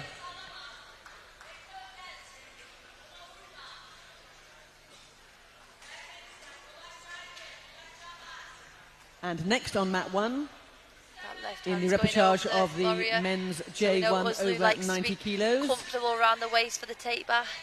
In the blue judo gi from France, You can see now that Uslu is really Romuald also putting her hands in Raboteur. between, right? Yes. I would And in the even white figure judo gi that from she just threw Moldova, over Lauria by getting Jon close, so she would Basco. try that again. Yes, I thought so. But maybe she just feels the pressure of Lauria. She knows she's winning now. She knows she's up on attack. Yeah. Lauria's going to try for that knee waza again. Yeah, she seems very comfortable on the floor to work something.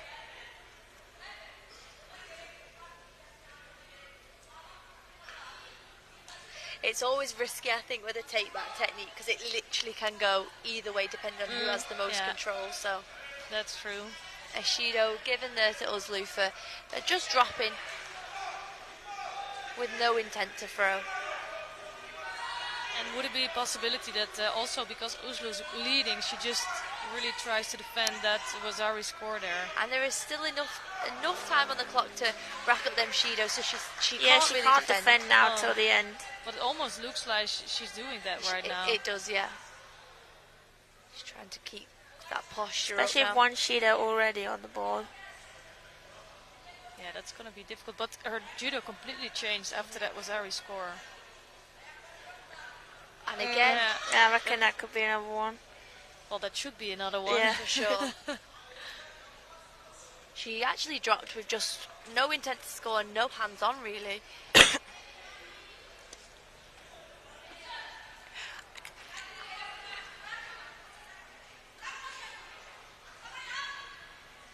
On mat 1, the win to Ion Basok from Moldova.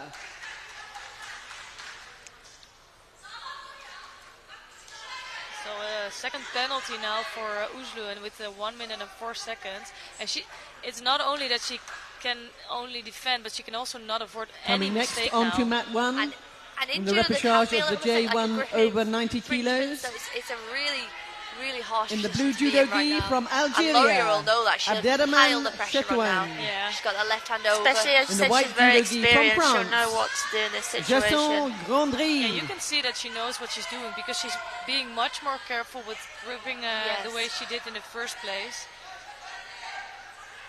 And just pushing forward.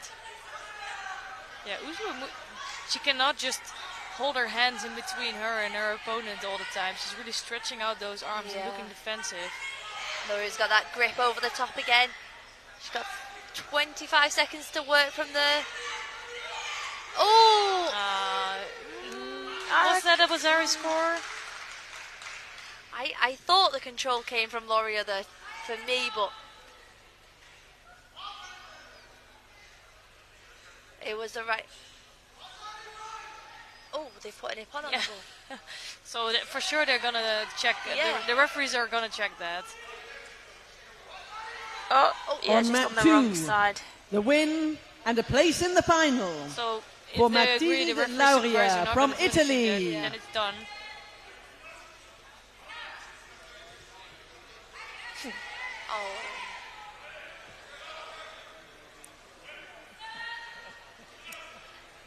Not sure if they still are going to take another look, but the athletes are already off the mat area now. It was the right thing for Loria to. She had to go for it. She was still losing, and as you can see, there's only 14 seconds on the board, so she did the right thing there. I do think they're looking back at the score, though. Yeah, we're always taking a quick look at the referee supervisors. So in really some cases it can be a Wazari, or it's really on the border, let's say. And in that case, if the referee really decided they're not going to change it, but if it's really not the right way, then they will change it. For me, I did think Loria had the control of the throw, and I would have scored it to her, for her or Wazari for me, but that was only by seeing it just the one time. Yeah. Maybe they'll let the athletes go off now.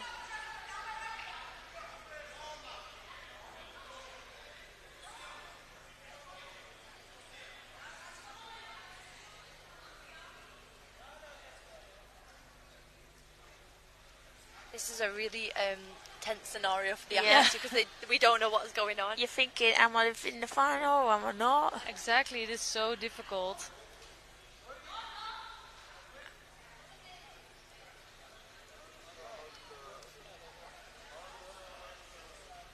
So I think they might. Coach is trying to get the athlete out the room.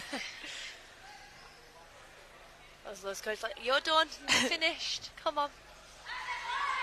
Coming next on to mat 2.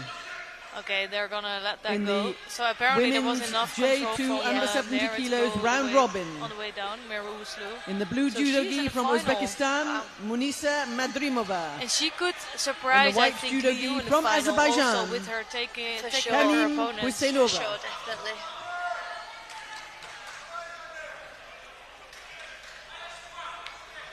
So in the white judo gi here, Kanim Husseinova, Paralympic champion of the 63 kilogram category.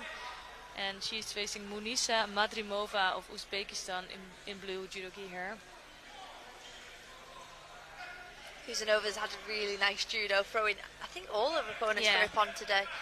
She's the only one that beat her opponents by ippon today. Yeah, very nice judo. And here we go, straight in. Yeah, she's not afraid to go for it. Nice. Oh! She might be in trouble here. Just getting out of that, right? Just.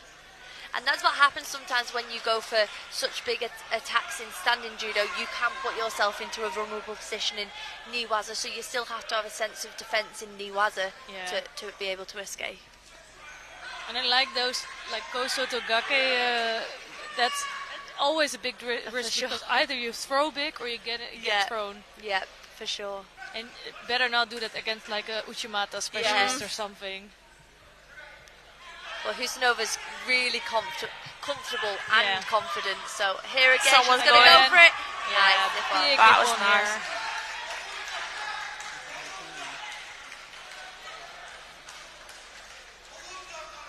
So already winning 3 of her matches. So if in case Wang wins the next contest, it will be a final in the last contest. So that will be quite nice actually. Yes. On mat 2. Not nice to say for Ina Koldani because that's her opponent now. But Husseinova from Azerbaijan. Nice judo. Husinova's really, really on form today. Yeah.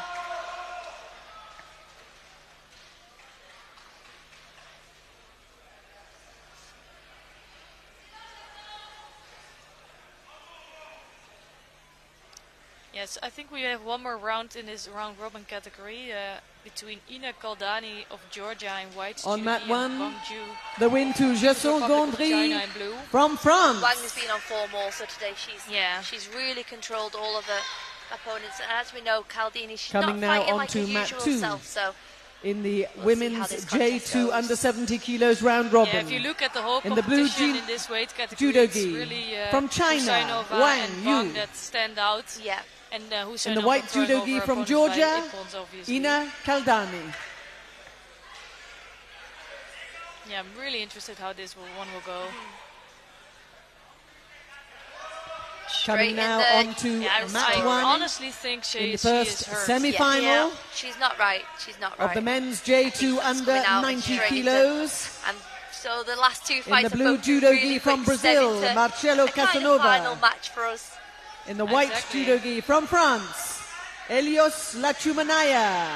A good win there. Fighting for a place in the final. I'm really excited for that next fight. Yeah, definitely. That'll be a good one.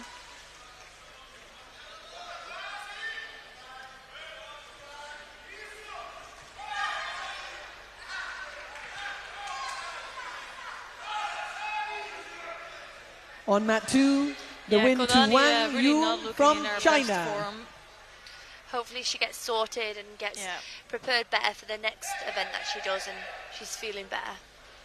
Yeah, that's more important. So behind coming her next is on to Koldani, mat 2 who's also competing in the yesterday. repechage of the women's J2. He's the European champion. He had not the best and the day repechage yesterday, of the men's J2 over 90 kilos. Doing quite well. In the blue judo gi from Kazakhstan, Yerlan Tonkiev. In the white judo gi from Cuba, Jordani Fernandez Sastre. So some repechage contests left, and then we have the last few fights of the under 70 kilogram category. So this is just to wrap up the day and to know who is going to really have the chance to fight for a bronze medal today. So now these fights are literally all or nothing, because you're either going into it for a medal or unfortunately you're finished for the day. In white judo gi here, Jordani Fernandez Sastra of Cuba. And in blue judo gi, Yerlan Tonkiev of Kazakhstan. And on mat number 1, the big favorite today, Lachumania of France, just won his contest in the semi-finals. He's really the top one to beat, and he's so strong in his judo. And I think he will be the clear favorite for a Paralympic title next year. Yeah, and is he On staying mat in the 1, same the weight? winner He from hasn't had to France, change, has he? Or Elios exactly. Lachumanaya. Yeah, he's one of the He few moves lucky forward ones. to fight for gold. it must be a bit of an advantage because you don't have to adjust any different Yeah. categories, and you're used to fighting at that weight as well. And coming next onto mat 1 is the second And also it's semi-final really tough in for the the men's organization J2 to how under to pick 90 the weight kilos. categories Yeah. and what to do. Because you have In the strong blue athletes judo and gi some from and Ukraine, weaker ones. Alexander who's the one that Nazarenko. decides which weight. In the white judo gi from Kazakhstan, Zanbota Amanzol. I Fighting can for a imagine the place day in they the final. released it, all the athletes are checking out which one. Yeah, it caused a big upset, obviously, for some of the athletes. And I can imagine can you imagine that the 70 is out next week? Yeah, right? I just that feel you have like, to pick no. 62 or 70. Maybe for you it's Yeah, well, I fight you're every okay. Yeah, exactly. But for many athletes, Yeah. they cannot imagine like your category going out. And it's also the difference between the weight categories is just so big. You have 57 and then 70s. Or Yeah, so if you're like 61 kilos or something, you probably have to go down, but... Yeah, but what if you can't, right? Yeah, then you really have to try to go up.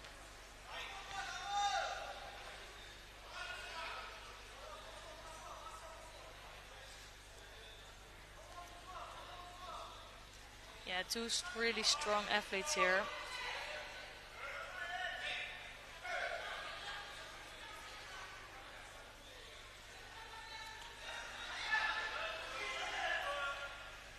And there's also another semi-final going on mat number 1 between Zanbota Amanzol and Alexander Nazarenko. And we could see a repetition, I think, of the European final between Lachumanaya and Nazarenko. But Amanzol is the number 2 seed today, so interested to see what's going on there.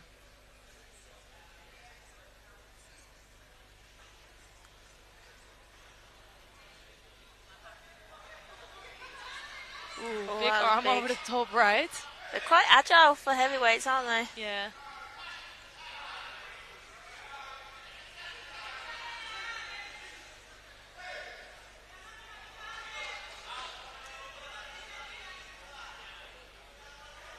Yeah, I think you see that also in sighted judo. Maybe, let's say 15 years ago, you would see the really big guys. The judo was quite slow sometimes. Yeah, it's kind of changed now, hasn't it? If you see the people that winning big medals, are normally agile guys. And of course with Teddy Rene, everything changed a bit.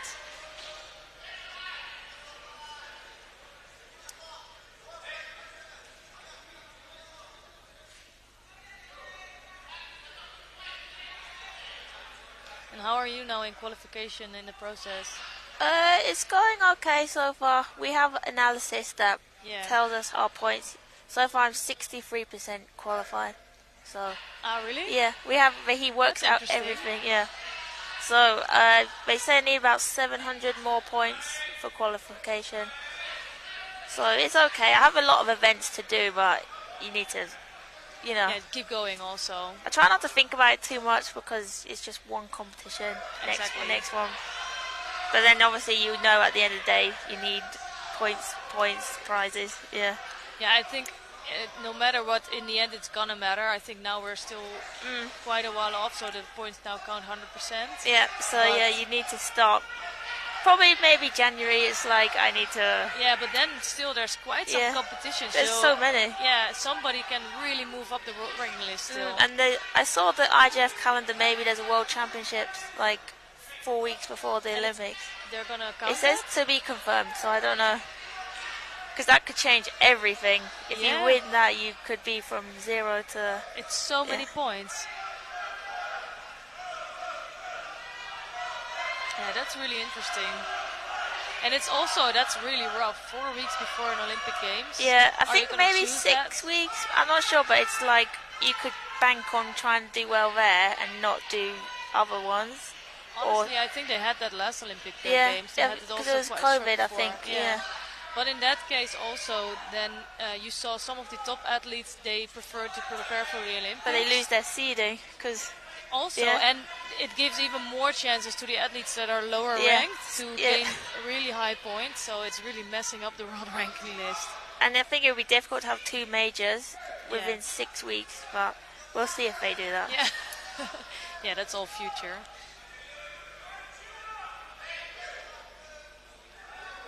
So here Konkiev already on 2 Shidos with 43 seconds left on the clock.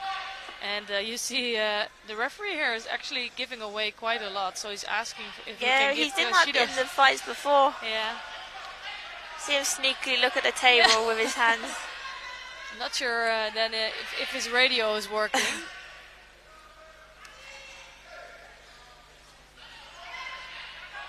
So good attack from Konkiev with a quick response from Fernandez. Fernandez, what you say, is really agile. He's super quick and sharp.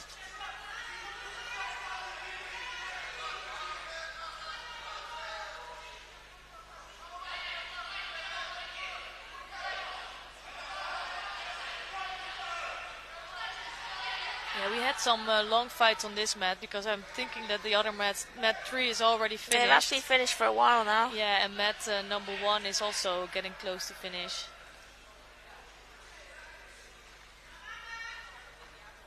Actually, it was the same thing yesterday, so I think we picked the top mat.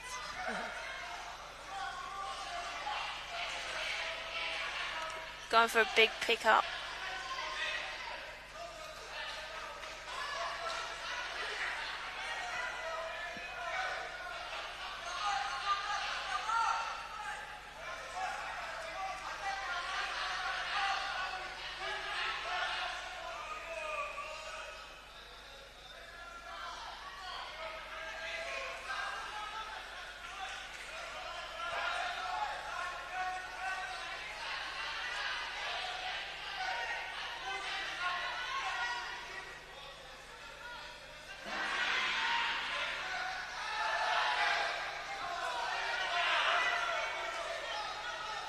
The contest on mat 2 moves into golden score.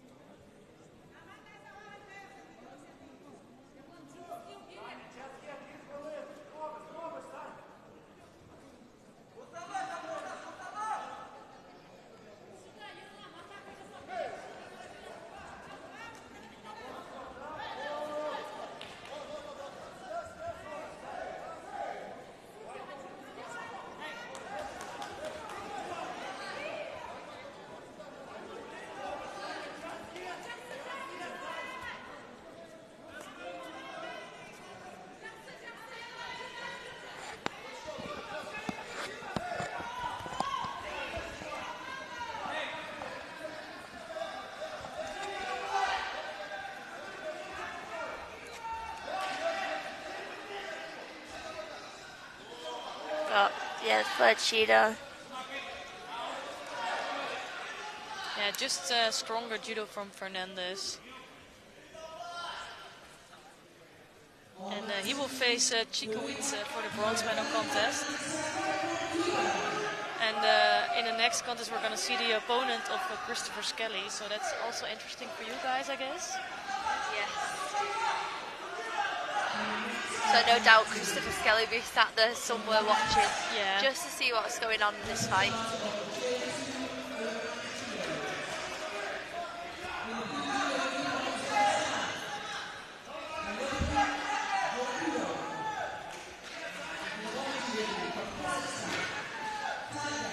So in white judogi on the mat here is Talgat Asgaliev of Kazakhstan, and in blue judogi is Alauddin Yurakulov of Uzbekistan.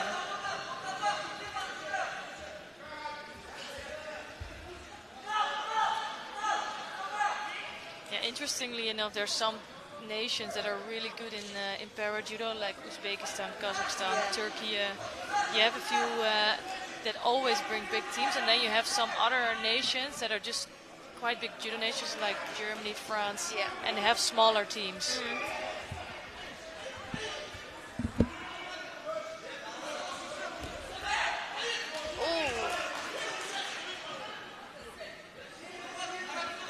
Try and work in Niwaza there.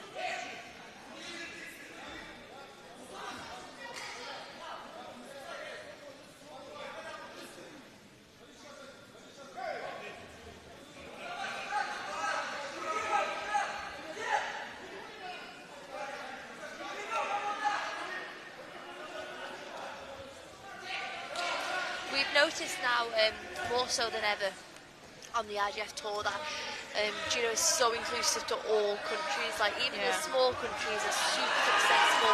The big countries, like everyone's equally as successful now. Like even the really small nations that once didn't have any judokas now have really strong athletes. Like most countries are medaling on the IGF tour now, aren't they? Yeah. It shows something about how broad the whole sport is, right? And it makes it so hard now, but it's good to have so many people involved. I honestly think, okay, you cannot really compare that. It's more difficult because there's like how many nations are competing, right? They're from all over the world. Everybody can do judo, and they have also access to the competitions now because the IGF is supporting many nations. Yeah. And they didn't do that before, so I reckon it's really tough now. Yeah, everyone wants to say their sport is the hardest, but I really do think judo is up there. It really is the hardest sport. Let's keep it at that. Biased judokas. No, it's the hardest sport. Yeah, I agree. Yeah, and also I think judo is really hard mentally, and the fact that you can lose out within the first 10 seconds if you don't pay attention, it brings such a big pressure on you. Yeah. I think at some events, we've been speaking to other athletes and they say, yeah, we can lose first round and then we fight, well, not fight again, but we can play again or do again, and we're just like, no, we can't. Even like athletics, if you don't go fast, you can be the fastest loser. Exactly. Or you have another event like swimming, you can do 3 or 4. Yeah, judo is really rough. Brutal, definitely brutal. I do remember when I was on the Olympics, and I was like the 4th or 5th day or something, and the first day I saw somebody losing out against somebody completely unseeded, unknown, just making a stupid mistake with a sutami or something, and I thought, oh god, if that would be me, like that's really your worst nightmare. Yeah, so, but it is that can happen in judo, anything can happen, Yeah, that pressure was no fun. And I think for sure it also happens at major events, the World Championships, at the Olympics. Someone unseeded comes through and beats a top seed, and it just really can happen. A little bit cagey here from these fighters. I think they're going to look for that big attack though. Ooh.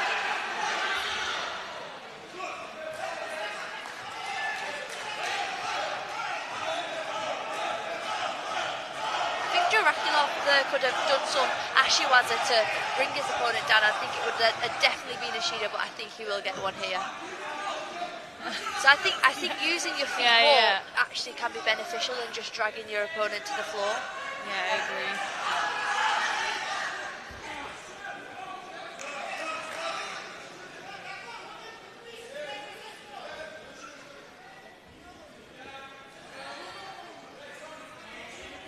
Second Shido on the board there. Yeah, for really a gripping error.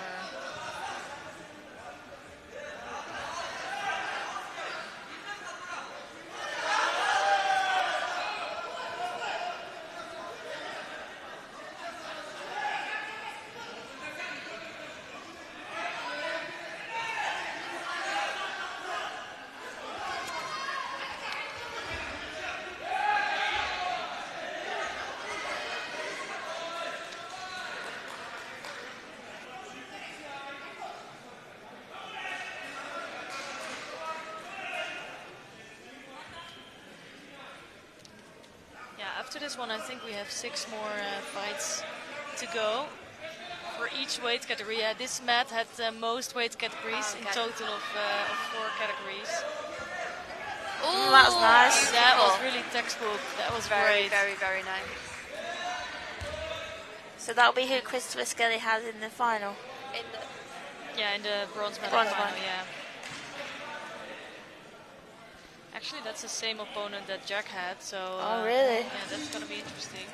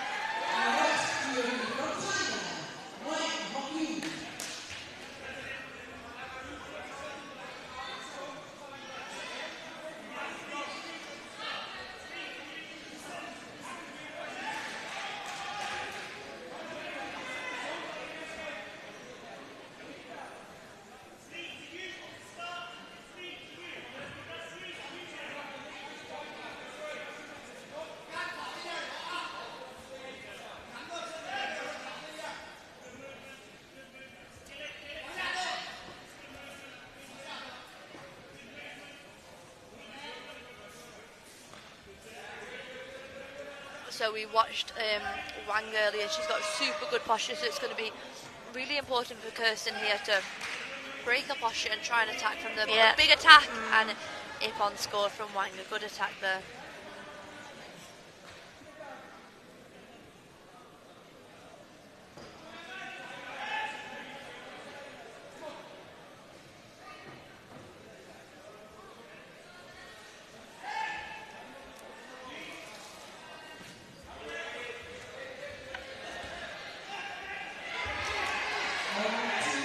Wang was a little bit too strong here for Taylor. A bit too big. Yeah.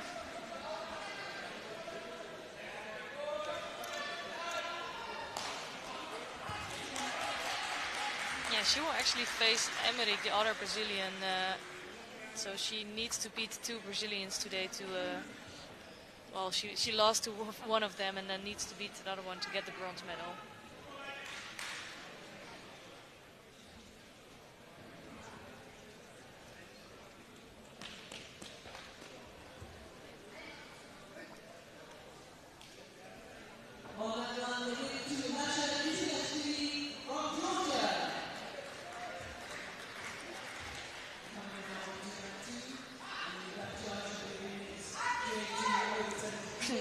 You can see there they can't decide who was going to get the grit.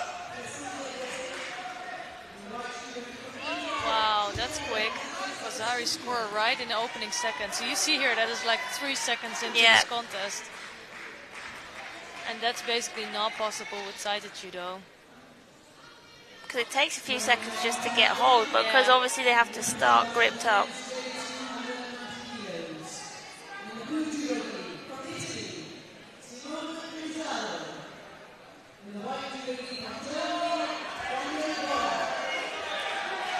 Second one. Ooh, I think that was just not enough for Vazari, but it was really close there. The referee is looking up at the ball. Yeah, he was in the wrong position there to really see if she was on her side.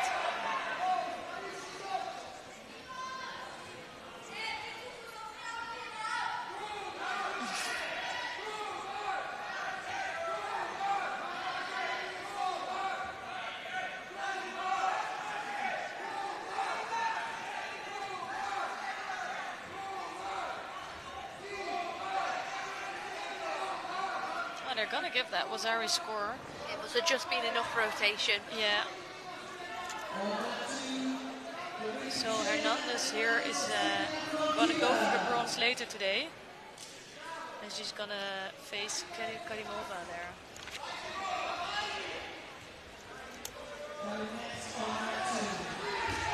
So some quick rounds here.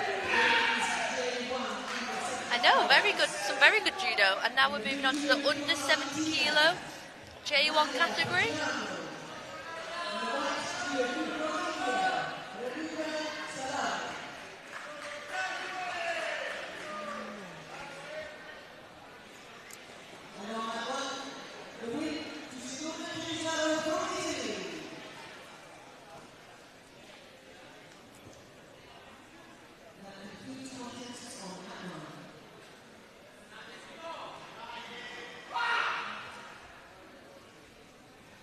So mat 1 and mat 3 are finished now for the day. So we've got mat 2, all eyes are on this contest. Yeah, it's Renuka Narayan Salave of India in white judo gi here, and Nadia Agostina Boggiano of Argentina in blue. Big arm over. Good first That's attack. a nice score. Nice. Vazari straight into the hold down. She managed to escape. Yeah, She kind of turned the wrong way to secure it. Yeah, I don't understand why she just didn't hold on to that arm. She's still got the opportunity to work it. She's trying to tie up them legs and she's got the arm. She's getting really close to a hold down there.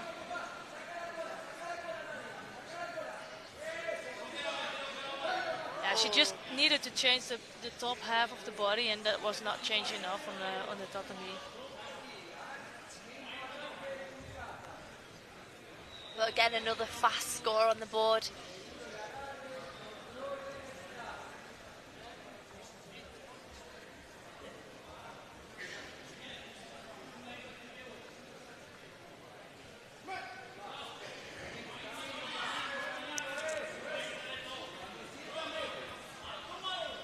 Yeah, Boggiano is really going for it here. She's setting up with that movement. I think she's ready for another big attack. She's got that hand Yeah. over the top. Ooh. Nice hold down. And now I think this time she knows she has to just stay there, not move. Really interested to see if she is going to do that again, but now Salav Salav just got the legs there. She's going to try and... Actually, the top half of the body of Salav is not really secure. She could maybe try and sit up. Yeah, I'm not sure why she's not doing anything with her arms there. But that's a good win there from Argentina. He'll move on to the bronze medal fight.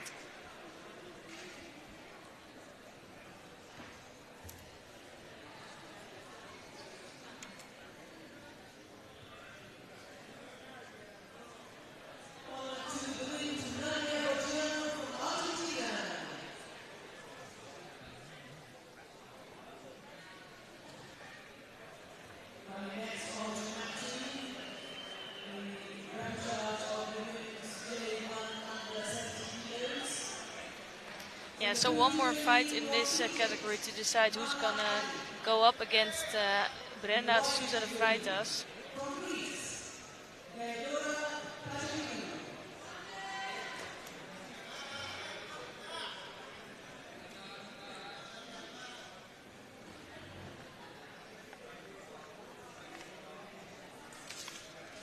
And actually, after that, it's kind of nice that we're probably gonna see a final for the or unofficial final, let's say, between the two top athletes of the under 17 J2 category. I think we're finishing on the fight that we want to watch. We're interested in.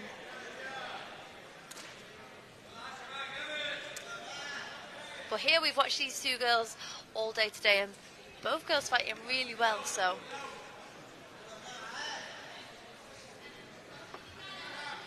Yeah, in white judogi here it's Theodora Pascalidou of Greece. She's going to try and take it back. Ooh, almost taking her opponent. That's a hold down, yeah. Back, yeah. That's going to be hard to recover from. Straight into the outside Komi. 3 more seconds. I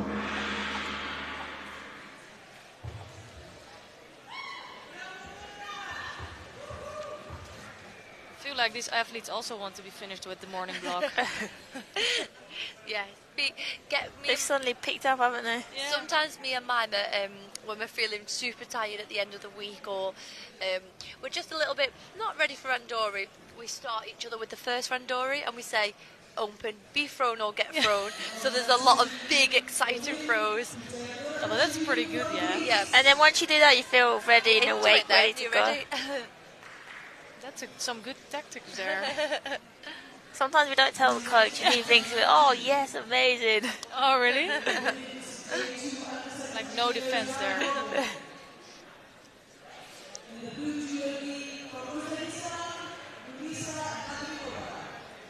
Yeah, so 2 more contests on this mat before we close off the morning block, and then we'll continue on 4:30 on the afternoon for the final block. 2 interesting fights coming off. I'm excited for these ones. Yeah, so Madrimova won 1 fight, and Ogawa actually lost all of her fights. So in case Madrimova wins this one, I think she's securing a bronze medal there. And if Ogawa does that, that's going to make everything a little bit more complicated. Yeah. Because then there's a few athletes Will that they just have won to count back for exactly. places? Both girls will be aware of the position they're in as well now. So this will be a contest that Ogawa means looks quite a lot. very difficult to throw every time. Yeah, she does. Yeah, but actually if Ogawa wins this one, the Ogawa, Kaldani and Madrimova, they've all got 1 point. So I'm really interested what will happen in that case. Rematch, refight? Or maybe will it go on time? How quick? But let's see what happens.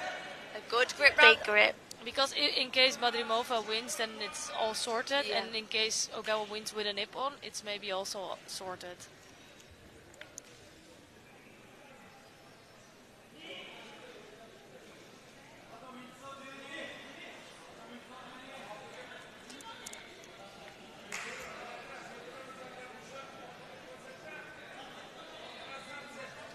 know, Ogawa's really difficult to be thrown, so Madramova's going to have to really, when she puts them hips across, go really far across and really deep to get underneath Ogawa.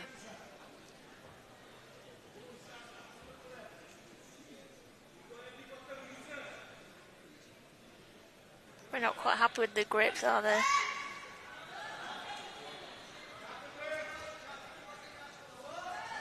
Big deep grip there. A nice Ouchi attempt. And again Ouchi, yes! Wazari scored. I think she's tricking Ogawa here with the forward and backwards techniques. Actually, she's looking really strong today, Madrimova. Just losing out to Wang and Husainova, and I think those really clearly are the strongest ones today. Yeah, for sure.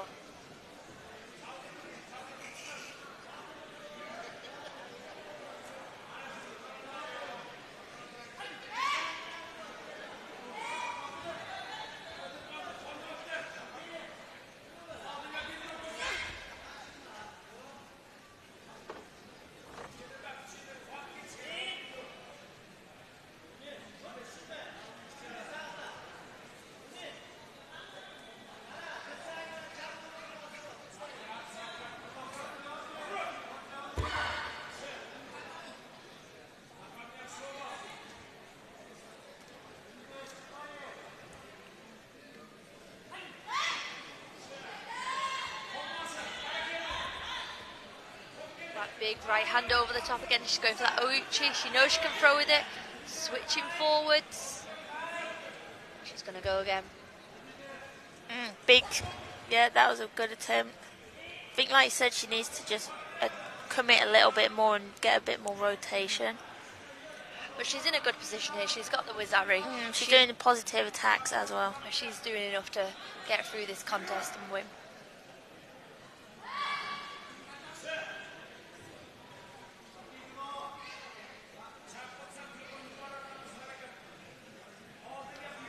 I like how Ogawa is really, like, she knows exactly where she wants her hands going on that if sleeve. it's not exactly right, she won't let it start. Yeah, she's just has such a classic grip and classic movements, but she's so small for the category. I think that's bothering her a lot. For sure.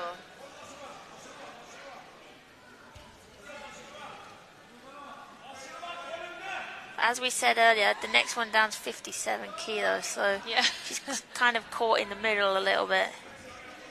Yeah, but the strange thing is that she was always a 70-kilogram athlete, even before the change of the categories. True.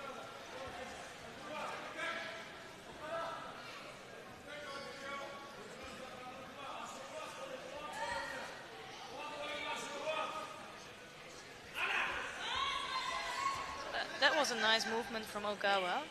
Just not enough control in the end, but a good attack. Yeah, it was the right thing to do for sure. Madrimova now, she's getting a little bit tired, but she can stay in there. She's got no Shidos on the board. She's up with Wazari.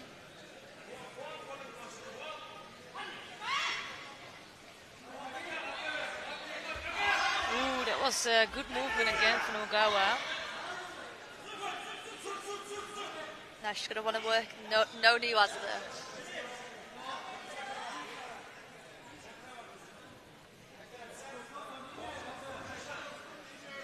Yeah, that must be, if in case Ogawa loses this one, that's painful to lose out of all of your 4 contests. Yeah. And she did have some good really good fights. Yeah. Yeah. It's not that she did really bad, but yeah, it's you just wouldn't, like, you'd say, okay, we're losing 4, but it didn't really feel like that watching it. No. She's had some tough opponents today.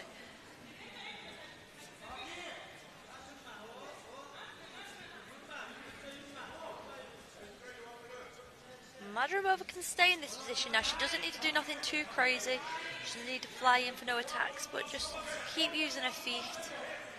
Just close to 1 minute to go now. And 1 Wazari on the board. She can afford to take 2 Shidos here, so she's in a comfortable position, but Ogawa does seem to look like she can throw. Yeah, she came up with some good attacks in all of her 4 contests, but just not able to throw over her opponents. Yeah.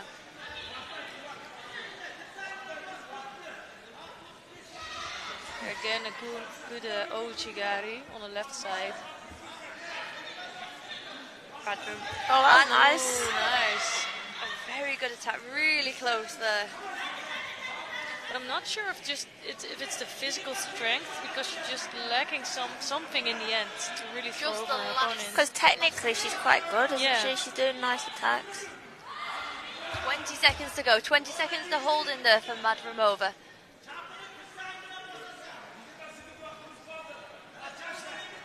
Ogawa's going to have to come up with something now to finish this contest.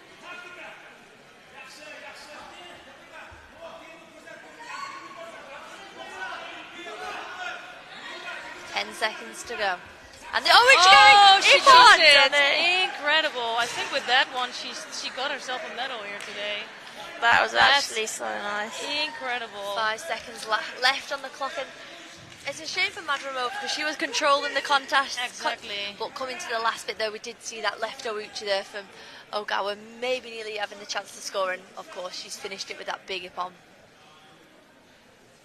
5 seconds left as well. that was really good stuff from Ogawa. Nice. So she's in the end the only one that she won one contest as well, but with a Nippon score. Okay. So I think that's why she's finishing up on the third place. So that's exactly what she needed to do Yeah, then. really, that was all she had to do in the last 5 seconds. Score a Nippon. A good fight from both of them girls.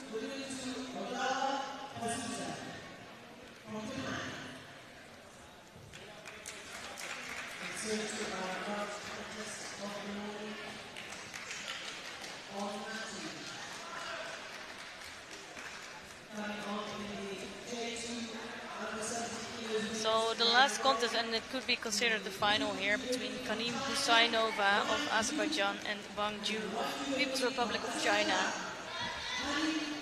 And it's... I can't call it. I'd have to say Azerbaijan. Husainov. Yeah, she's on fire today. Yeah, I really like her judo. Her throws have been really good, but I think she might find it a little bit harder against Wang here. Yeah. And these two know each other from the 63s. They both come up from the 63 and both won medals in Paralympic Games, in World Championships. So it makes this contest really interesting. Husanova's throws are really nice, though. She will go for it, I'm sure she will.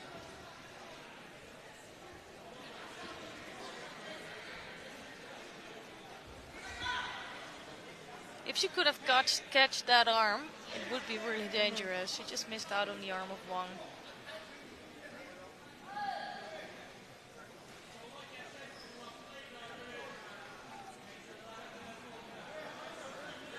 Wang's looking really strong on the left-hand side. Yeah. Oh, switch there, and another attack. Nice. She's really busy with them attacks. Yeah, and also she's having different attacks, you know. Sutami, she's like adjusted Kuruma. Yeah. She has different angles of throwing in those techniques. She's not just very one-sided doing one thing. You can tell both girls know each other very well. Yeah. Very, very well.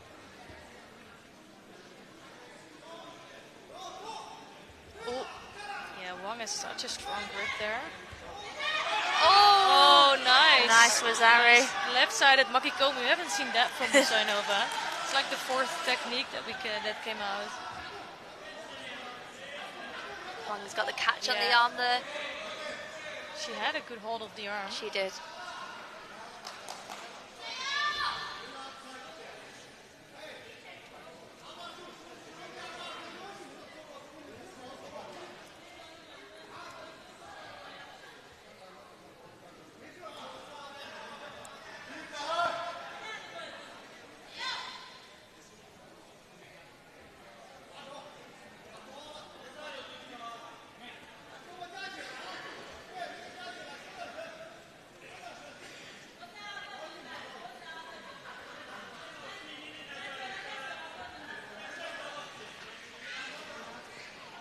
Girls just playing with that front leg. Yeah, I was going to say they're not really doing there. anything with that. None of them are trying to attack though. They're just kicking the front foot. Yeah. So that was a good Shido given.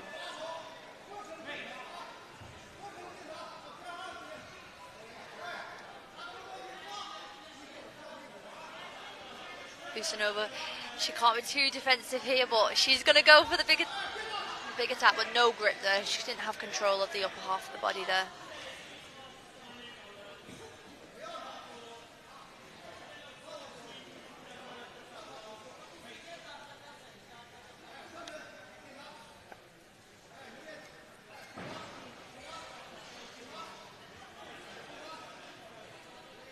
So Wang is really trying to get some entrance for that left to Chimata.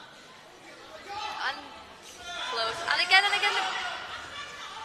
Yeah, that was a little mistake from Husainova to try to go backwards because now she's in trouble. And we know Wang's good in this position. She just needs to control that top half. She's got it. She's got it. She needs to sit. Oh, she just lost that.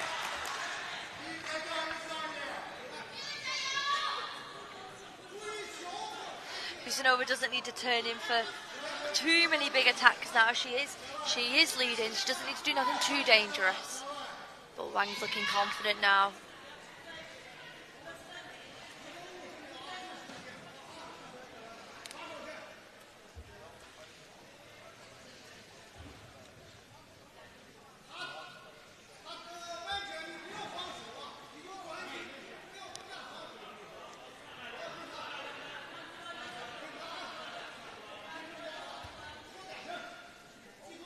Wang is so strong with the left-handed grip, but she's maybe giving a little bit too much time for Husainova to come in with her own technique. For sure. She's waiting, I think, for the perfect She's waiting a little bit too long.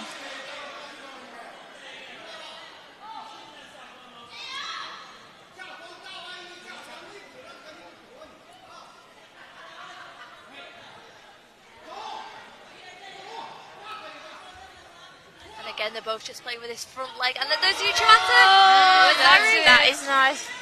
And can what she stay the Osai Komi?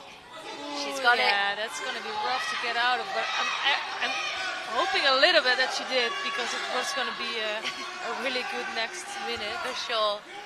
Yeah, that's going to be it. So Wang Ju of People's Republic of China is becoming a world champion here. A really good fight, a really interesting fight. Yeah, really that was really top level judo.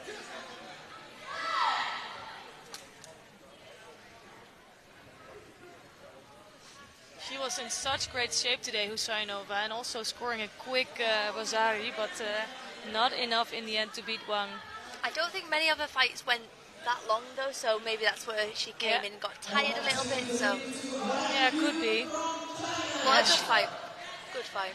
She just made a mistake there, or I'm not sure if it was really a mistake. It was really the good work. Yeah, it's nice judo, yeah. So I think that concludes the morning block. Thank you so much for joining me this morning, and of course we hope to see you back in the afternoon. And we will start the final block at 4:30 this afternoon. So bye bye for now.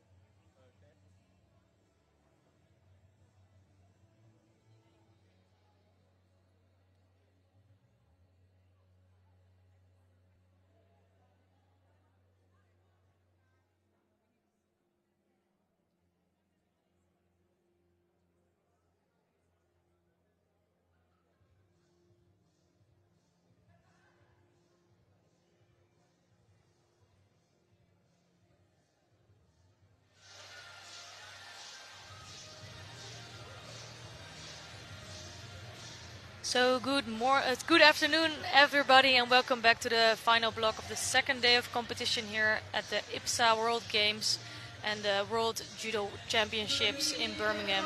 It's 4:30 here, well, let's say almost 4:30 p.m. and we're going to start with the medal matches for the women J1 under 15 kilogram category. And after each final, we will have a medal ceremony as well. And we will begin that with the J2 under 70 kilogram category, as that category already finished today.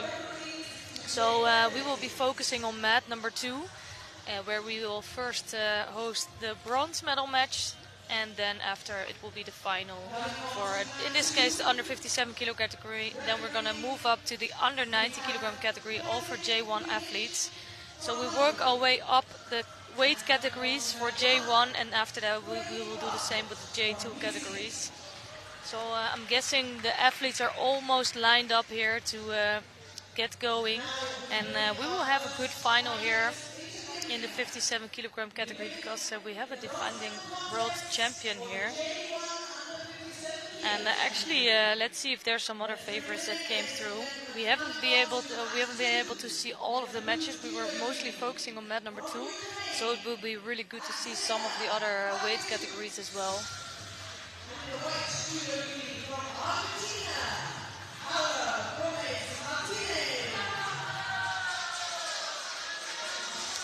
So today I'm joined by Jemima Yeats-Brown and Lucy Renshaw. And they're about to be here. Good afternoon. Hello, good afternoon. Oh, it's quite exciting in here now, isn't it? Yeah, I was just telling, so we haven't been able to see all of the matches, all of the weight categories, so it's quite nice that we get to see some other weight categories here and see what's been going on. Yeah, some new names for me to learn. Yeah. For me to guess at, but yeah, for sure. Well, I will talk you through it a little bit, I guess. Don't know everybody, but most of them have been quite known in the circuit. Yeah, and definitely recognise the referee as well. Yeah. Yeah, good that you mentioned that. So obviously the referees are also active in the world circuit for the International Judo Federation for sighted judo. So they have a busy schedule throughout the year. We think we're busy, but they're doing two different Yeah, and they're events. there all day, every day for every event. Wow. Yeah, they have a lot of work there. So on the mat now it's Paula Karina Gomez Martinez of Argentina, and she is facing Angela Havrisyuk of Yeah, Ukraine. she's got that. Yeah, I think Havrisyuk was the favorite here. She's a bronze medalist of last year. Oh, That's almost, she was going out. I think she's securing it now. Yeah, when she took the head, tightened it up a bit. Yeah, she has a lot of trouble getting out of that one. A good first win and a good medal. Yeah, she picked up a bronze medal again. I think she really wanted to reach the final here today, but what can you do? Can't complain too much with a... Especially when you're going home with a medal. Yeah, I think that's always good, especially on this level.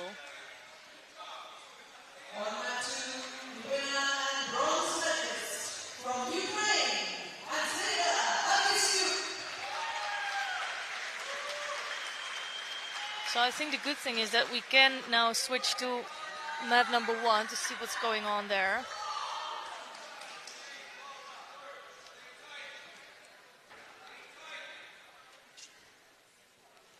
So here's a contest between Liana Muccia and Priscilla Gagne. Those are both medal winners of last year. It's just that Muccia had a bronze last year and Gagne had a silver. Ooh, so one of them is going to end up without a medal this year.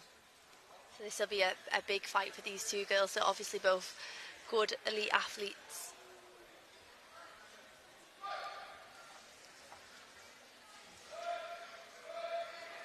Yeah, Gagne is also a really strong athlete, one of the most experienced ones. I've seen her around for a long time now. She was just a bit unfortunate to face the current world champion in the semi-finals here. And that's again all to do with seeding and the draw, Yeah. who you get on your side.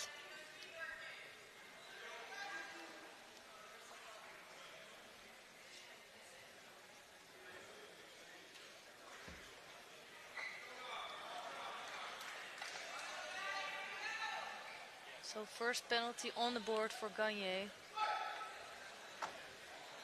And this is the J1 under 57, so that means they're nearly or fully blind. Yeah. And I think this is a good example that you can almost not believe how well they can move and do judo, and they're not scared of big attacks. Yeah. It's really amazing to see.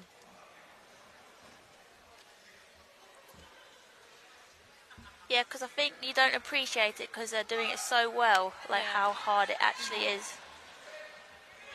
Yeah, so if you're doing judo, you should try to like close your eyes for one complete contest, like one Nuri. It's gonna be really tough. So hard. I can imagine quite mentally tiring as well because you're constantly like feeling. For sure. I wonder how the blind and deaf athletes deal with not having to be coached midway through a contest, because I think I rely on that quite a lot in judo, so it must be really difficult for them not to be able to have that coaching at the mat side. Yeah, I think obviously they will be used to it because they don't have another choice, but I think it can really benefit you if you can get some extra coaching in between the matches or like during the matches.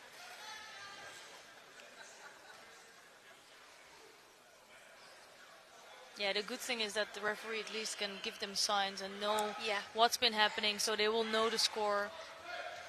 And they know sometimes even how long the scoreboard, like the time is up.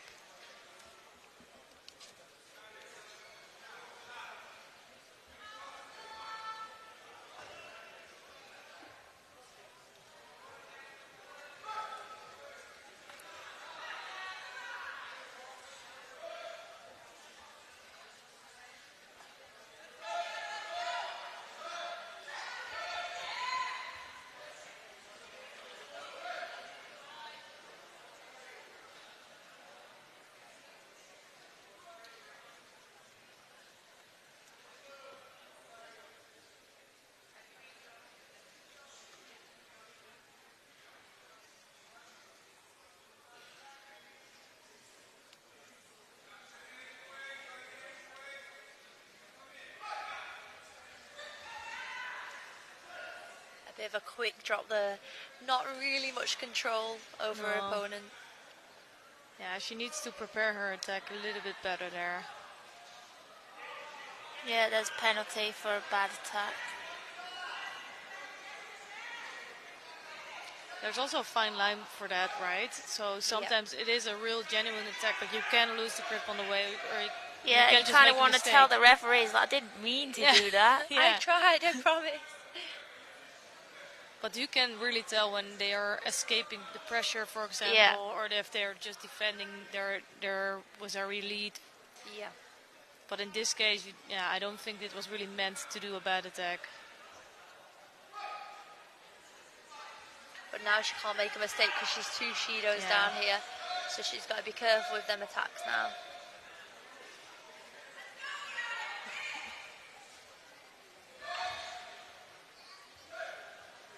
Yeah, Gagne has good left-sided grip. She's controlling her opponent with that.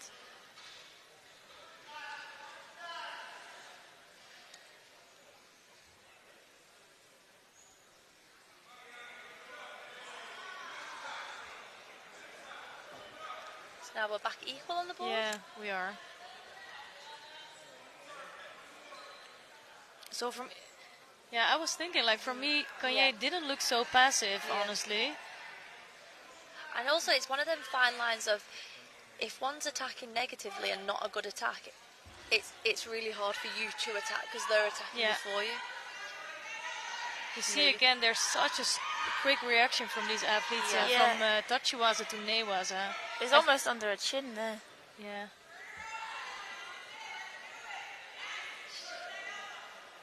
She looks stronger there in Newaza. And I think these athletes know they have some chances on Newaza as well, so they know exactly what's happening and go straight away for some Shimewaza or some other. Yeah, they seem to be really sort of gripping and throwing straight away.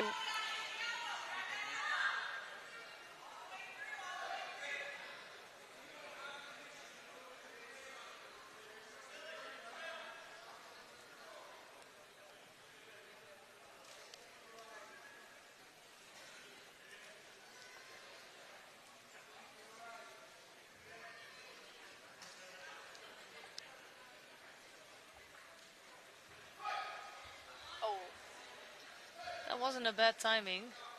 It's quite clever. It's quite smart what you're doing, because I don't think I'd be prepared for that at all. But you have to make sure that's strong, because that could definitely be a bad attack if you get that just a little bit wrong.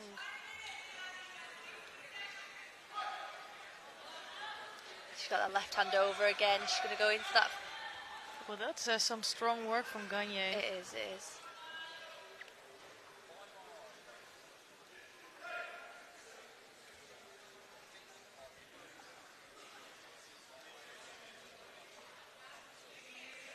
For me, Gagne's looking a bit in control of this contest now, especially with that strong left hand. Yeah, she's looking a little bit frustrated, I think, with some of the attacks. I think she wants to settle in and get moving a bit.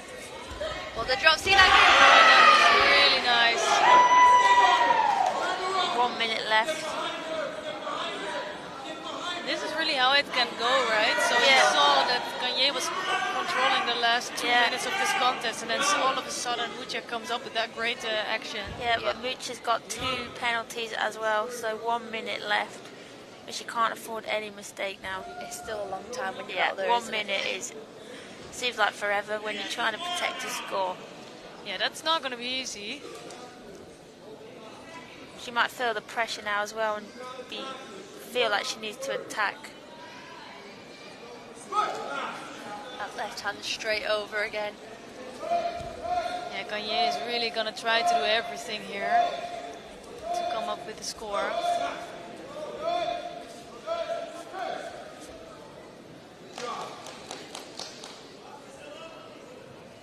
So not a lot of time left for Gagne. It's 39 seconds left on the clock. She's got to go for it. Yeah, but Mucha has the 2 penalties.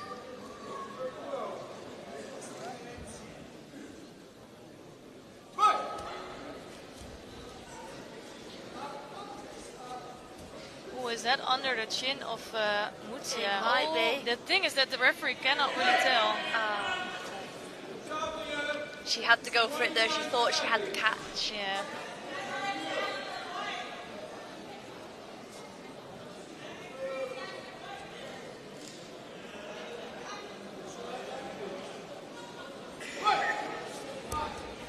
She's actually switched stance now and switched grip. She's holding with the right hand rather than leading left-handed. Yeah, that's interesting. Yeah.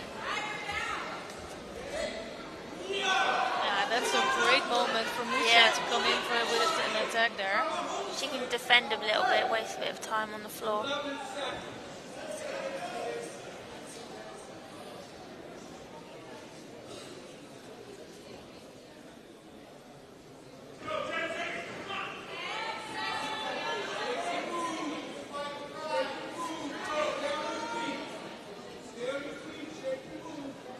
Now she's got a left hand back over. She's going to give it one last attempt to get that score. Yeah, I think that is the way to go for her, but that's not the best idea to come up with a sutami in the last few seconds. I think you just have to try to pile on all the pressure you have.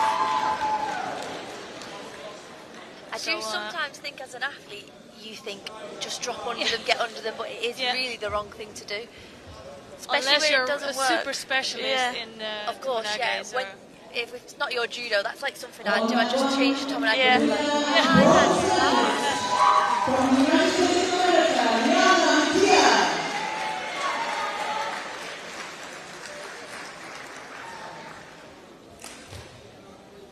So that is a really good win for Liana Mucha, and she's repeating the result of last year. And I think it's a disappointment for Priscilla Gagne. She had a really rough semi-finals also, and she lost out just by a bit against Yesilyurt.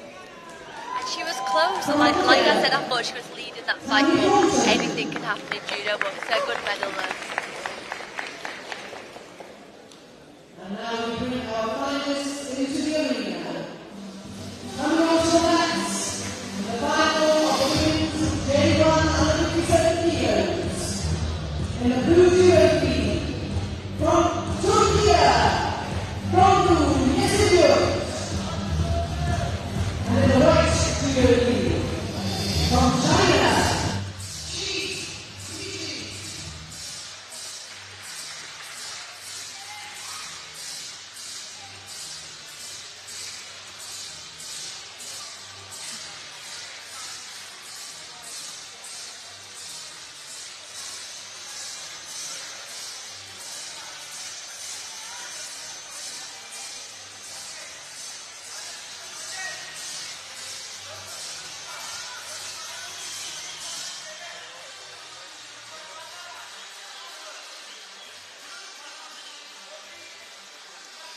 So we're gonna go to the final of the under 57 kilogram category between Shi Jie of China, and she's facing the current world champion Dondu Yesuryurt of Turkey.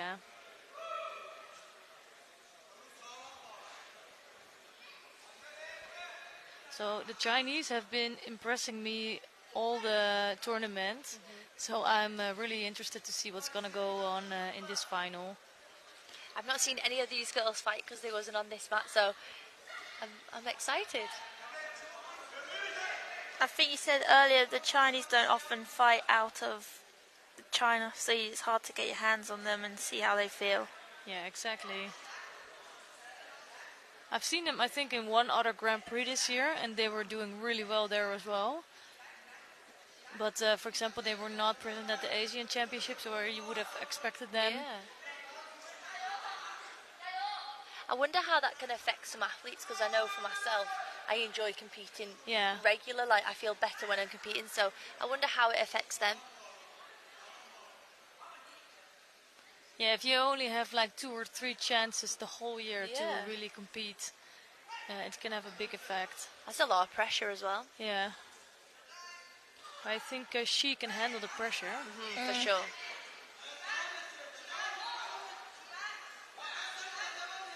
Gonna try and work on that Niwaza now.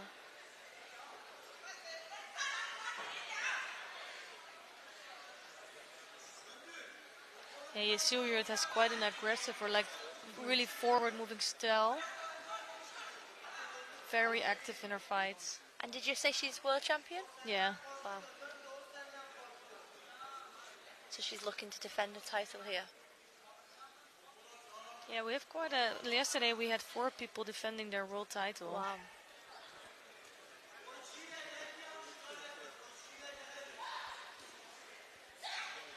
Yeah, actually we have almost the same podium as last year because Havlisha Kamucha also picked up a bronze last year. And then she of China is the new one in the mix. But Yesuryurt could also still repeat her result.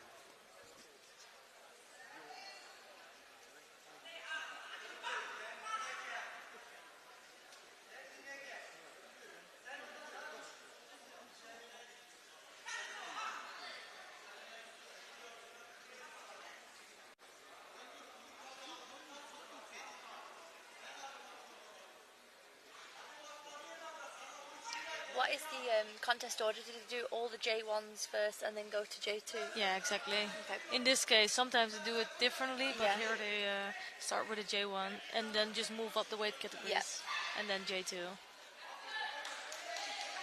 But we are going to miss one of the weight categories because they've already decided the medals. Yeah, exactly. Good that you mentioned that. It's the under 70 J2 category.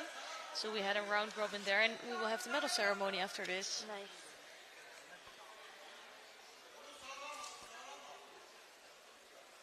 I think honestly for me that was one of the best categories to watch today. Yeah, for Yeah, sure. it was definitely exciting.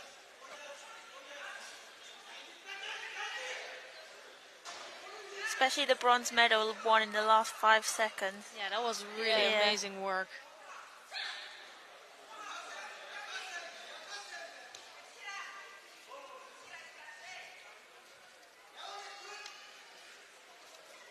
He's working here on Niwaza. Maybe she's under the chin there. Yeah, that looks on there. I think just slipped by. Yes.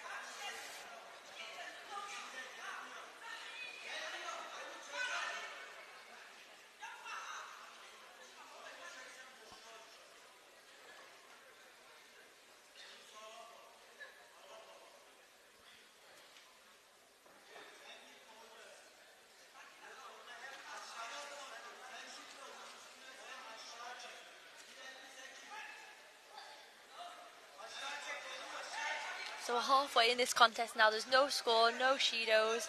Quite an evenly matched contest, actually. You can definitely tell it's the final of a major competition. Yeah, we've seen that yesterday as well. There was the fights were all so close.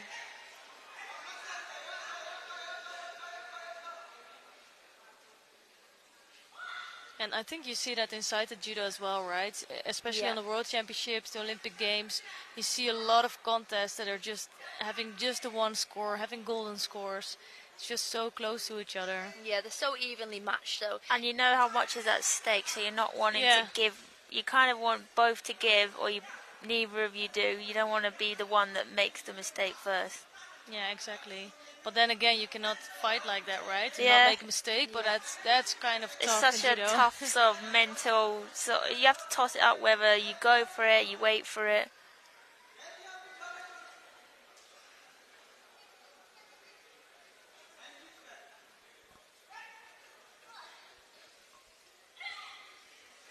Oh, that was a nice left-sided seonage. But with each seonage, she's taking the risk of ending up in a strangle. Yeah. I think she's good at changing as she's switching from left to right now, so I think definitely a good drop could be coming soon. Yeah.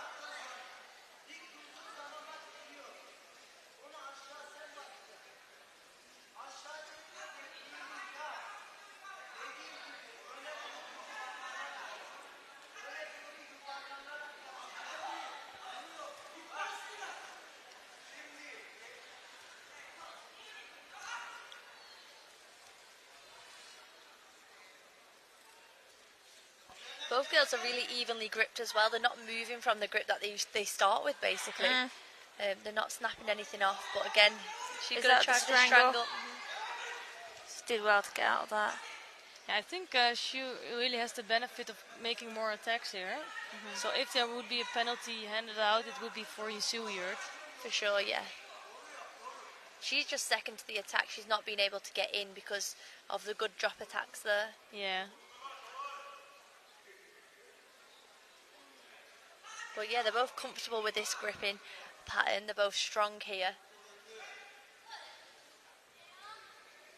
But straight away you can see the tension. A nice Osotogari. That was a really good attack coming from Shui. I definitely think we could be seeing a wind up shortly.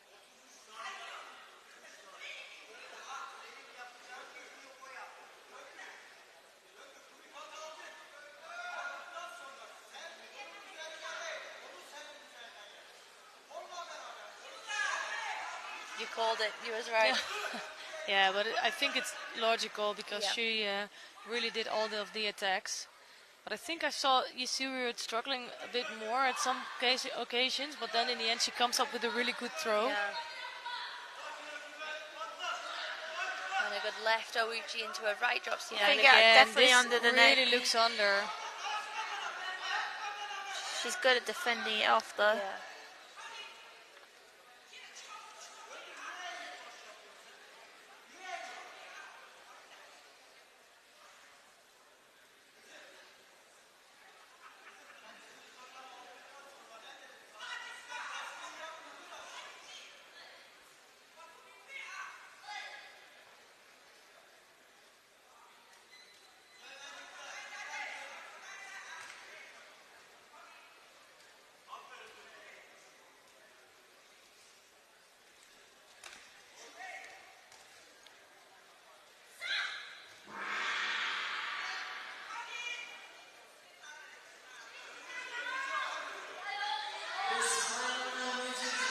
So we have our first golden score of the final block.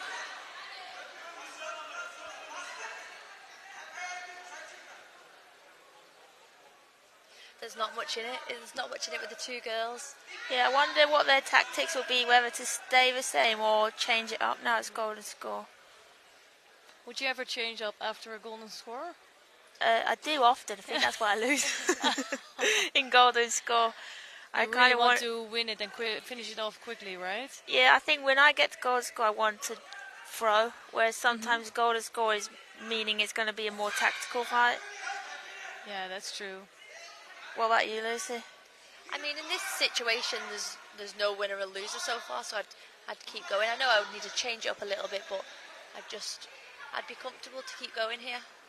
Yeah, if you have a good tactics and you believe in it, then you just need to keep it going. The only thing is that Yusuyurt is a little bit behind all the time, so yeah, it would be good for her to change something here to be able to come closer to a score. I do see her slowly start stepping across a little bit. I think she's trying to get that throw, but if she's obviously a very elite athlete and she knows she can throw, so she's gonna keep going.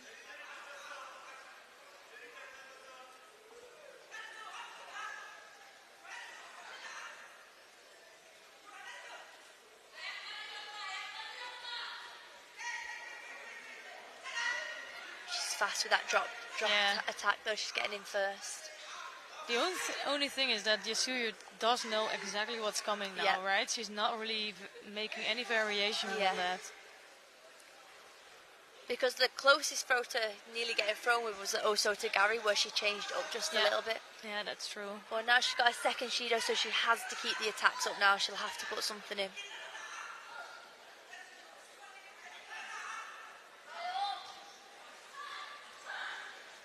She's stepping it up a little bit here. Yeah, but she's really struggling with those quick attacks from the Chinese. And right now they're not the greatest attacks, I don't think, but she is getting in and she's putting a big attack in. Yeah, I think the tactics of the Chinese days are really clear. Yeah. Just go, grip and go.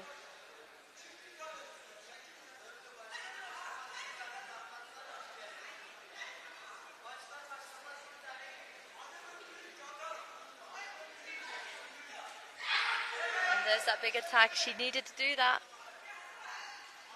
Yeah, it was not the best attack in, but at least she not much control. No.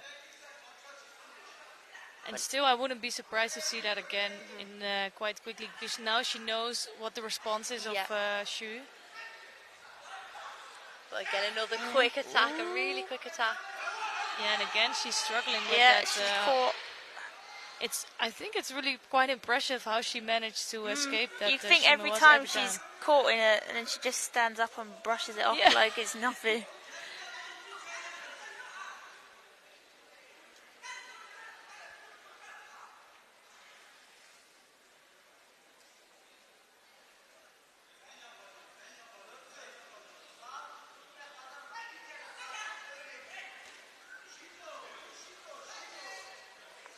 Not really a strong attack there, but just getting them attacks in.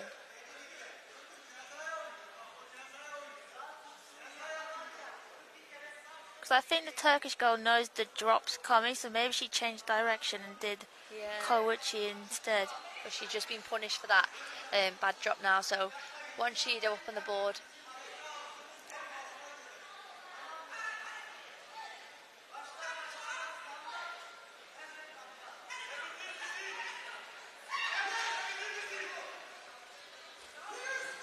She feels confident to switch in on that grip now, doesn't she?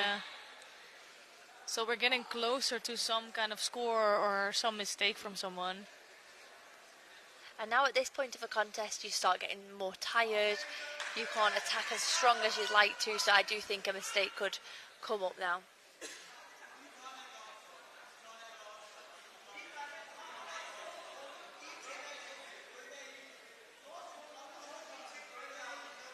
Ooh, that from... they're gonna take it off. He was gonna say that's harsh. Yeah, I thought that's really hard. Yeah, harsh.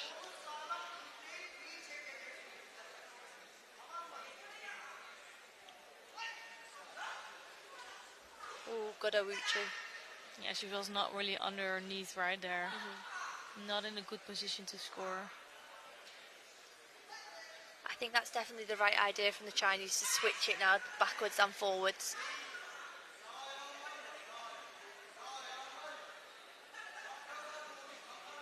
Yeah, let's see if they're gonna give a third penalty maybe to Yasuyu. That's coming. Yeah. I think that's right. Like, Yasuyu just didn't have anything to offer anymore. And it's unfortunate for her, but all the work came from Xu the whole contest. And it's already more than 5.5 minutes in this contest. So with no attacks from Yasuyu, that's the right outcome now. Yeah, I agree. So we have a Chinese world champion. Nice.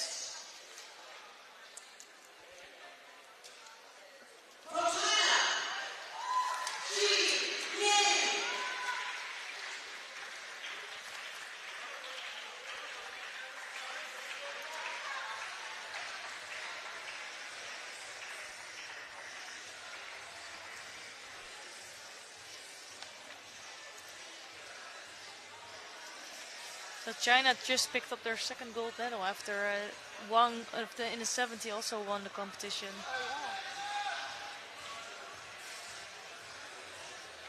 And I was just gonna say, after 8 categories, 8 different countries picked up a gold, but then China just picked up their second gold.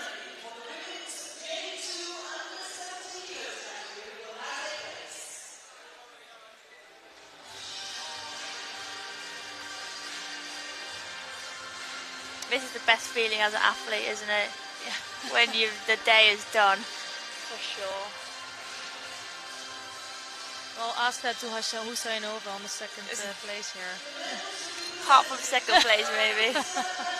Yeah, we can see the second place with the gold back. That's the Paralympic champion, but not coming out on top today.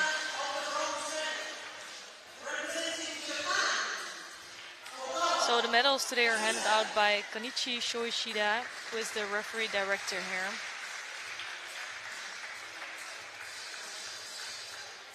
And bronze medals go to Ogawa Kazusa of Japan and Munisa Madrimova of Uzbekistan. And Ogawa really secured that bronze medal in the last few seconds of her fight. I think maybe 5 seconds to Yeah. go. And we didn't know at the time it had to be by Ippon, didn't it, to get the medal. Yeah, incredible. So silver medalist today, Kanim Husainova of Azerbaijan. Oh, she's been so impressive. Her judo's so nice. Such big Ippons.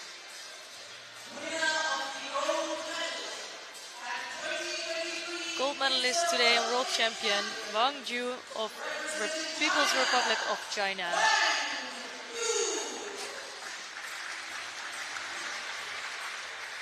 Yeah, even though Husainova is so impressive, you have to win them all, right? Yeah, for sure. So now the national anthem of the People's Republic of China.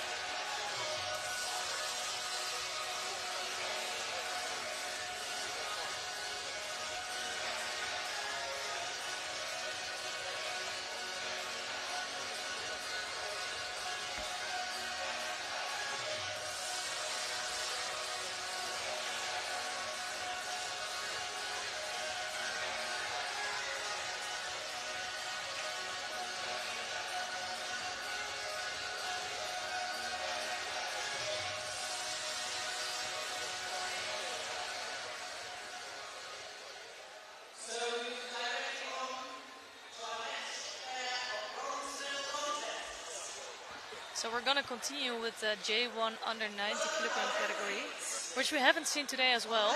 So I'm excited to see who's going to win this category. And I think in this one we also have quite a surprising finalist. But before we get to that, I think we first are going to watch the bronze medal contest.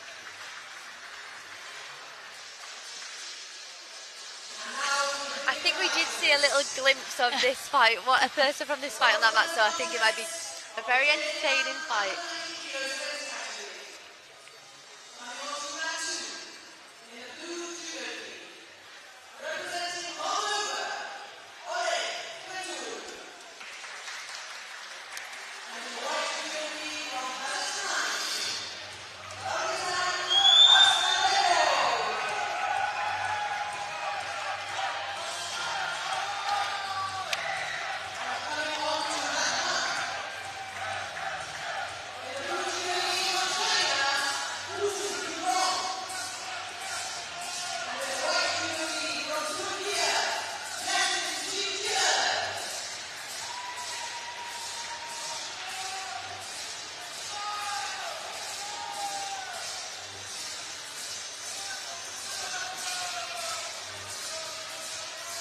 So for this bronze medal match we have Baurzhan Arstanbekov of Kazakhstan in white judogi and Oleg Kretsu of Moldova in blue. So Kretsu was also a former Paralympic champion, and he's been around for really a long time, and as I mentioned before, he also has a silver medal in the European Championships for sighted judo back in 1996, so quite a while ago. Also an Olympic athlete as well as a Paralympic athlete. I mean, that's an achievement in itself, right? Yeah. It's like...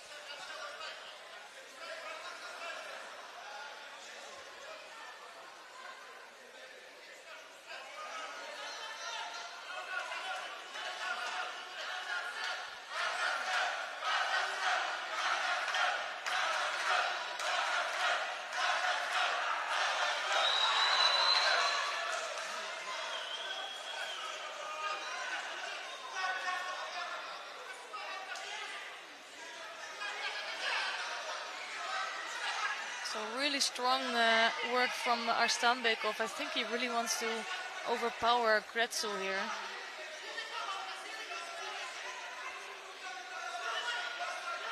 Trying to get around the legs.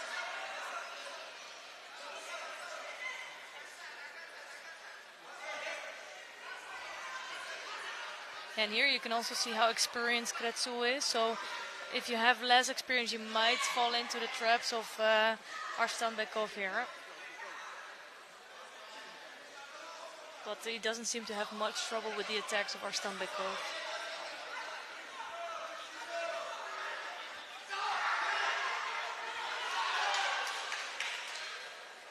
So mat number one, the contest is already finished with Wu Jiurong as winner there.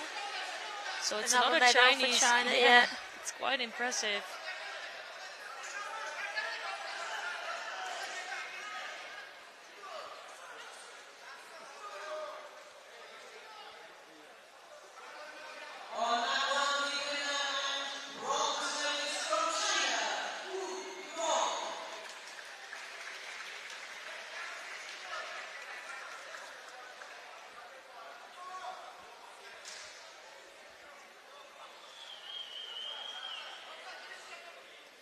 So the referee is making sure that they have a correct grip. No one's getting an advantage there, are they?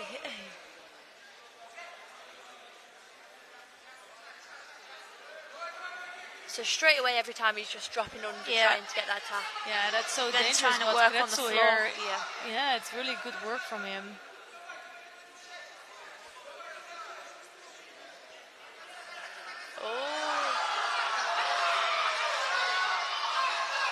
Working on top. I think his drop techniques are really interesting because he's dropping and then changing direction on the floor for like a secondary attack, and I think it's really confusing as an opponent to where your body position. Yeah, and then you're go. like, am I safe, am I not?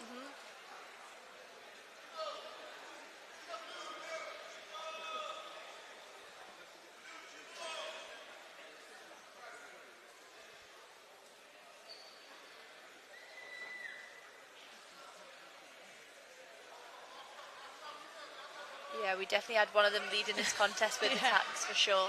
Yeah, 2 minutes 35 seconds left on the clock, and then not much have been coming from Kretsu. Not that he's not trying, but I think Arstambekov is just so active and He's so quick with his attacks.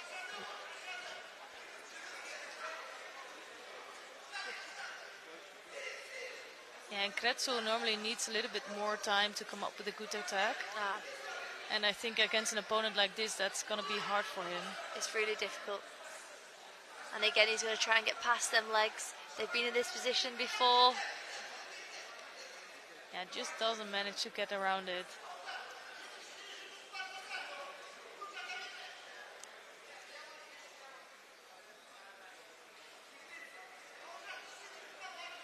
I'm guessing that Arstambekov is used to being in that guard position from the techniques that he's been doing. Judo each now. I'm not sure why he was awarded that Judo. Yeah, because he's been doing similar attacks like that.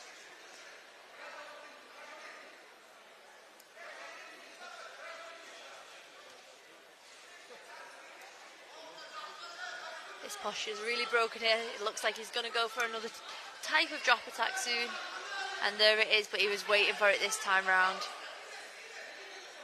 Yeah, and also I think the attacks of Arstambekov look a lot less strong than in the beginning. Yeah, for sure. So I think the balance might tip over at some point in this contest.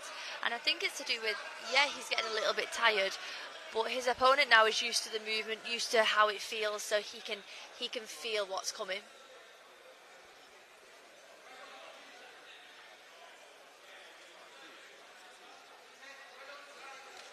And again, he drops his posture straight away, ready for that attack.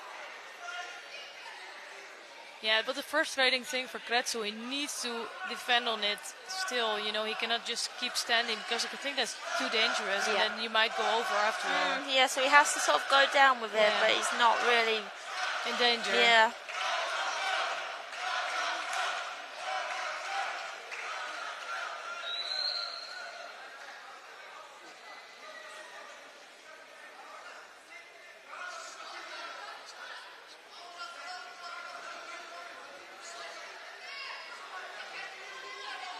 But it's also hard to attack from a position where your opponent's bent over so much, waiting for that drop attack. Yeah, I think honestly he's looking a little bit too defensive in my opinion.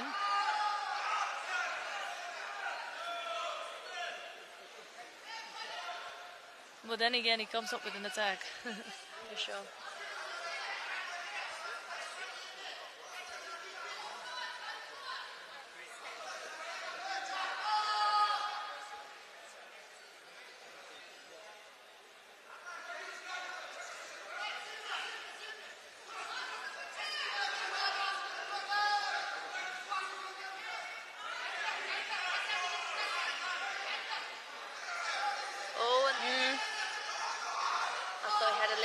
Movement that time.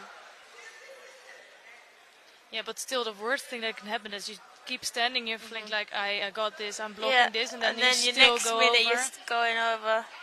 It is just one of them. He's doing the attacks. They're not the strongest, but and the harder you stand off and defend it, the more you can sort of end up going with it. Yeah, it's crazy.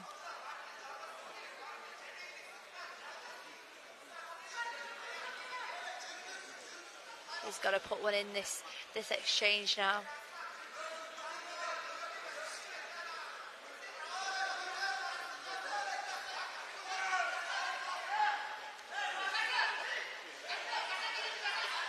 Yeah, for me, this could be a Judo for Arstambekov. The way he's bended over and looking Yeah. really negative. But this is the best ending That's I've what he seen was waiting for. yeah. An attack like this, great work from Kretsu. Another That medal shows for how him. good he is. But to do it Uchimata from when someone's bending over so much, it is really hard. So he just had to wait for the perfect opportunity to go in there. Yeah, that was really great work from Kretsu. And I think you could feel that in the way they encountered to each other, the way that Arstambekov was bended over, like really in a defensive posture, and he just couldn't hold it any longer.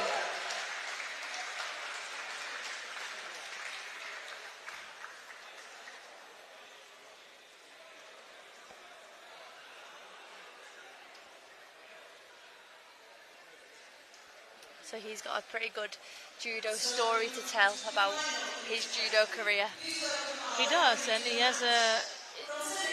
is a good example of how you can turn something really negative into something positive. For sure.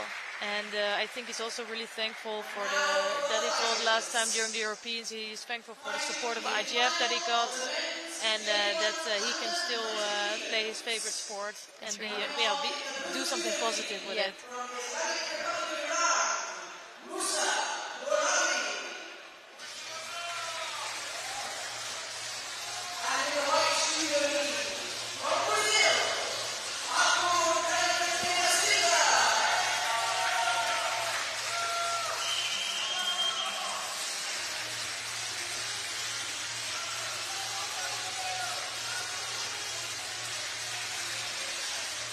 Yeah, today there were 19 athletes in the J1 under 90 kilogram category. And in the white judo gi here is Arturo Cavalcante da Silva. So he was the number 1 seed today, and he didn't disappoint. But the number 2 seed, Valerio Romano Teodori, he went out quite early in the contest, and it gave some chances on the bottom half. And it was Musa Golami of Islamic Republic of Iran that went through all to the finals, and that was unexpected for me. There's some other good athletes in there, but he really made it through. So he's had a good day. He must be feeling confident to be in this position now. Yeah, he must be.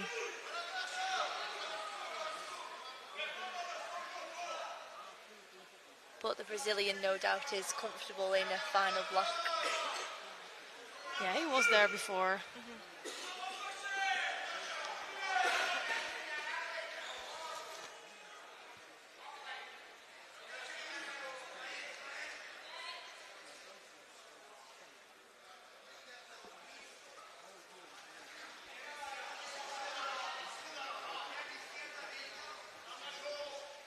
He also has a really good posture, like Kretsu in the last contest.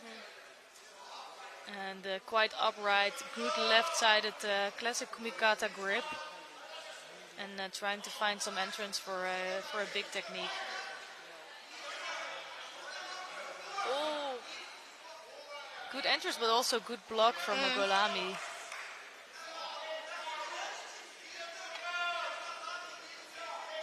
I feel always the Brazilians have quite a classic kumikata, but they have a difficult. For me, it was always quite difficult to compete against them.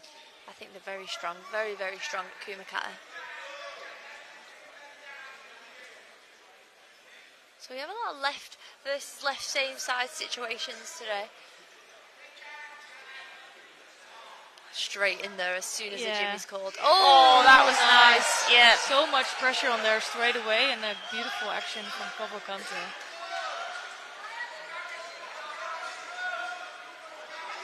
He really controlled the sleeve there as he was driving down. I think the Uchi was really nice.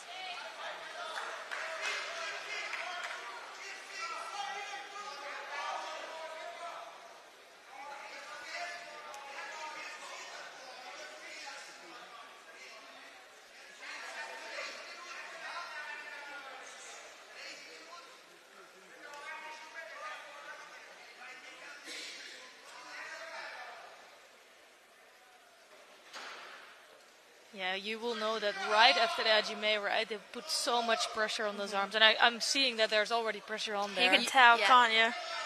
They keep having to readjust a little bit. Yes, straight away, they're both ready. A good attack also from Golami. This is really intense. They both want to throw.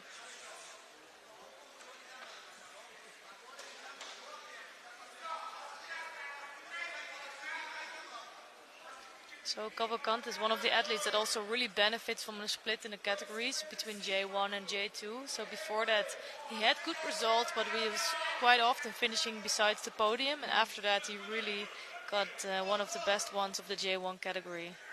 I think it's a really good idea. I think it's just made the sport more inclusive. Yeah, more fair basically for the athletes that are completely blind. For sure. Both with that strong left-handed grip again. Yeah, you can tell that Golami is a really physically strong athlete. Yeah, felt in danger there, didn't he? And it's still 2 minutes 44 seconds left. That's like almost all the contest time. I feel like the fight's been going for a really long time. I think because every exchange something big's happened. Yeah, I think something bigger might happen as well.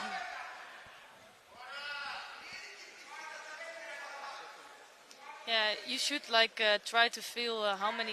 So this is basically 4 minutes on, and you should try to count that time in a sighted judo contest. You know, probably more like 6-7 minutes to get the same feeling. He's working his way over with that left hander. Ooh, that was quite close.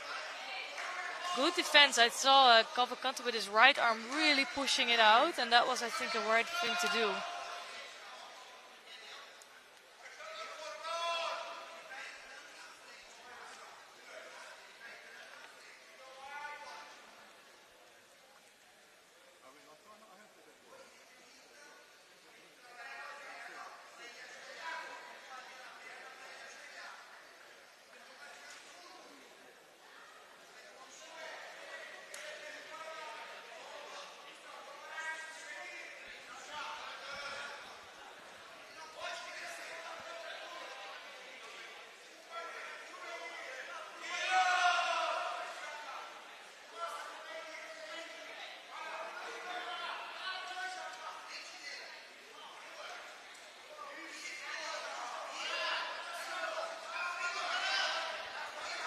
So Golami is really going for it. Left against left, and he's trying everything to go over that left side of Cavalcante. Looks like he's got a dangerous so to switch back over there. Oh, almost pushed over. Referee did well to get out of the way of that.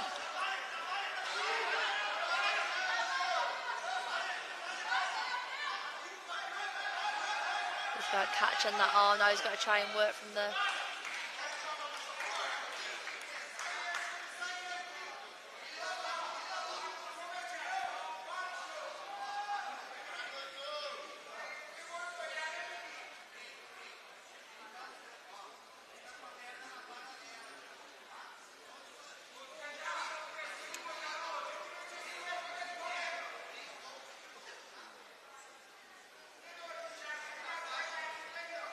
So the referee is making sure they're tidied up and have a good stance and kumikata grip before they can restart again.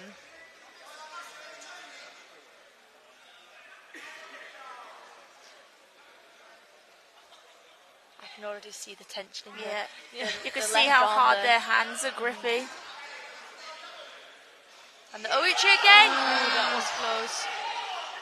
Really close there to a score. Could just push a little bit more forward, it would have been a second Wazari.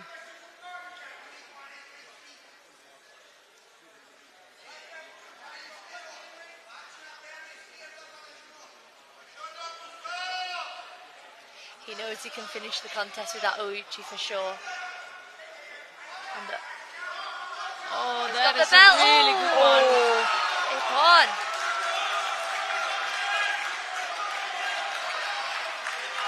A very that good was score. really nice, wasn't it? That was a great score, and Cavalcante cannot believe it. He was really controlling this contest up until now. Some really nice Oichis. I think we could see that score coming though, and he got the good grip on the belt there to take full control. And really, when he was behind the leg, there was really no way in stopping that.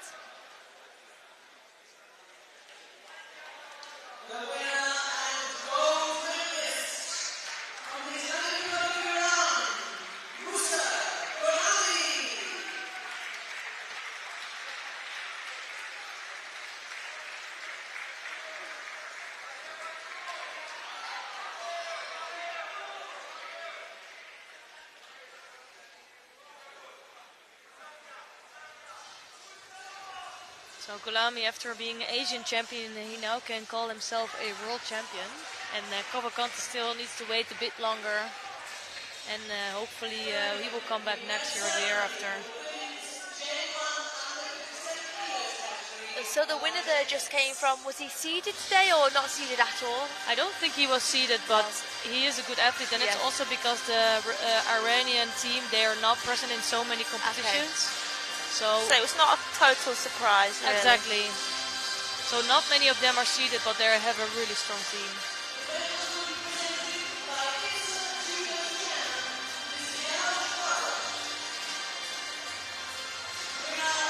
So the medals here are presented by Mr. Janos Stardos, who is the IBSA Judo chairman. And bronze medals in his J1 under 57 kilogram category go to Anzela Havrisyuk of Ukraine and Liana Mucia of United States of America.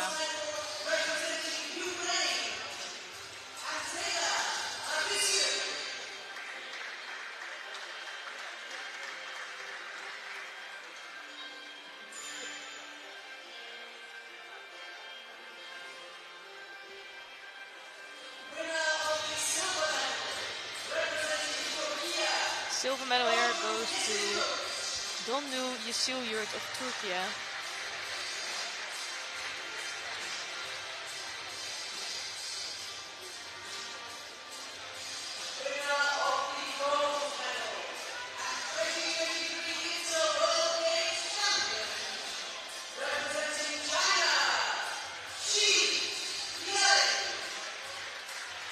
So gold medalist and world champion here, Shi Jie of People's Republic of China. And now the national anthem of China.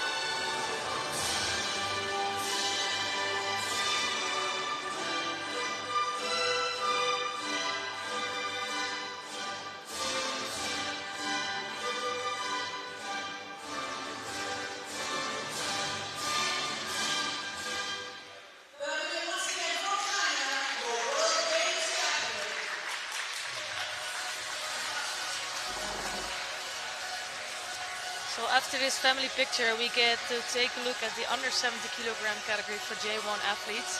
So we have seen that category today. And what are your thoughts about it? The under 70 was it? Yeah. So it was with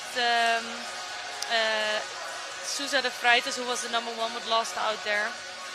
Some very good fighters actually. Yeah. I think because I had my eye on the one that's coming on to mat 1 actually. I think she had a really good day, and she just missed out there for getting to the final block. So now she's fighting for bronze. I'll definitely be keeping an eye over on that one. Yeah, I think that's a good fight to watch as well. And we have a Chinese in the final. I think they're amazing today with the women's team. They're sweeping up the medals, aren't they? Yeah, and the draw for the team competition for tomorrow already took place. There's 6 women's teams and 8 men teams. Wow. So it's going to be a good day tomorrow as well. I'm not sure, but I hope that the Chinese team is competing as well. Well, they for sure must have a strong team.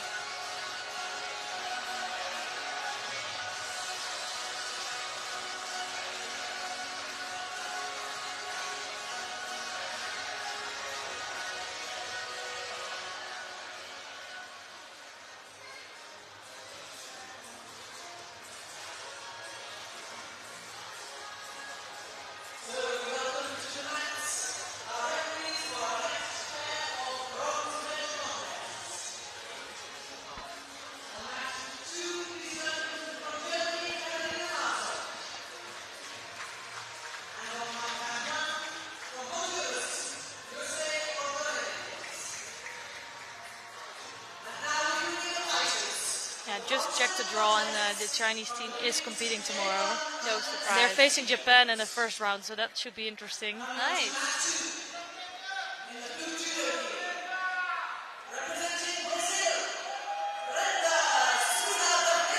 Yeah, a very good fight here. She just narrowly missed out against someone that did a lot of dropping attacks in the semi-final. She has really nice stand-up judo, doesn't she? Yeah, she has really good and strong attacks, so I'm curious how she's going to do against Pascal Du, because Pascal Du is a rough one to get through. Yeah, we've said she's really awkward, quite a difficult stance. So. Yeah, that's true.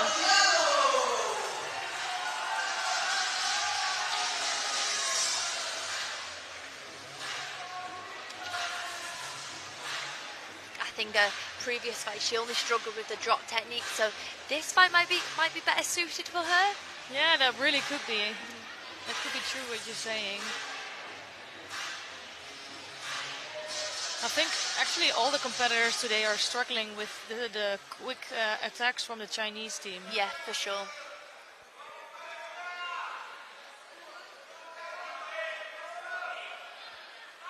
And it's interesting to see because Sousa de Freitas was the top favorite today, and yeah, it's always really rough if you lose the semi-final and you don't have a medal yet. And let's see if she can come back from that, or if she's really disappointed. And you're one of the favourites for gold, and you find yourself in a bronze medal match. It's not nice. But she still won't want to go home empty-handed. So that big attack there, big left-handed attack, and she had a nice Uchimata earlier on today. So.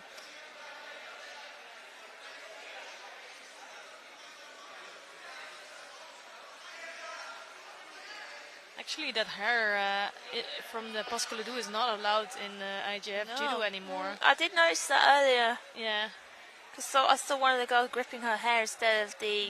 Actually, well done, guys. I think I just whispered to the referee here. We're in the referee's microphone. It is the right thing to do though, because it is preventing a grip. So.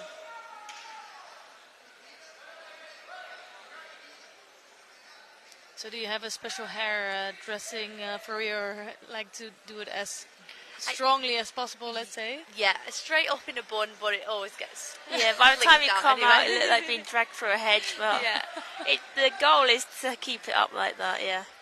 Yeah, for like let it loose for a maximum one time, then it's okay. Yeah. So we have a really strong left-handed here from Sousa. But you can see because Pascual stays up so straight. That's it. That's a really good attack. I think she's going to hold on to that for a little while just to make sure that it's enough. And I did think that this would suit her judo much better than someone just dropping under her quickly. So I think this is a well better suited fight for her.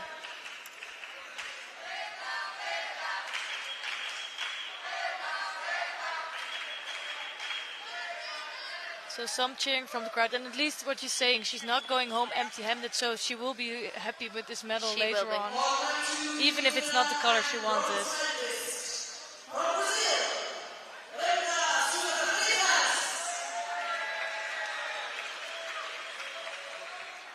So as soon as they leave the mat here, we're going to take a look at mat number 1, and to see the continuation of the mat over there.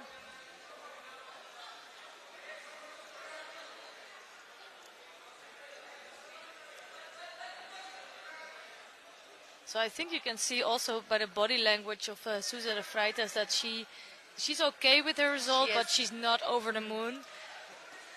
She was looking for that goal today, wasn't she? So here on the mat are Nadia Agostina Boggiano of Argentina in white judo gi, and Matilda Loria of Italy in blue. Again, both fighters have been really strong today, really good, just narrowly missing out on the one fight. A lot of movement here, trying to set up for that big attack.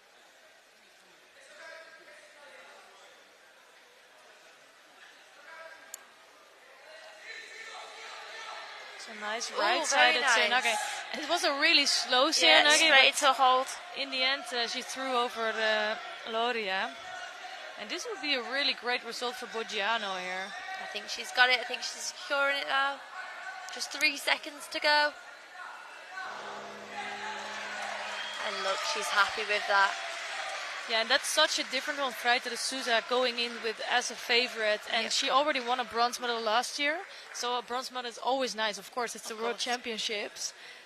But it's a big difference compared to Boggiano. For her, this is an amazing result. And I think it's the best of her career so far. And she deserves it. She's had some good fights today. So she definitely deserves that medal.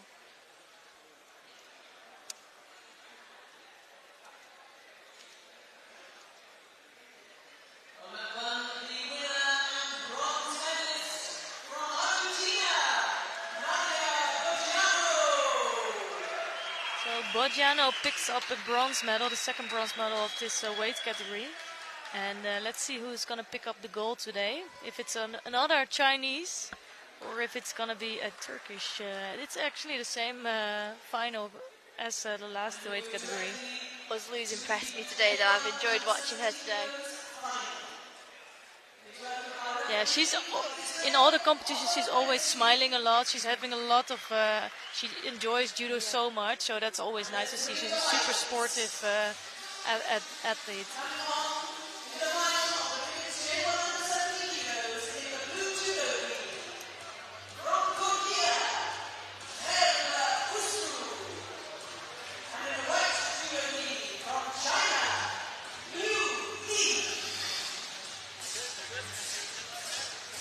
Lou was the one that defeated the favourite for today though, so will she be on form in this final with a drop attack? Yeah, I'm really curious if it's going to be the drop technique or if it's going to be Özlü who can take the Chinese backwards.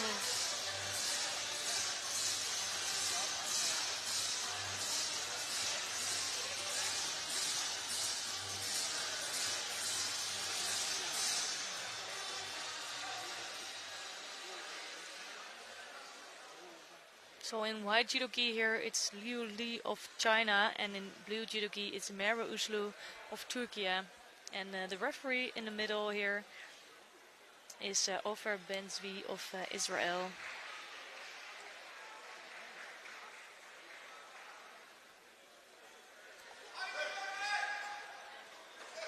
Straight in that drop attack. We've said that.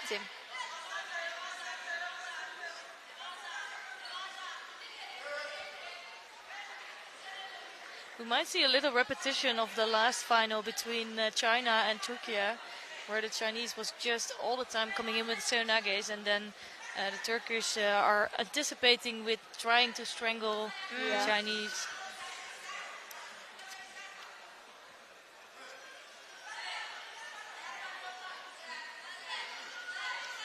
And again, another good drop attack.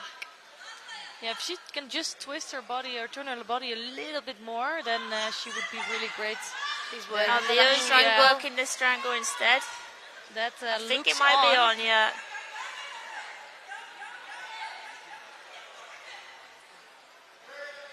She did well to hold that off. Very good defense.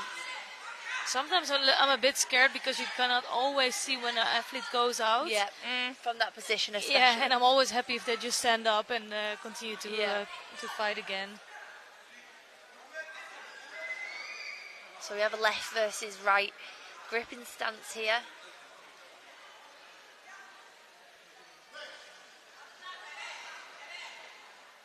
Özlü will be waiting for that drop technique now. And it's coming, she's straight in there. She was getting closer here to a score. She's getting in nicely, then sort of needs to either keep driving or change direction. Yeah. But she's definitely going to put some Shidos on the board for Özlü. She needs to be up on them attacks. So here's the first Shido for passivity. Good call.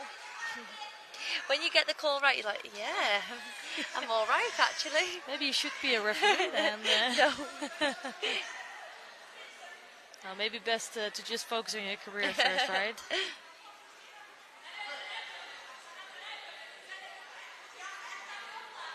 So Özlü will be anticipating this drop now, but I don't think it'll stop her from coming in.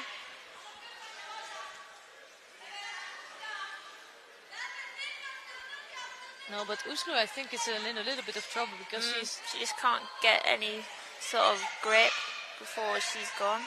Yeah, the minute she just can't stop the attacks. Lou's doing a good job of keeping control.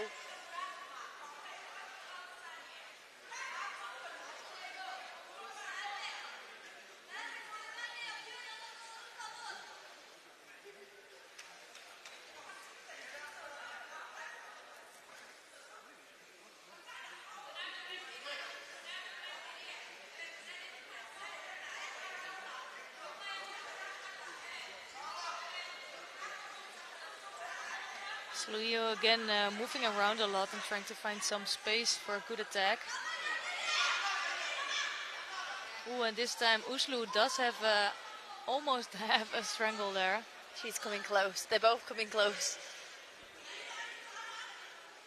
And like you said, it is like a repeat of the last female final that we watched.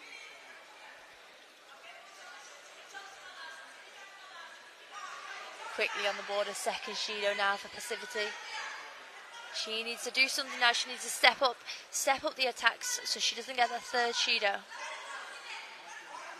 But Lee will know exactly what to do now. I think she just will carry on what she's doing.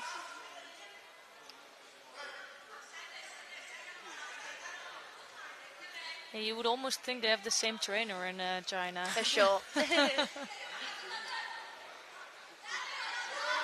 It must be a tactic that they've worked on to just get every attack in first. Yeah, they really have all the, at least the women team, they have this similar style. And it works, it's good, it's working for them. Yeah, well, they picked up 2 gold medals today, so Pretty they good. must have been doing Pretty something good. right, and they, they might pick up a 3rd one here. And again, she's getting that movement. Oh. Yeah, Usman's getting a little bit closer, but she's just a little bit too late for the attacks of Liu. I think she's, Özlü's decided to change her gripping pattern a little bit. She's throwing that big left hand over now. Yeah, I think that's a good way to go. For sure. She had to change it up. But even if Liu's attacks aren't that good, she gets up straight away. She's really fast, yeah, isn't she? So she avoids the penalty. So again, she's trying to get the hand over. Yeah, she's not throwing over. Like we saw that in every other contest as well. They're not throwing over the opponents, but it's enough to get them off balance. It's a good attack in, and you just don't give your opponent any opportunity to attack. Yeah. And very shortly, after a few more exchanges, if Özlü doesn't put the attack in, she will get a 3rd Judo for Passivity.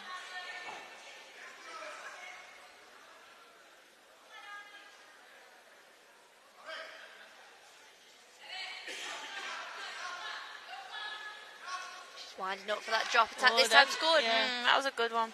She just didn't have that right arm of Özlü in the end. This could be it now.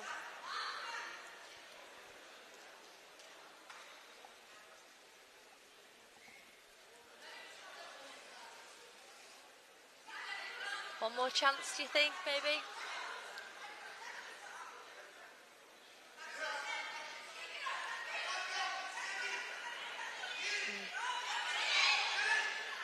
You saw really that Özlü was trying to take her to the back, but Liu is just too low then at that point. Definitely the right idea to do, and I understand the frustration. I've been in fights like this, and I'm like, I can't do anything at the minute. I can't do anything, so I understand the frustration, but really good tactical plan for Liu here, and I think the 3rd Judo is rewarded. Yeah, we always like to see scores, but in this case it was such strong tactics of Liu, so I can appreciate that. Yeah. And I understand that she was doing that because it was a right tactic for her and it got her a gold medal today. Because you want to score, but you also want to be world champion, so at the end of the day, she's going to be on top of the podium. And I think Özlü will be happy with that silver medal. She looks happy there. She's got a world medal. Yeah, I think it's a really good result for her because she was struggling a lot, I think, 2 weeks ago on the European Championship. So to get a silver medal here during the Worlds is great for her. Yeah.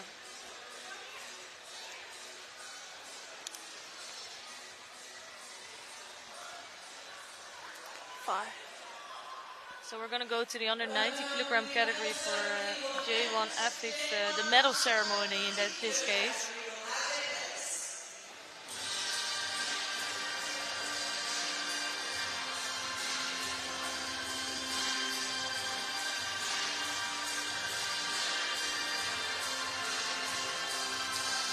The presenter of the medals in this case will be Bernardino Seixas, who is an IBSA board member.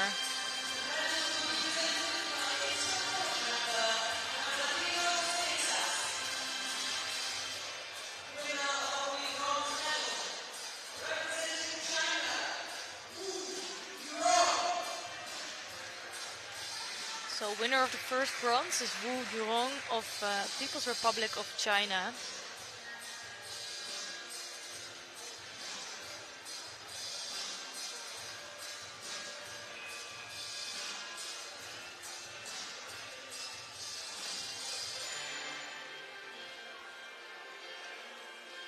And also a bronze for Oleg Kretsu of Moldova.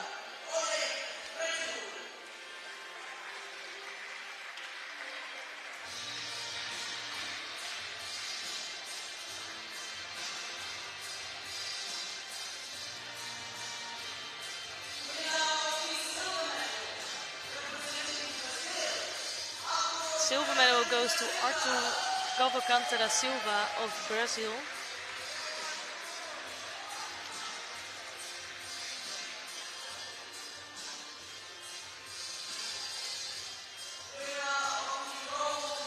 And gold medalist and world champion Musa Golami of Islamic Republic of Iran.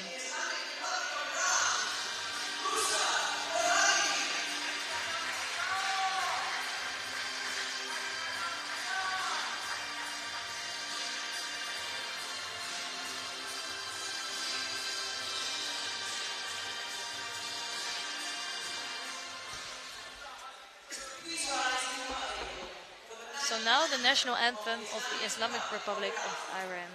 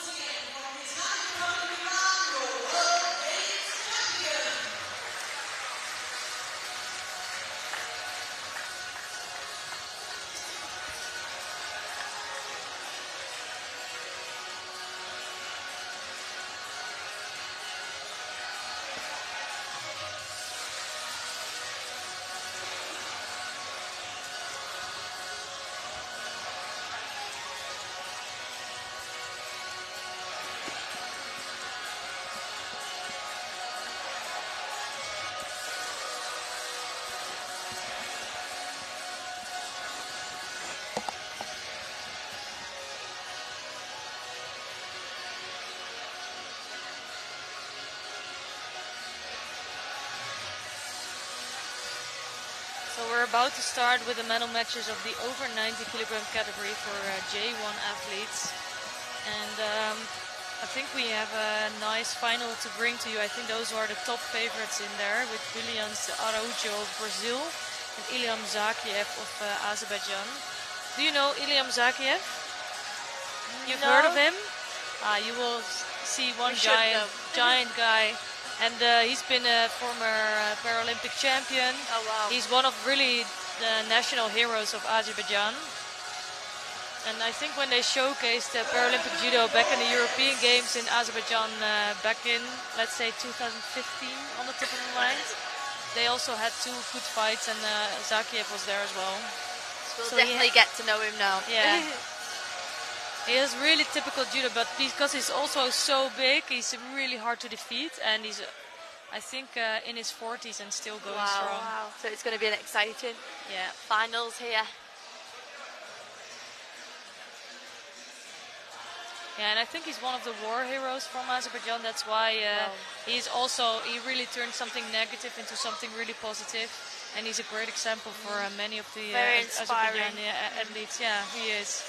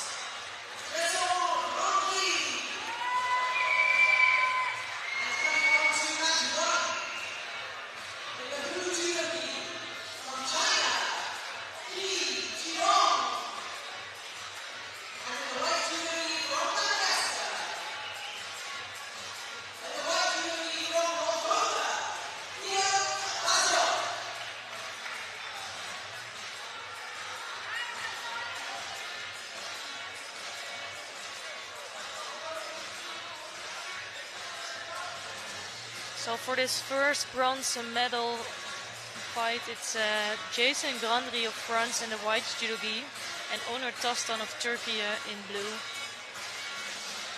And the referee in the middle for this one is John Rijmakers from the Netherlands.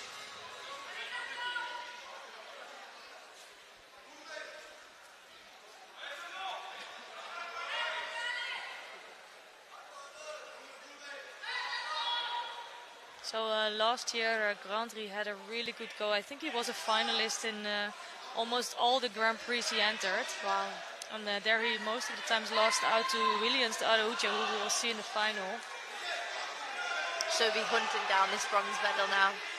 Yeah, he had a little bit more of a rough time in the last few competitions, so it's good that he's fighting for a bronze medal again. It's quite difficult against Tastan. And Tastan also can look quite passive in his fights, but yeah, he's a difficult one to throw over. He looks, even from the first exchange, he looks super strong on them grips. Yeah. Tastan does. And on mat number 1, Ion Basso just won his contest.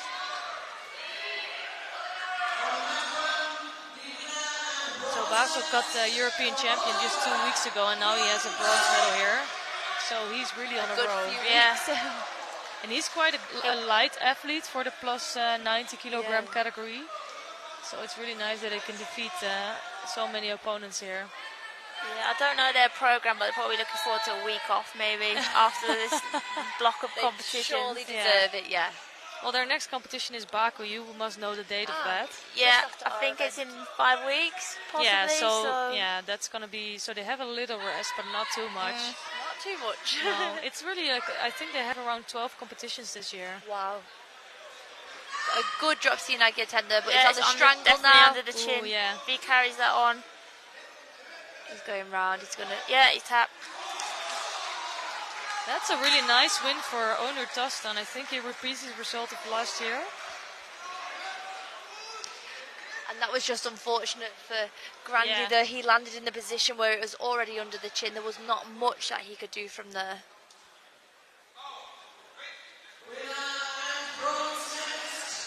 So 2 really quick contests in the over 90 kilogram category. And let's see what's going to happen in the final.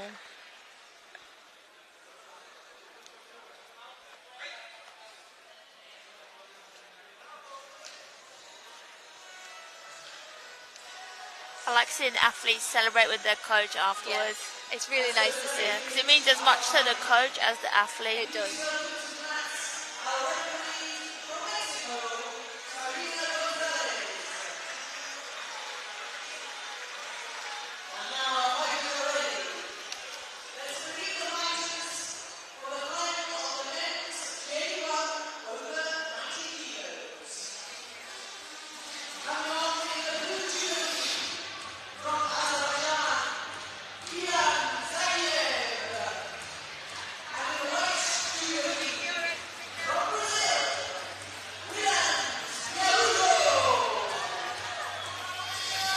So the thing that makes this final even more interesting is that it's a repetition of the final of last year. Nice. So these really are the top ones to beat in this category.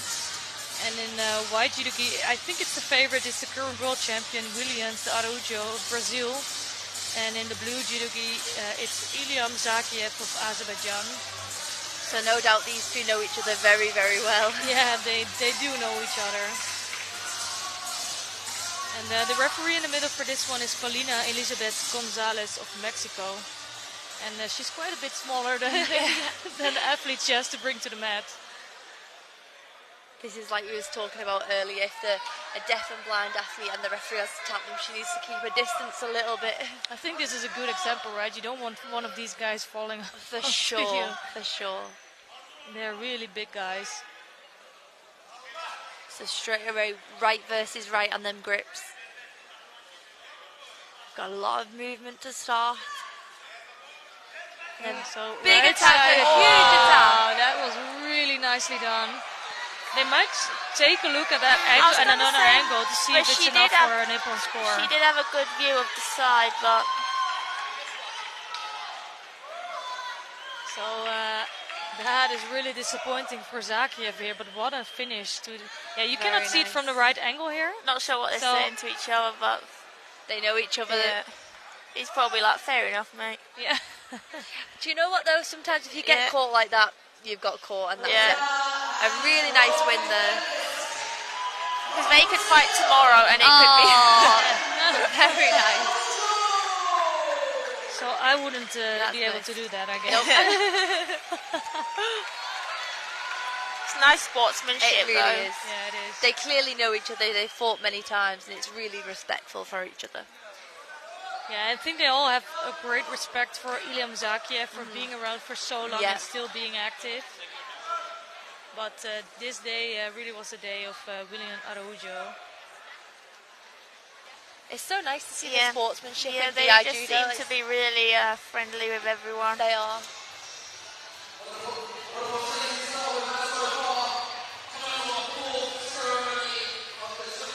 Yeah, and I think it's also because you already overcame a big disadvantage that you have in life, being blind or having really poor sight. Yeah, they've all, like, for whatever reason, they've all come through something very difficult, and they're all making the most out of it.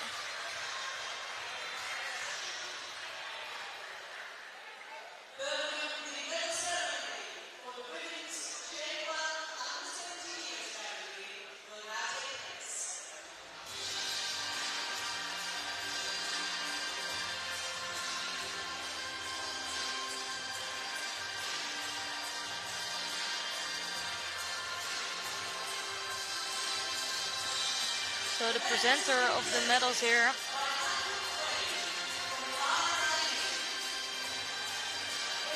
is Wei Malcolm of the National Institute for Blind.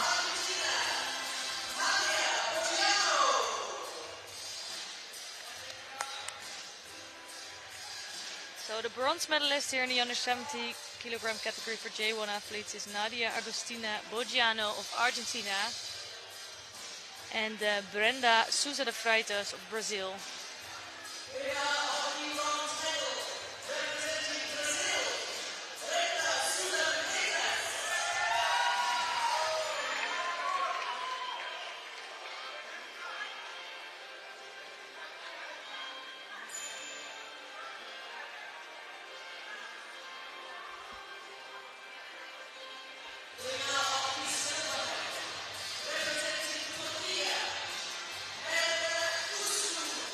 Silver medal goes to Merve Uslu of Turkey.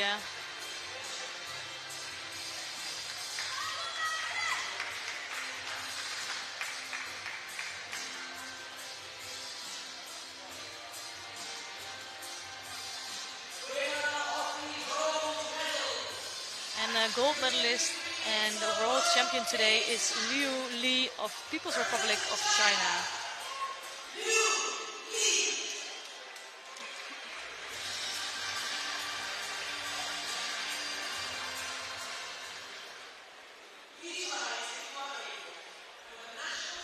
So now the national anthem of China.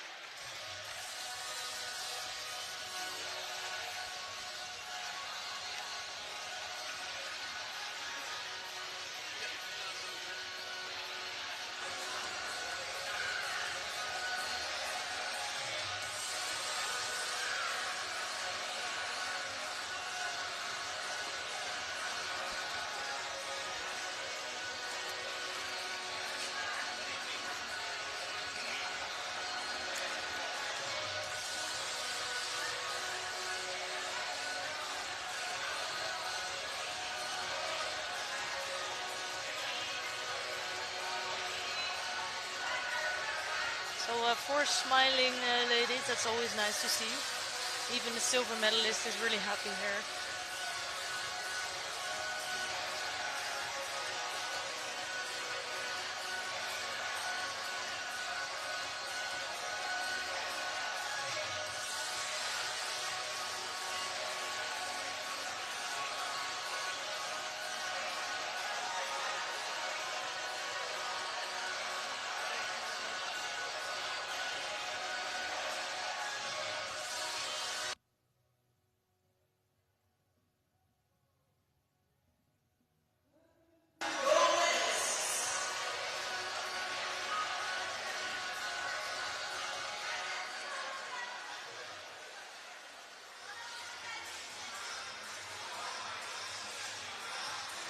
So we have one more category for the J1 athletes, and then we're going to follow up by the J2 athletes.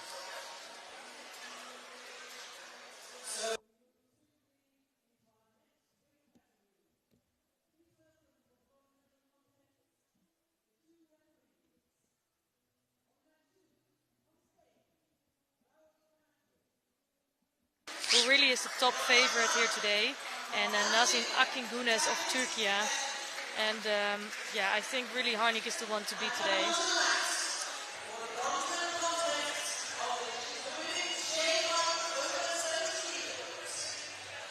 Did she come in here as number 1 seed for this event? Yeah, she's the number 1 seed and the current world champion. Oh, wow, okay.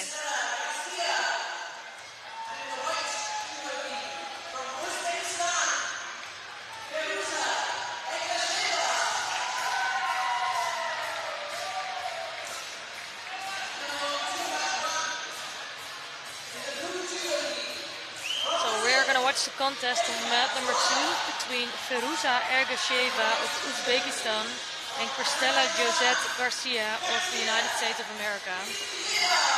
And the referee in the middle for this one is going to be Raúl Camacho of Spain.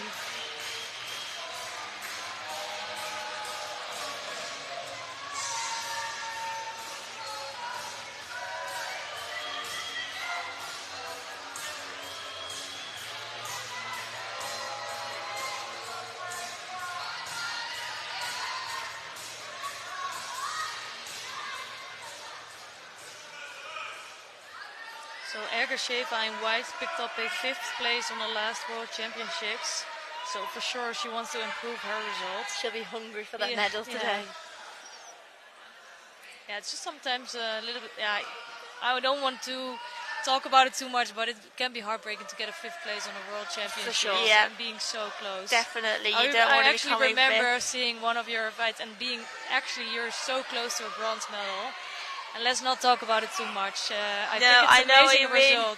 It's definitely. I know how these athletes will feel with a 5th place. Sometimes it can keep you up at night, but you just have to keep trying and trying. And if you know you did your best, then it's not. Reflecting back, like when you got your world 5th, you know now that's an amazing result. Yeah, definitely. At the time, it doesn't help. Yeah. Oh, that was nice. Wow, taking her backwards. That's such a quick finish in this contest. Really well done by Garcia here. And we just talked about it, but Ergasheva is picking up her 2nd 5th place at the World Championships. So very disappointing for her. But also you can turn into positive and think you're at the highest level, consistently fighting for medals. And you know on another day it can go your way. For sure. Yeah, and you can also say, you were top 5 of the World Championships. It's really an amazing result. It is. I never did that, so... Yeah. So with this contest finished quite quickly, we can take a look at mat number 1 at the contest between Wang Hongju of People's Republic of China and Meg Emmerich. Oh, sorry, I'm saying the wrong one. You're ahead. Yeah, it's too many fights today. So it's Katira Ismieva of Azerbaijan in the white Judo gi and Erika Zuaga of Brazil in blue. Yeah, I was going too fast there.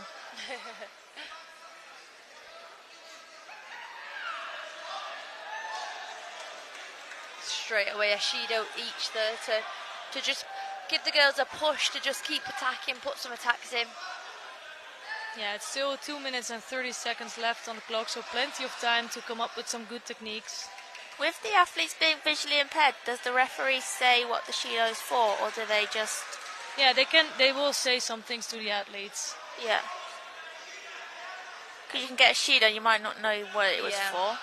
Yeah, actually the referees talk a bit more to the athletes, right? So inside the judo, they just signal things. Yeah. 2 big grips here. I thought something might have come from this, but not quite.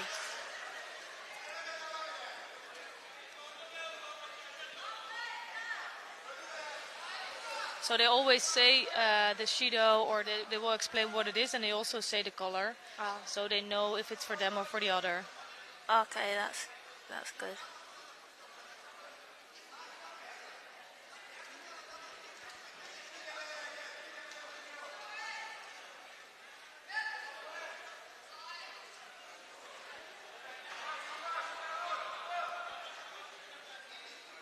She's getting that right hand over the top again, trying to control the head.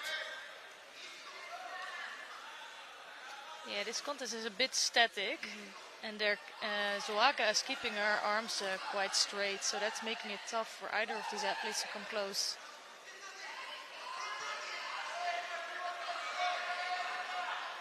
Zoaka definitely has the dominating grip, but she's not doing much from there. No, she needs to attack like that. Yeah. That's wow. You could see that one coming. It was kind of like slow motion.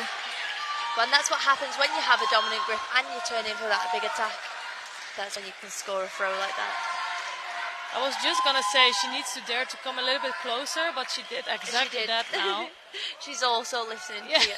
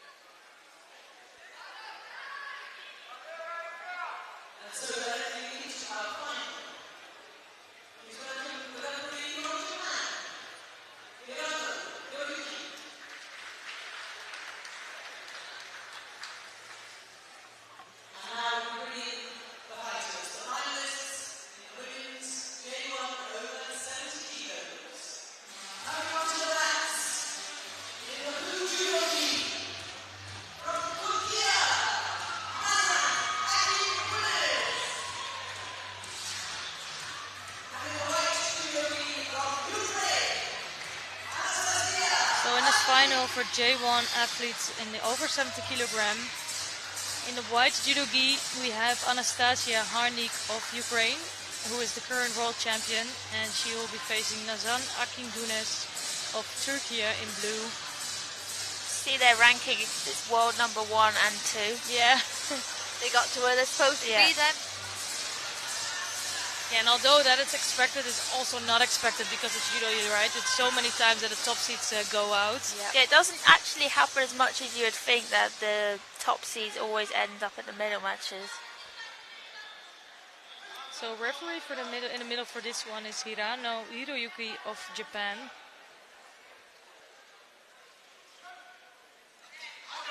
And straight away that left hand going over there. Oh. Yeah, Harnik is so strong and big for this weight category, so she will right away go in for it.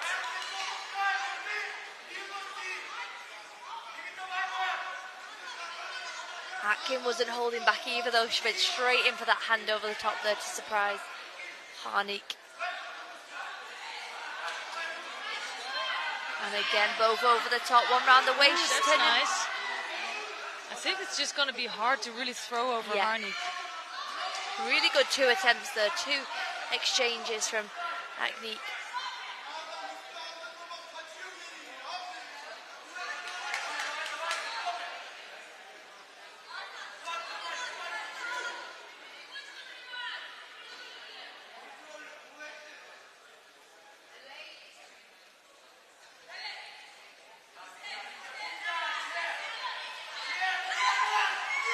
Really well done by Akingunes.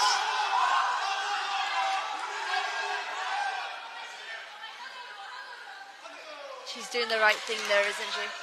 Yeah, I think she is well prepared for Harnik, and they know each other well.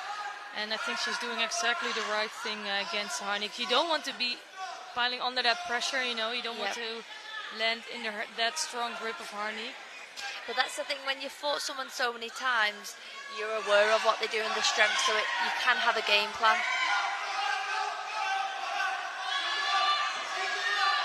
Oh, she's staying on her back there. Straight into Osai Komi. Not sure what happened, because I think she had some trouble with that turnover. And that's going to be a win for Anastasia Harnik, another world title to add to her collection. And this is why she is a world champion, because she can do transition like that, get straight into the Osai Komi and finish the contest. Yeah, it's quite unfortunate that we cannot see to continue this contest, because I think Akin Gunas was doing exactly the right thing. For sure. And bringing some danger to Harnik.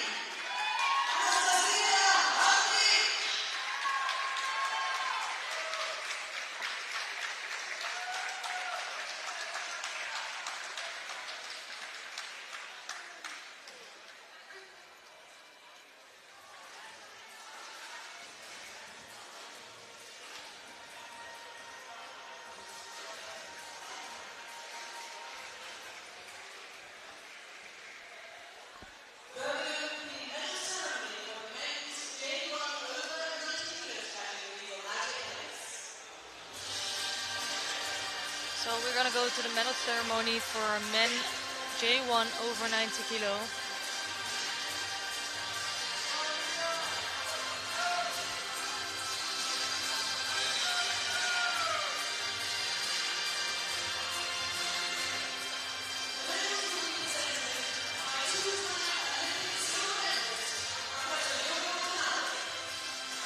So the medals are presented here by Yoko Tanabe, who is a two-time silver Olympic medalist. Bronze medals here today are for Ion Basov of Moldova.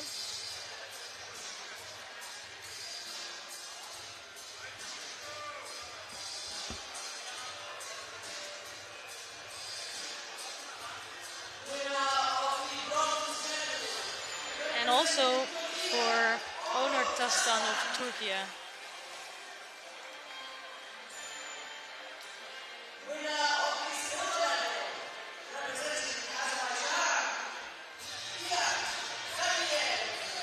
Silver medal goes to Ilyam Zakiev of Azerbaijan.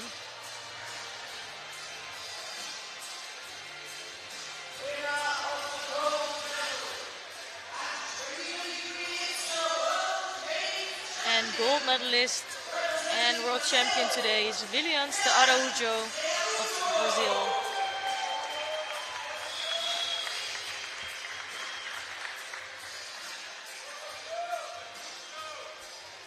And now the national anthem of Brazil.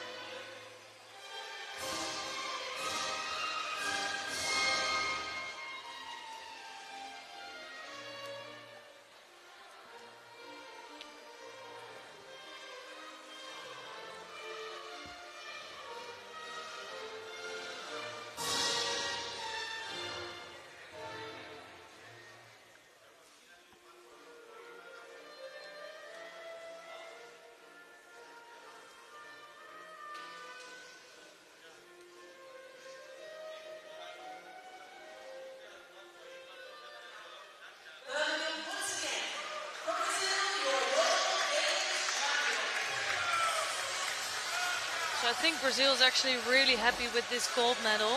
They brought the biggest team here, and normally they're quite successful in picking up some gold medals. And in this case, the other categories were slightly disappointing, but they have their gold now. So for the team event, would it likely maybe be China, Brazil going for gold? Possibly. Yeah, could be.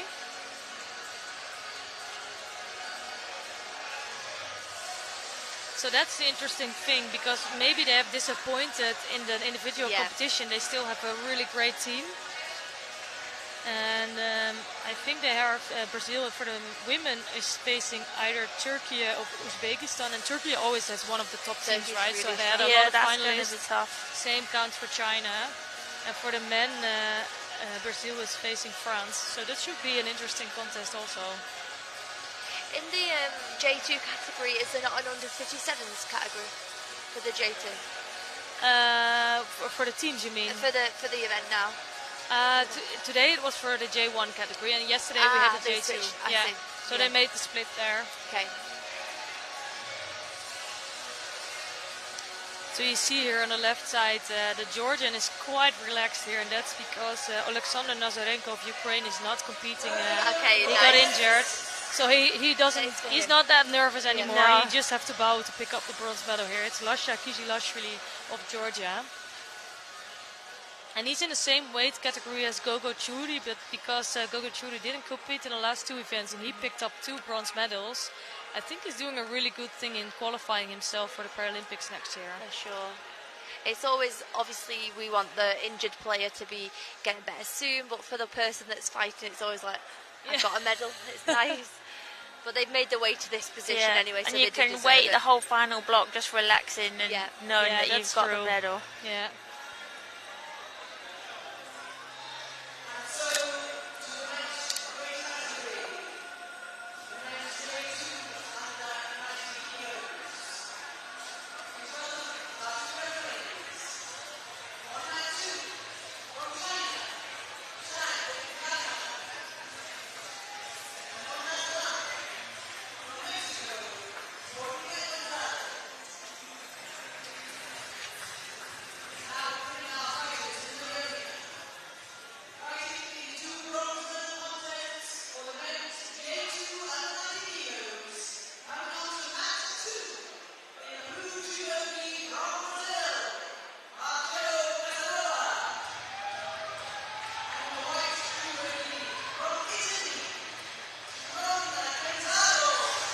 Obviously going to focus on mat number 2, and we're going to watch the fight between Simone Cannizzaro of Italy in white judogi and Marcelo Casanova of Brazil in blue. And the referee in the middle for this one is going to be Zhang Gangjiana of China.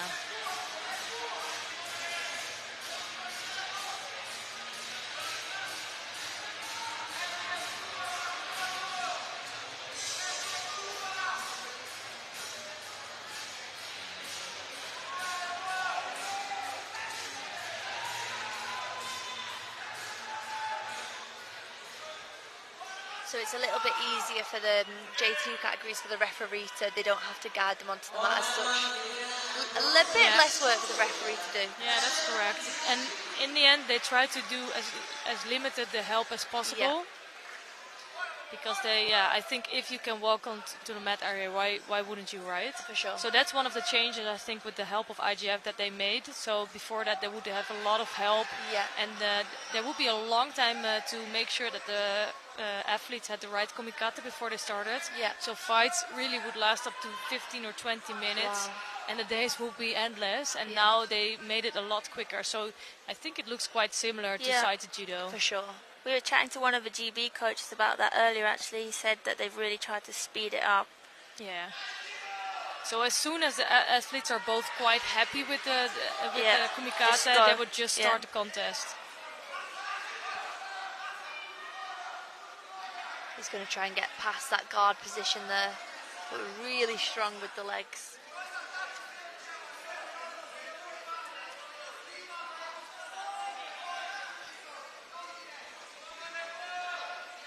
So this category had a total of 17 athletes. And it is always, at every competition, this is one of the strongest categories. So to be able to fight for a bronze medal here is already really good. Yeah.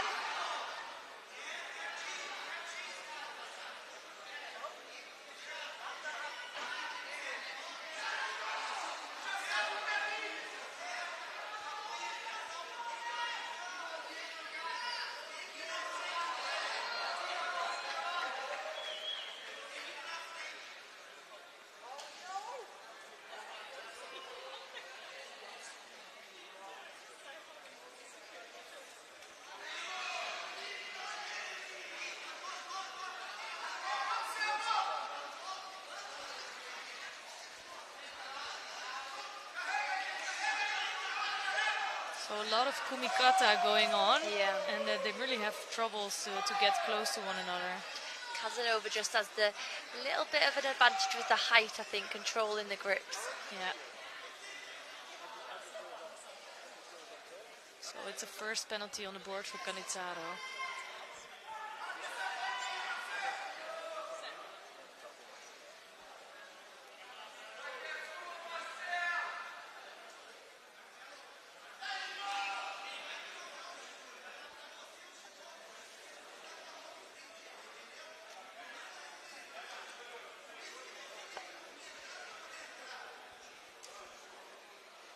Oh, that's interesting. They've taken off the Judo on the one hand, but gave him Canizzaro or Casanova a Judo here. So that would be more, not for him dropping, for more just putting pressure without attacking. Exactly. Really pushing him down. But now that's going to give him the oomph to just put attacks in.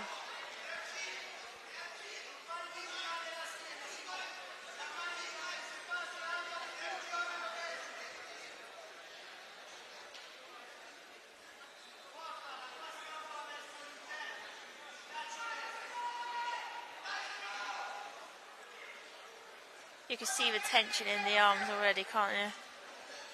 Both boys are trying to get that little advantage on the kumikata. And again, another good attack. Oh, wow, that's really nice. Ooh, I don't like that Casanova's just first watching the referee. Hey, is it a Bazari? Is it an Ippon? Oh, he nearly switched in. Yeah, I don't think he was too sharp over there. I think it definitely was close to Ippon because of the bridging, but yeah, you shouldn't stop. Just go straight into it. He kind of gave the hold down up himself then in that position. Exactly, and I think he was in a good position to get a hold on himself if he would respond really quickly after that and just followed up his technique. He will be confident knowing he can get them big throws in now though. Yeah.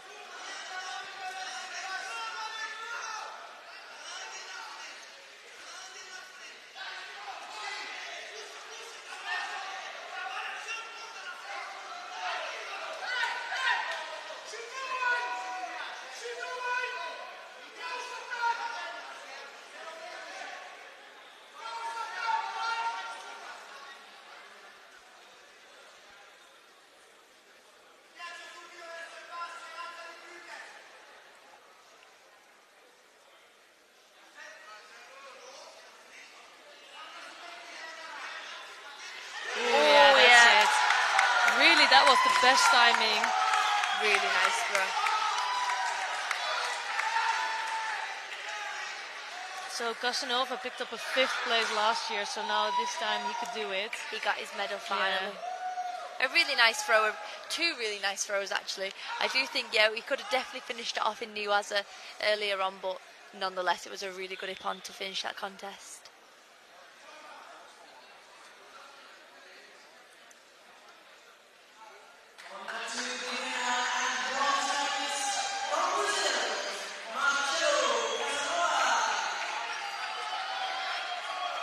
Another medal for Brazil.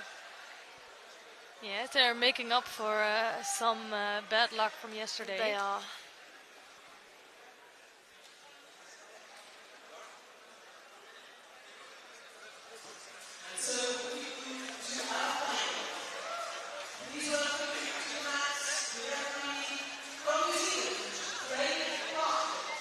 Now I'm excited for this final because the French boy I know is so good. I've seen his judo before.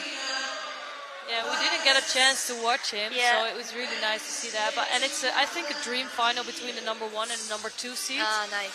So in the blue judo gi on the right, we have Zambota Amanzol of Kazakhstan.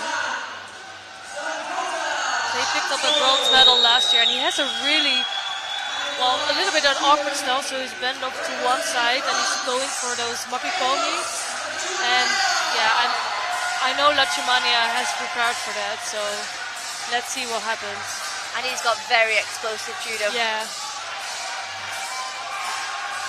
For me, he has the whole package, right? So he has technical judo, he's tactical, he's really strong. Yeah. He is good to watch as a whole, so this will be an exciting final, I'm sure.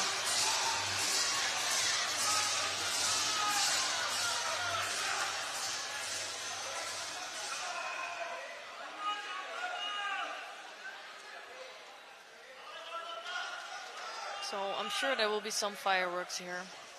And hoping that I didn't jinx it with this.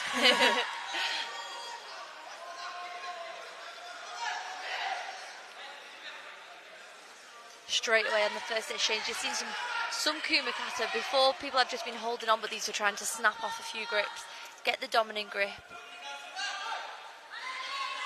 Again, they're trying to go they're onto both them working on the sleeves, aren't they? Yeah, and Lachumani knows exactly what he needs to do. And Zambota is going to get a penalty for trying to break the grip. That's going to be the problem for Amansol here. But he needs to have that hand. They don't really want to settle at the start, do they? You see here, this is exactly what he wants to do, that left-sided Makikomi. Yeah. But he needs to have this hand free, and Lachumania knows that, so he's going to try everything to keep two hands on. And again. Yeah, and this is going to be a frustrating final for him in that case. Well, this is also the case that the referees, they know what Amansol is doing, and they are going to penalize him at some point for that. They know he's making some errors in his grip. Oh.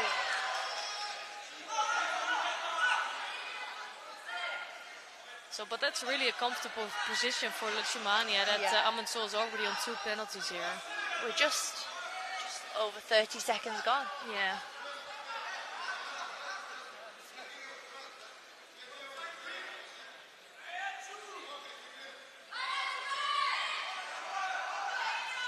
So they're starting left on left with the Kumakata, but then it's been switched up a lot as soon as the Jimmy's. And it's sort of like, does he risk doing it again and get the 3rd penalty or the throw?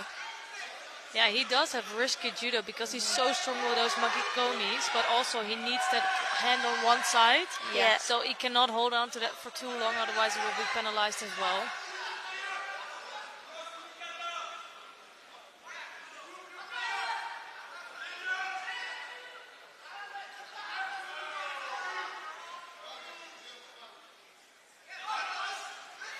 And again, he's trying to get that sleeve off.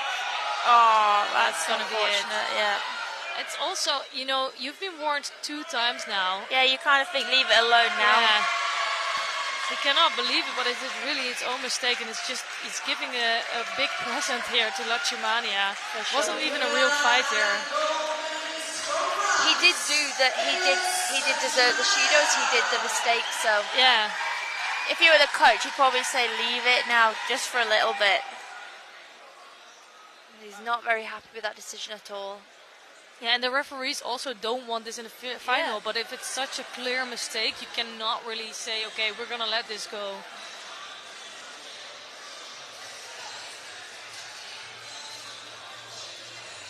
I think the French boy is thinking, just like that, I've won that easy. He had a rough day, but then after, it got him really easy.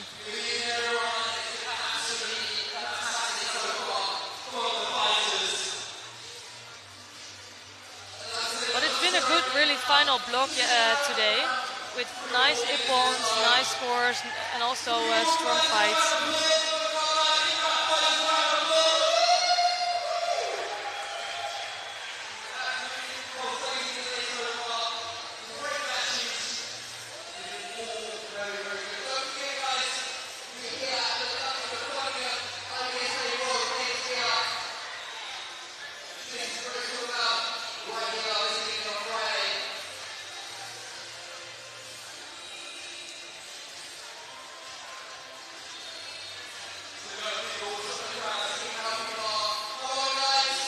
So we still have a few contests coming up, a total of 2 weight categories, and I think we still have some nice contests left. Yesterday we saw a lot of really tight contests in the final. I don't think any final was decided within 4 minutes, or just it was after 4 minutes, and here we saw a lot quicker contests, so that was really nice to see. It's always nice to finish the contest quick in the final, isn't it?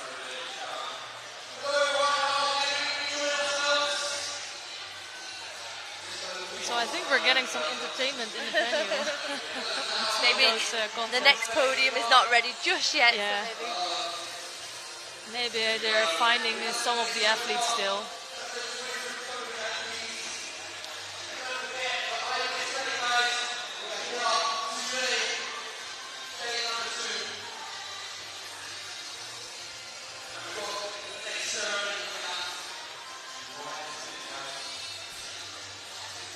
Actually, I think I saw all the athletes already walking to the podium, so we should be ready to go.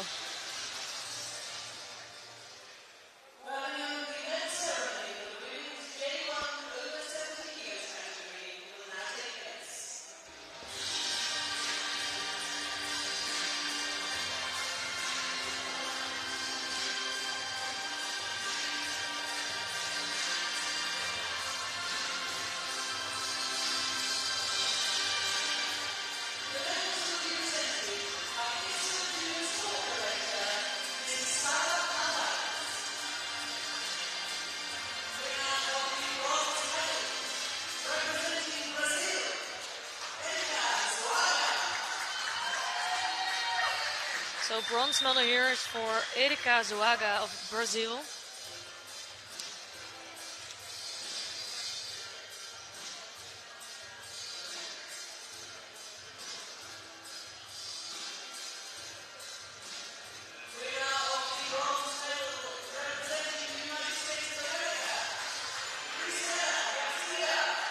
And bronze medalist also is Cristela Josette Garcia of United States of America.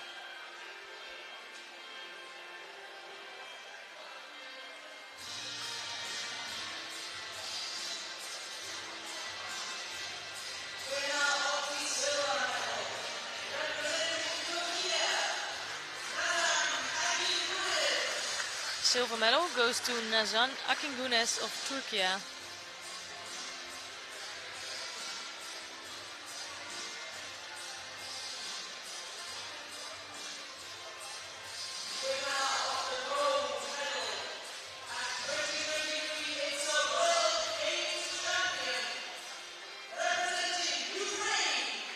And gold medal and world champion Anastasia Hanik of Ukraine.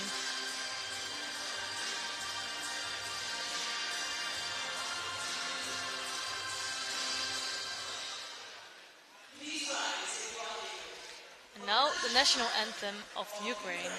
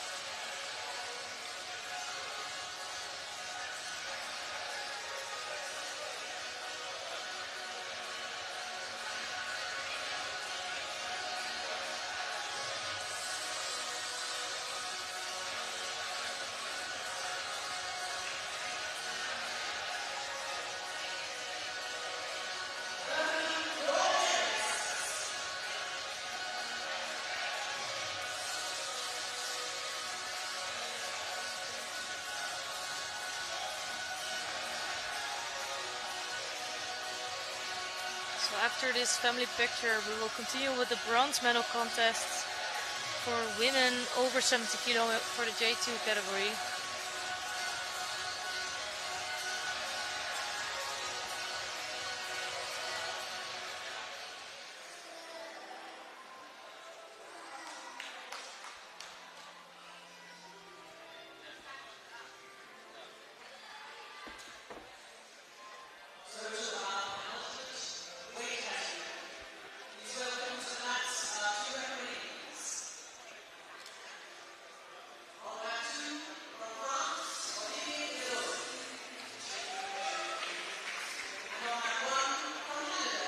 So you already see them lined up here in front, Dushtav Karimova of Azerbaijan, the Paralympic champion. And behind her in the white judo gi, Sheila Samarian Hernandez Estupinan of Cuba. Hernandez for me has been interesting today. She's very feisty. She goes straight from the get-go. Actually, I would put my money almost on her because she's been coming in with such great throws. She has. And from the start, from the get-go, she's straightforward.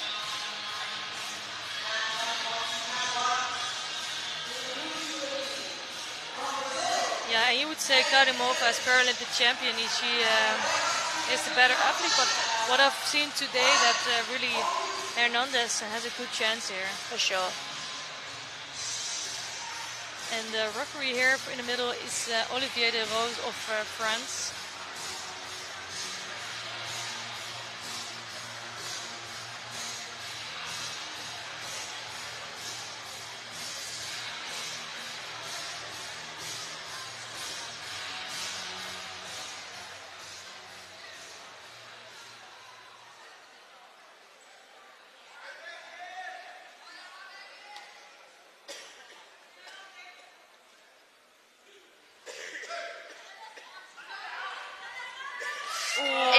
Ippon.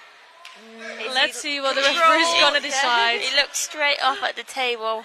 From me, like Karimova was trying to take over, but really landing on her back. For sure. Really, that's interesting. Not even going to have another look. I definitely think Hernandez from up here looked like she had control, but yeah, I'm surprised by that one. No doubt the same thing might happen again now. Yeah, but of course, like the referee had another angle there. Yeah. On again. That is Ippon this time, I'm sure. Yeah. It is because Karimova is taking it over, but for me the first attempt is clearly coming from Hernandez. And Hernandez was definitely hooked in for one of the attacks. Yeah, I'm really... And she does land flat on her back as it goes over. I think they might give an Ippon for one of those actions. I do think so. Hernandez is hooking in. She has got control of the movement. Exactly. If there was no control whatsoever, or there should be a clear stop before Karimova comes in with her attack. But in this case, for me, it would be an Ippon. And in case it's no Ippon, Karimova comes away lucky twice. Yes, for sure. But then Hernandez will be like third time lucky. Yeah, it's going to be an Ippon. Yeah. Karimova. But she's in a technique, and if you then come up with a sukumi... She was lucky to get away with the first one, so... I think in that situation it is all about control, and Hernandez did have control of the technique, so... Yeah, exactly. So really nice work for Hernandez, and it's what we predicted a little bit, Yeah, so we're going to take a look at mat number 1 in the fight between Wang Hongju of China and Meg Emmerich of Brazil. Both these girls have been really good as well today. I think Wang, as we can see, she's got such good posture. She's really hard to get caught from there. Yeah, but I was really impressed with Emmerich also in the semi-finals. I'm not sure. She's fighting a lot bigger athletes, so she has to put in so much effort to get close. And here you can see what the Chinese wants to do. Just turn over the opponent. Taking a little bit too long there to really come up with an effort.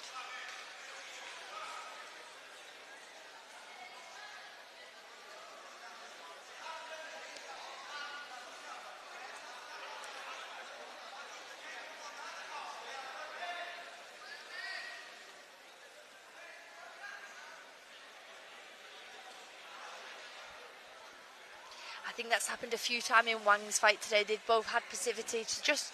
Wang is good at controlling the grip, but then nothing much happened from there. Yeah, she's really taking her time to come up with an attack. She is. And again, she's gone straight over the head there.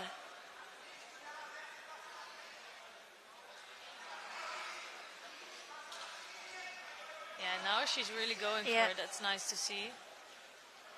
Nice as she was.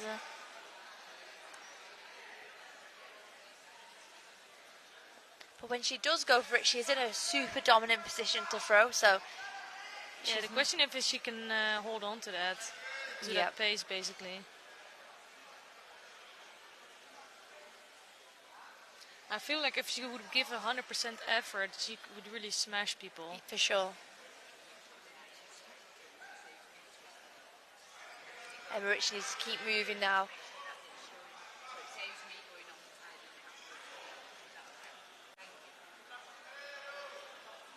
Using her feet, using little attacks to set up. Yeah, and I think Emmerich is just really struggling with the posture of Wang here.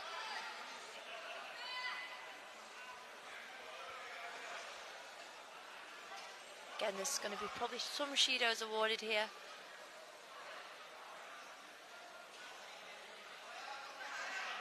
That's an interesting choice. It is. I would have given both Or the other one. Yeah. Yeah.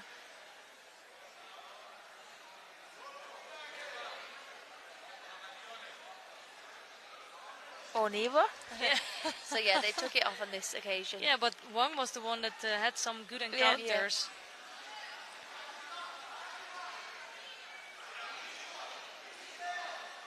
Yeah, but look at the difference in size also. Yeah. I cannot imagine... all that strength bearing down on you. You're really facing a giant if you're Emmerich now. And she knows she needs to attack from there, but she's in a really difficult position. Yeah. But Wang still, she's not doing much from this position. Now she's turning in.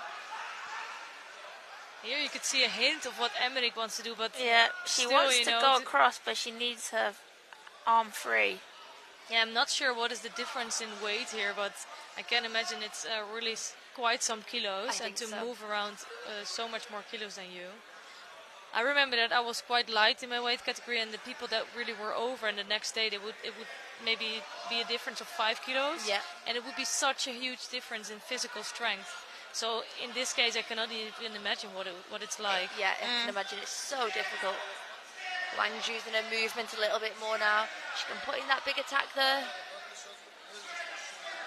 She's showing with her hips a little bit, but just not doing nothing after that. There we go, and a forward and back movement. She's just a little bit too slow with her movements, I think.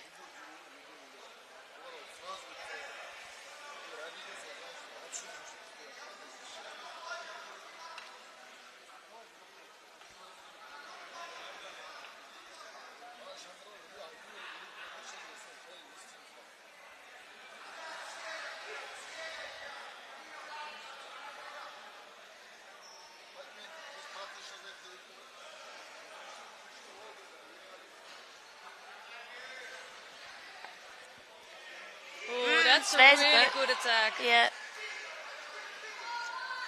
So first attack in from Emmerich, and it's straight away it's a really good one. And that's all she needs to do by dropping under her. That could be the perfect opportunity for her to win this match.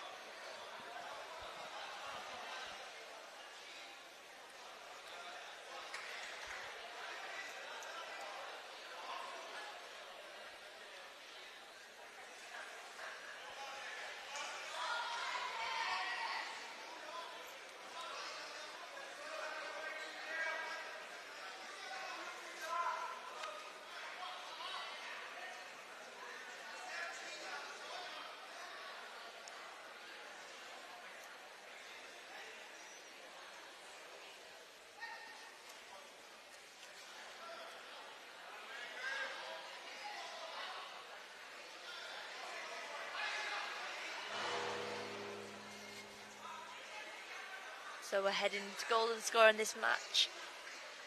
I think Emmerich is doing the right thing here now. She needs to just up the attacks, drop underneath her. She could pull out that score. Yeah, I really think she can win this one. But I feel like if Wang has a sequence like she had before, she's... Oh yeah, that was nice. So nicely done. That was such good timing. Even look at the difference, you know, it's really amazing what she did there. You kind of want to see the replay of that. Yeah, it was really good timing. Not sure if we can have a replay of this match, but nevertheless it was such a good moment. And maybe that's why Wang doesn't attack much. Yeah. And you can see here the speed, I think, of the smaller athlete beats the speed and reaction. For sure. Yeah, we're gonna see a little replay. Yeah,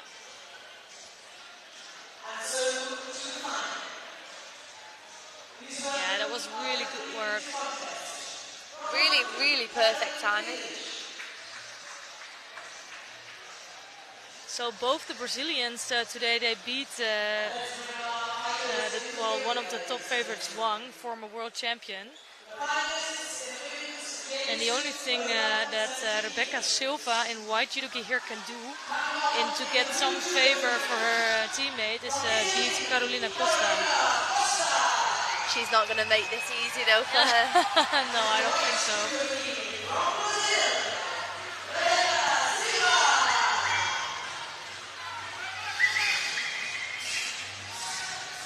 So in white judogi, it's the #1 seed here today, Rebecca Silva of Brazil.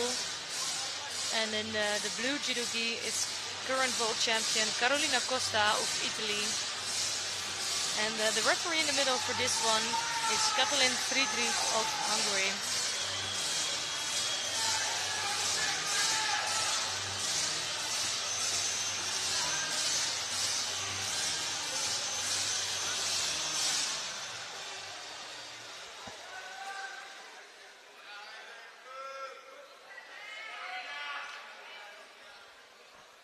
Yeah, this is going to be so interesting. I think Silva beat Wang in a great way, and Wang is clearly a bigger athlete. Yeah. But Carolina Costa is also one of the, I think, heavier and tougher athletes in his weight category. And obviously she's the current world champion.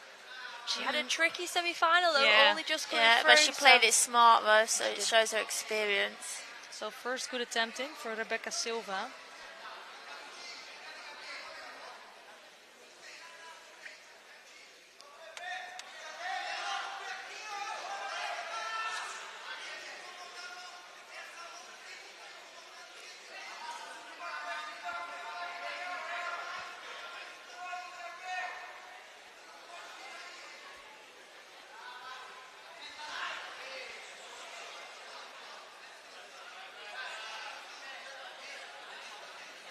Costa doesn't look bothered at all with these attacks. Her face is always a little bit like that, right? Like, I'm the best one. Yeah. Don't touch me. I will just beat you at some point. She's very focused, very sure that she's going to win. She's like, might be now, might be in a few minutes. But yeah, exactly. Both right and right here, staying with the same grips they start with. And Costa, I think she's just waiting there. Yeah, she's taking a bit longer for an attack.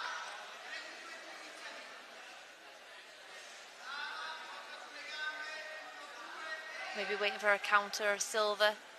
Yeah. Silva needs to watch out to not be too much hanging on that arm. And actually it happened exactly what you said. So Carolina Costa was waiting for that attack. But sometimes that's not necessarily great because then you can get the Shido, you can get the passivity Shido. So Silva just needs to make sure when she's attacking, the attacks are 100% and hard to prevent that counter. Oh, that's a good attack. A very good attack.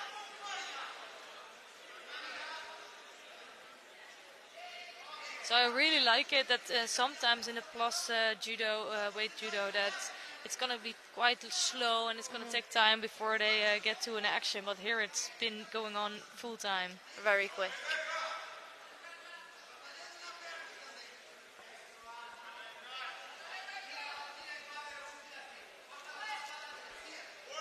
And I suppose it is to do with fight management on whether you attack straight away, you attack from a counter, and like these start gripped up, so they must practice kind of both versions of events. Another big attack there. Ooh, yeah, she had her in there.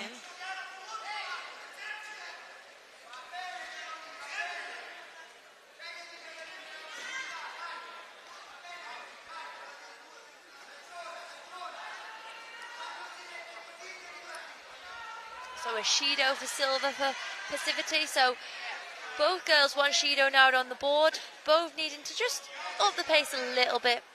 But some big attacks from both girls. She's pinned her sleeve so she can't. You're not having that on. Yeah, they do have some tricks up their sleeve. Literally. She wants to put it on, but she can't get it. Costa's like, I've got it. Yeah. I'm not moving.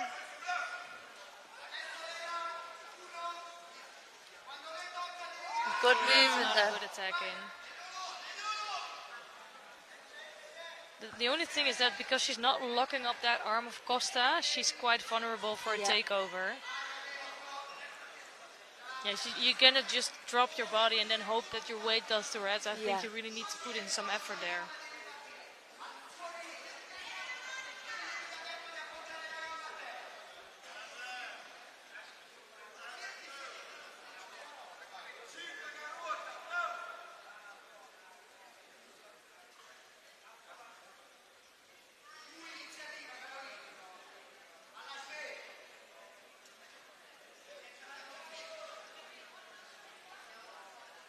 They're not happy with gripping, are they? No.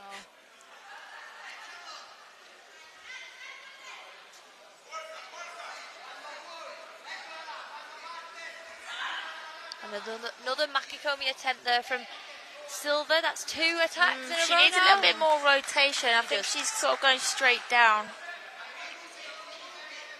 I think that might also come into play where she's a little bit nervous to get countered here, so she's going straight down to the ground. Yeah, exactly. And it can be part of her tactics, right? You just keep attacking. Build and up them Shidos. Yeah, trying to put Costa on another penalty. So the referee is going to take a good look on the other side because that side has been giving troubles. Yeah. So quick attack for Costa. Almost pushing over Silva. Very close. Quite an equal fight, both attacking. Yeah, really.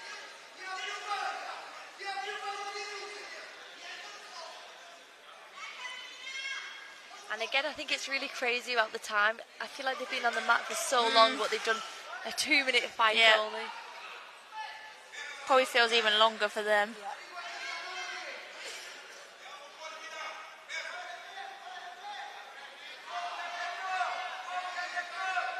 Costa looks like she's waiting, but a good attack there from Silva again.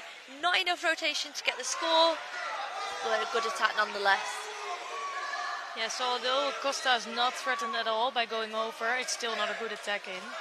But just as Silva probably wanted another Pacificity Shido for Costa, so now she has to up the pace, she has to attack here, so she doesn't get a third.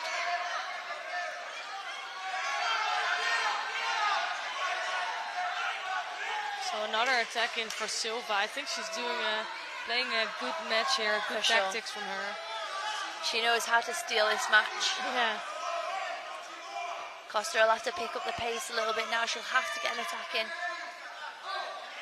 She knows that. She's walking forward. She wants to get a grip on.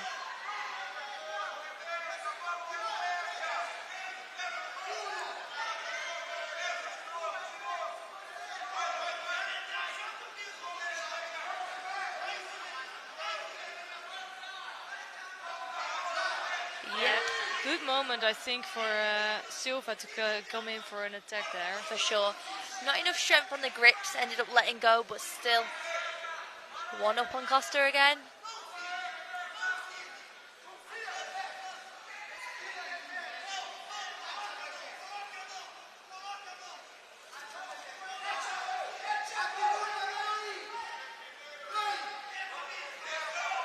Silva needs to put a big attack in now. She could get the third Shido here. And it's another one. It's a good Not effort. a good attack.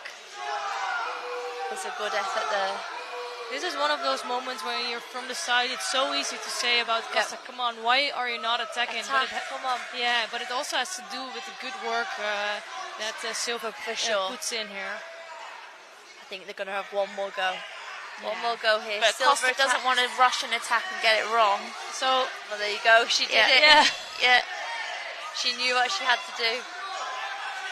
And that's why she's already wearing the red back patch and got world champion, because she knows what she's doing here. Yeah, now it's even in Shido as well. I think Silva put in much more effort. Yeah. It's still 2-2 in penalties. For just grabbing underneath the belt there. Yeah.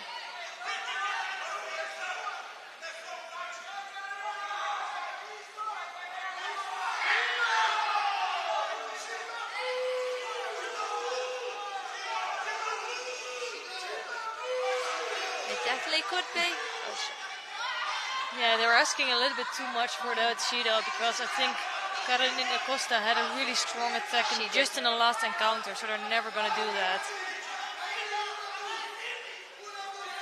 The crowd's trying to play the game as well. And Costa's coming forward now. And actually, Silva's starting to look quite defensive there. Yeah. So you see that she's starting to go down, and Carolina Costa, her posture stays upright, stays really strong. Silva looks a little bit tired out there now. Yeah. Costa looks still confident. She knows she can do it.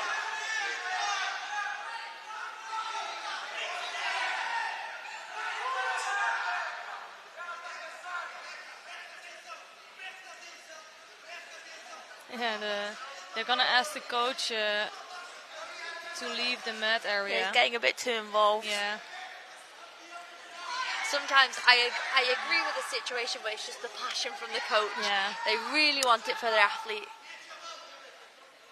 The thing is also the crowd behind it, if they're shouting for Judos, that can really influence, because the referee doesn't know exactly where it's coming doesn't from. know who. So this is just a penalty for negative coaching, basically. A good attack there from Silva.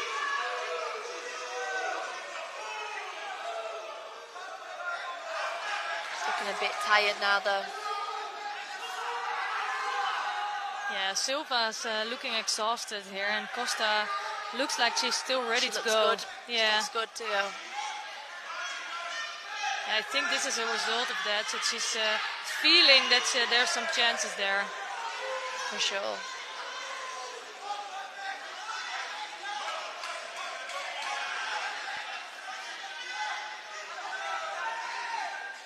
Well, actually, I made a mistake. That was the Italian coach that was sent out.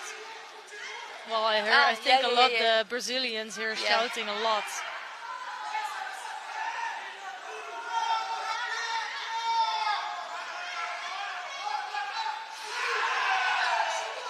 The only thing, if you look at it from this side, she's just dropping to the ground. She is. And because she's so heavy, she's taking Costa with her, but it's not the best attacks anymore. On all the attacks she's done, there was not going to be a throw. She is just getting an attack in. But it always counts as one for her, doesn't it? It does.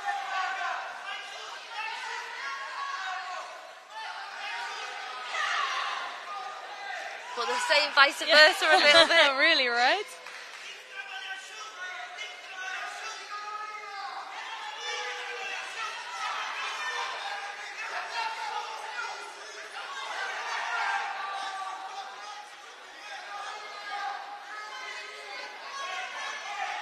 At this point, I think it comes down to who's fitter, who can keep going, whose mind can keep going. Ooh, that was a nice attempt. It was a nice attempt. Actually, there was almost the work of Costa putting her in that position. Yeah.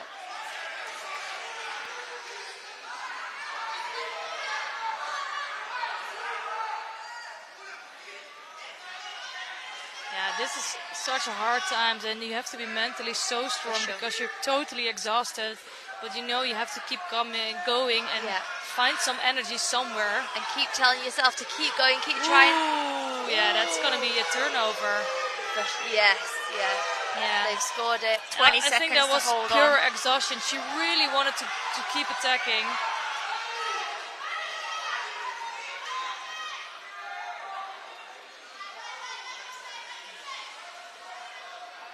You've got to escape her from the Niwaza. There's still a few seconds left, but that's not really going to go anywhere anymore. The Brazilian coach is asking to wave that attack off, but she definitely got rolled over and turned. Yeah. They're going to look into it a little bit there.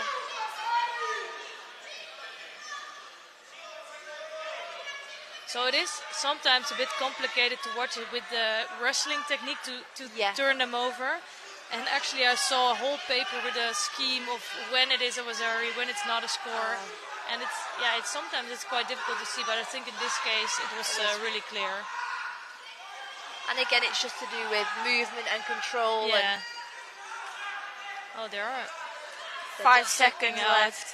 They're definitely looking into it. Silva could definitely do with this being wiped off. Yes. So, the they have studied this a lot, Yes. so they will take a really good look and see what's going on. Yep.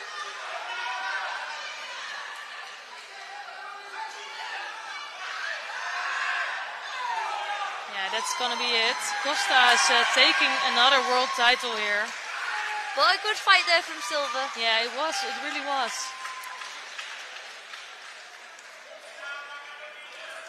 And it was quite frustrating, I guess, because you're so close to taking a gold medal.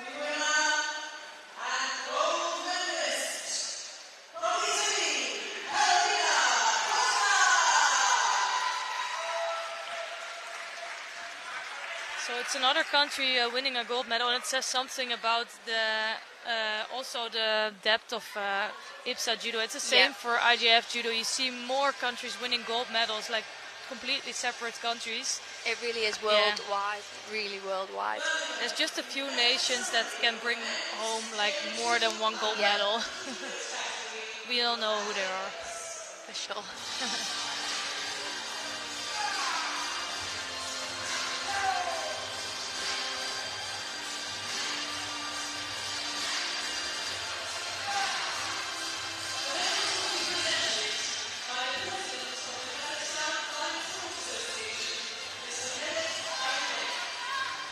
So the medals here are presented by the president of the Kazakhstan Blind Sports Association, Mr. Medet Baykin. Bronze medals are for Lasha Kizilashvili of Georgia.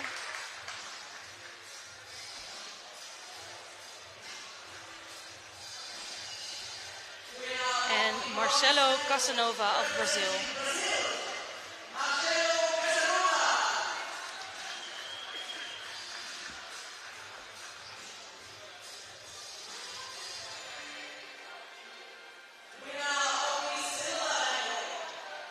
Silver medal today goes to Zambota Amanzo of Kazakhstan.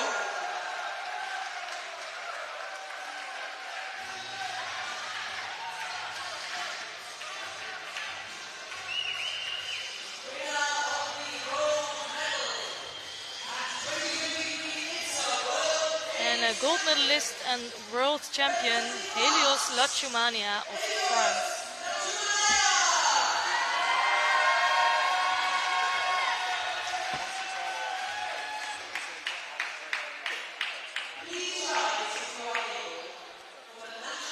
And now the national anthem of France.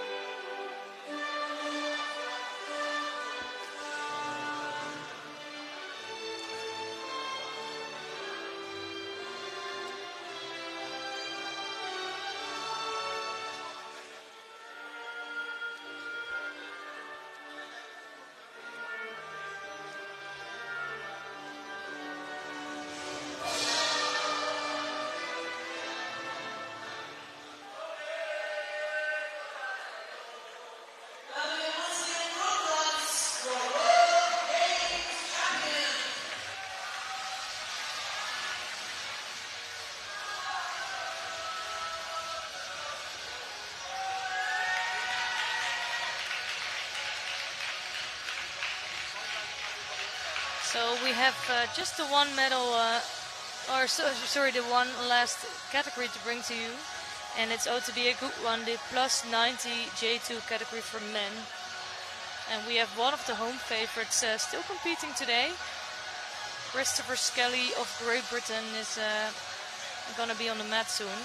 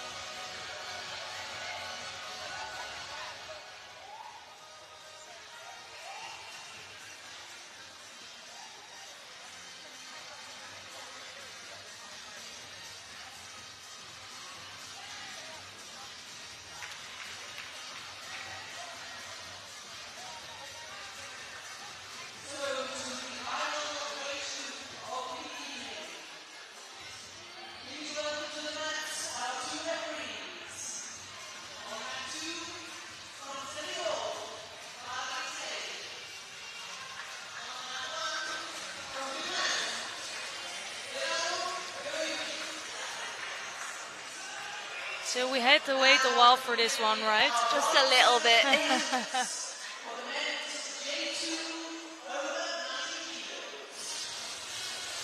He's looking ready and proposed.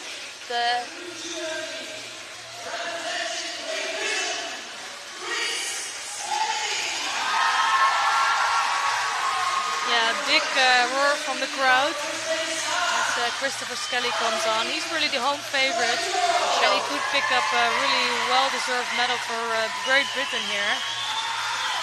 He's got his wife there and his family in the background supporting him. It's going to be a tough one though, because Alovin Yurakulov here in white judogi of Uzbekistan is waiting for him. Yeah, world number 1 versus world number 3.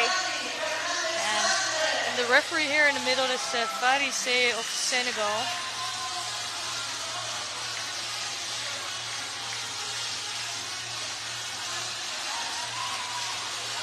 Yeah, the question is if you can handle the pressure, you know, sometimes it can really break you down, but it can also lift you up to your best judo. It can. And he looks really ready to go. Yeah, he looks composed.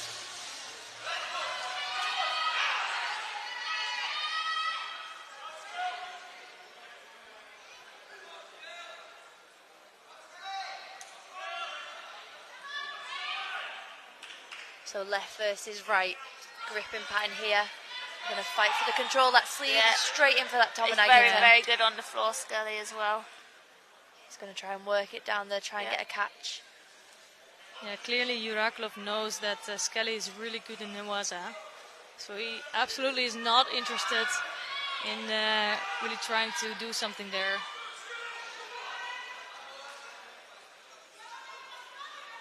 And again, a battle for that sleeve. You can get the strongest grip there. I think that could be a key element of this contest. You see there right away, Skelly doesn't like that grip at all. Big left hand over the top there. And for me, this is a little bit tricky because it's really escaping the pressure from Yurakulov here. And he's also on the edge as well, so... Yeah, exactly.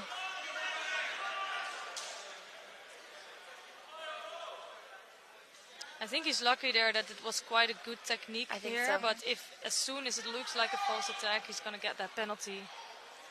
So Skelly's going to want to avoid that big left over, the hand that come over there just. He's trying to attack that front foot. He's got to control the sleeve before he attacks. Hands over again. Yurakulov looks so strong with that left hip movement. Strong over. That was actually a good move. He was just not in the right position. It's definitely the right idea to do because Christopher Skelly's uncomfortable in that position. So definitely the right idea. And also, if you know that Yurakulov is so strong on that left side, if you can come underneath on that right side, I think he could be quite vulnerable there. The only problem is that you really need to reach that point and get in the right position. So Chikowice just secured his bronze medal on the other mat. So I think that's a really nice medal for him as well.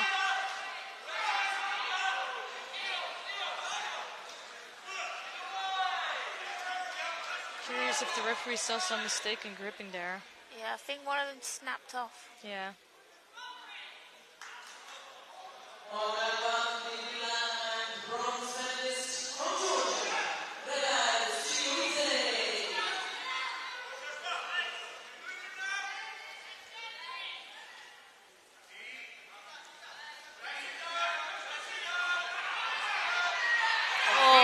Right underneath, that was so dangerous for Skelly. He did really well to defend that attack there.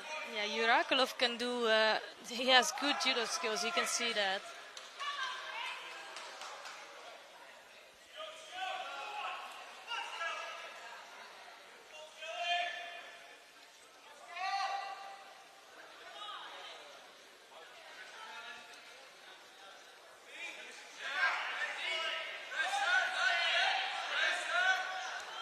Skelly's just holding a cross grip there, so he's going to have to go. He's got the belt he as needs well. To do something. He's going to get a penalty for that. I think cross grip and holding the belt there. So.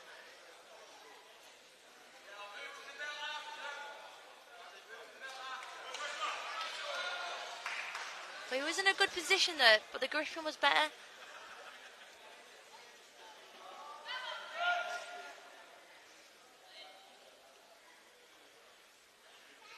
Yeah, I think honestly the longer this contest takes, the better it is for Skelly in this case, because Juraklov looks so strong in the beginning.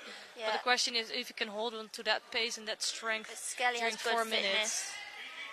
You can see he's working to get control. That sleeve he's got on top now. He's using his feet. He's going to try and keep moving and keep attacking. And again, another Tominagi attempt there. It's moved him a little bit.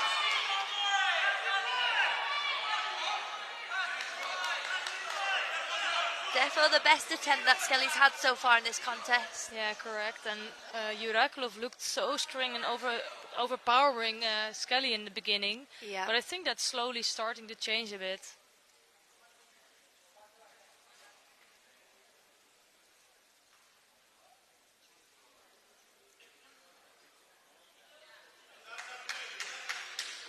I missed the action there from the referee. I think it was hands in the sleeve. Ah, okay, yeah. So just a gripping mistake brought him this Judo on the board. I probably should know the action, but I didn't know the action. I was like, okay. We had a lot of contests today, you know, you cannot always be sharp anymore.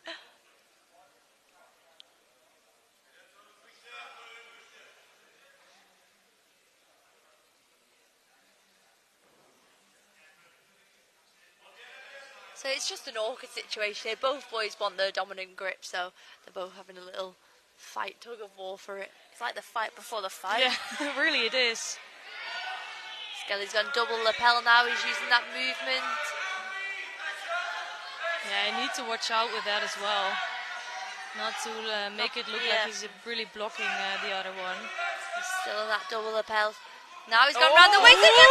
That was really well done. That was nice. Beautiful stuff from Skelly. A really good effort there. Could have been a score. That might give him some confidence to go into the last minute and a half of this fight.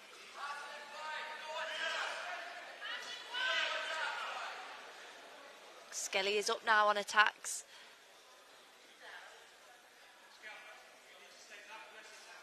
They might check if it was a beer hug, but from my I side, like Skelly had both hands on and then he grabbed around the waist. He didn't go direct. Yeah. A beer hug should not even be possible in Paralympic judo. I was thinking how because they already have the two hands on, right? Can't. Oh yeah, of course.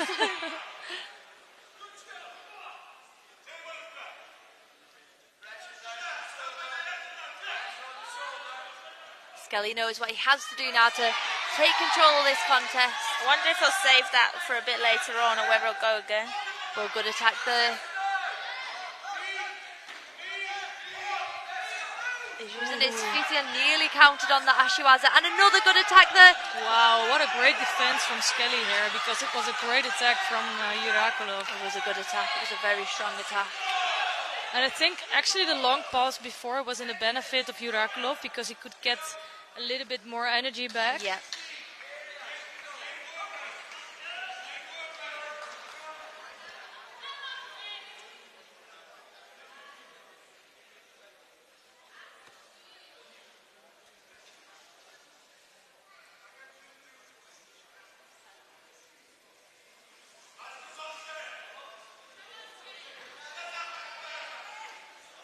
Well, we've got an interesting fight here.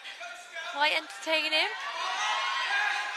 And they're going for that. Oh, he has a good posture, and I think Skelly honestly is a clever athlete, so he's doing the right things. Yeah, he's really solving it during the fight. That's really amazing to see, because many of these athletes, they have one assignment, and then it's so hard to switch if it's not working.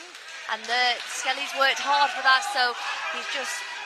The Uzbek's picked up a second Shido now. Skelly's in a good position, but he can't change.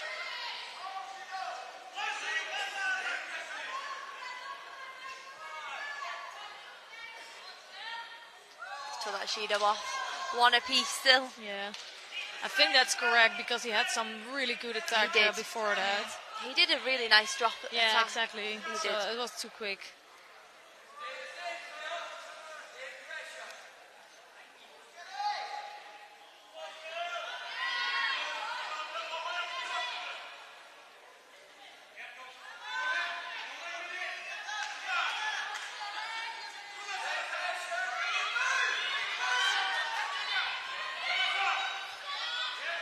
looks like he's got a strong grip.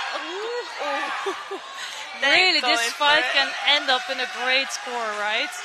For sure. So Skelly with a really good Ochigari, but then almost taken over by Bolukbasi. Or sorry, by Yuraklov. Yuraklov had a really strong grip there, but Skelly did good.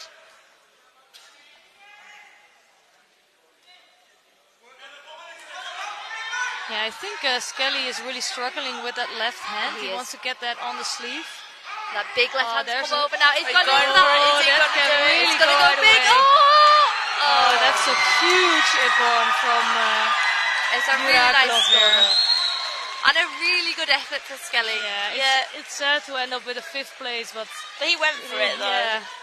But a really good fight. One of the best fights I've seen today. Yeah, so I agree completely.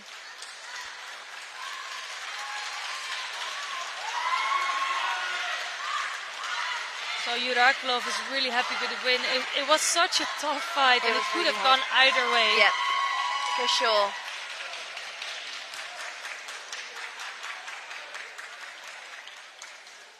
Yeah, I think that was a little bit. So the referee has to write it on the hand, right? But I think Skelly knew what was going on here. He knew. That was he pretty. Felt That's that pretty. Yeah. Sometimes you must just be know, pretty frustrating. Like, yeah, okay, write it down. I know. Don't push it. Don't. Yeah, exactly.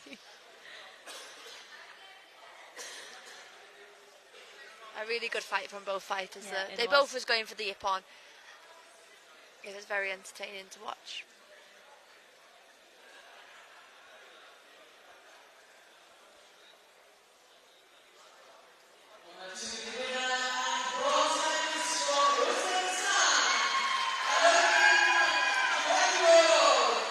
And again, good sportsmanship.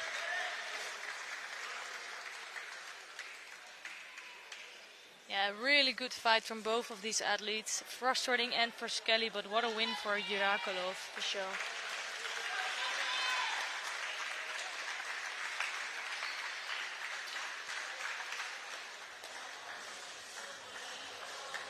Yeah, I think he can be really proud of his performance here, Skelly. He did really well. He did. It was a good fight. Like I said, I think one of my favourite fights today. So, and now the final. Yeah, we have one final left, and then we have 2 more medal ceremonies to bring to you. And then, well, the individual competition is over, but we still have the team competition. So some athletes would have fought today and then have to get ready again for tomorrow. That's so rough. You're definitely sore after a competition day. Yeah, you say often that in individual competition the result can be different than in a team competition, right? Even if it's one day later, if you had a really head-to-head, it can change.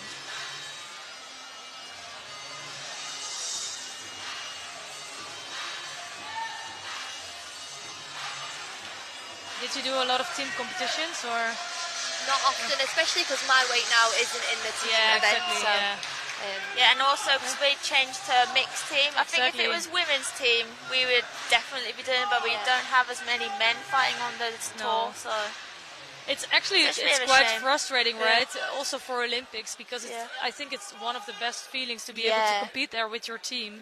But you do have to have enough athletes. Yeah, definitely. I've done team events with my club, and I think it's one of the best. In fact, we did a team event just a few weeks ago. Yeah, we did. Really? It was just a charity event. It was a Craig Fallon Cup, so it was like a team event for charity. Where it's so nice to be involved in a team event. It's really good. Yeah, it's. I always love team events. I think it's a different kind of pressure because you're looking over at your team like this is for you. Yeah, exactly. I'm quite excited for this fight now because I know these 2 boys are super nice judo. Definitely a nice uchimata. Here. So in white judogi, it's current world champion Wahid Nuri of Islamic Republic of Iran, and he's facing Ibrahim Bolukbasi of Turkey.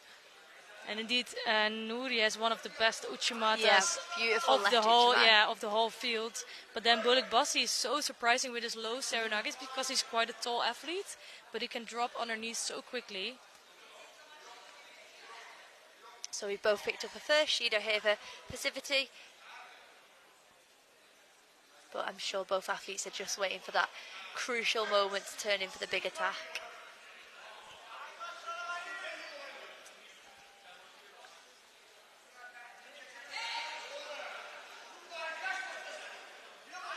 Nuri's got good control of the sleeve there. Yeah, here it is, one of the quickest attacks, but it didn't seem to harm Nuri at all. all. And there's the Uchimata we're talking about.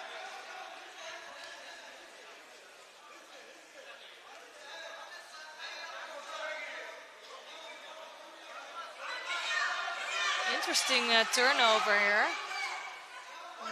He's got that leg caught. He's going to try and turn him again now and take control.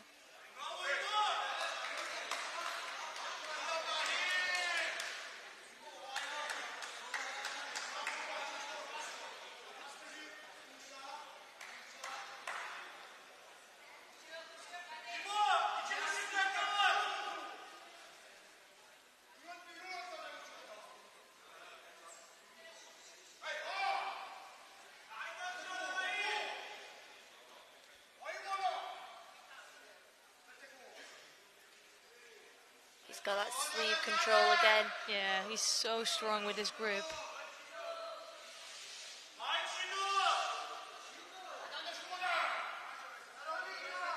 You can see the Uchimata building up here. Yeah.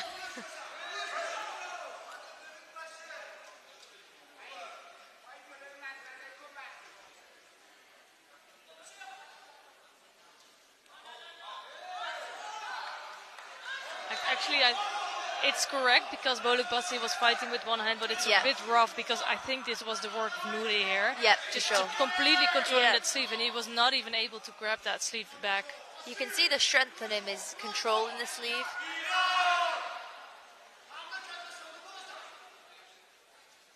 And he's got You can just see someone. I feel like someone. Oh, it's here. But good, still good defense from Boluk-Bassi. Sure, the problem for him is that he's already on 2 Shidos.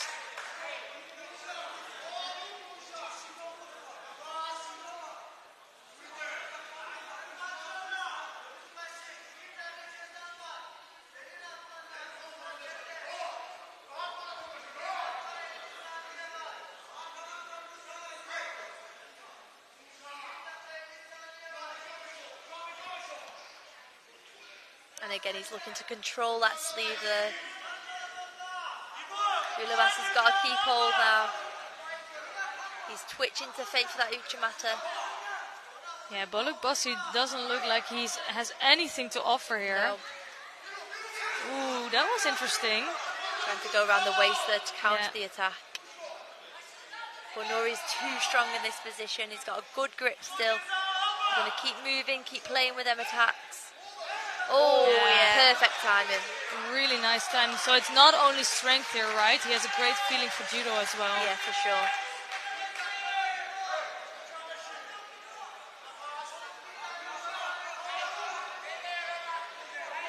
So now coming into the last minute with Zari on the board for Nuri.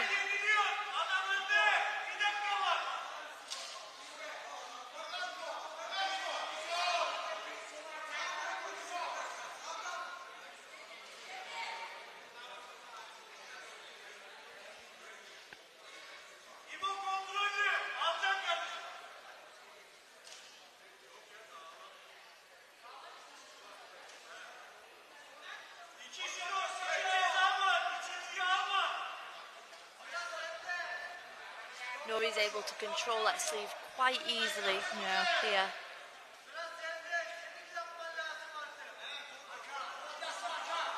I'm sure Boluk-Bassi here is thinking of a way to change his tactics and find some entrance for a good technique. Yeah, he's not got long to go now. He's just got to try and go for it at this point. Yeah, he should. Oh, it's hard to go for it against someone so strong and so dominant.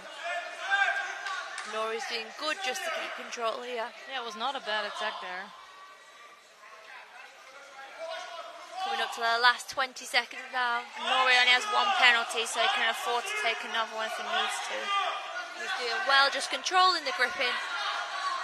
And again. Yeah, that's it. Just too strong here. Really nice attack. I don't think Golub Bassi had anything. He tried with some seonages, but Walid Nuri, double world champion, was just too strong for him. I'm really technically good judo. Yeah.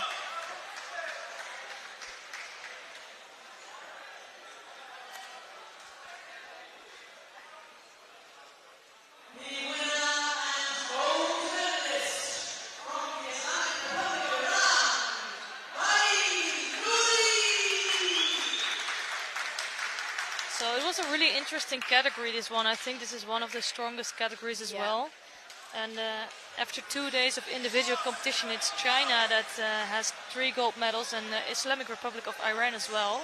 Nice. I wouldn't have expected that this morning, honestly, but they did so well today, both picking up gold medals.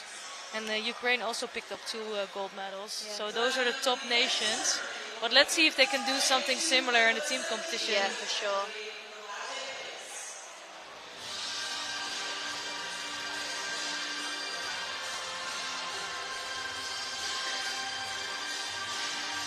Actually, Iran is not fighting in the team competition, so they just did the individual competition, picked up 3 gold medals, exactly, and they thought it was enough. Take the medals and not get home.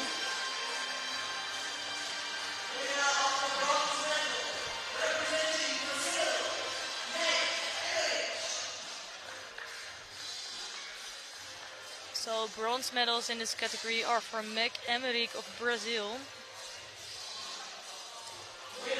And Sheila Samarian Hernandez Estupinan of Cuba.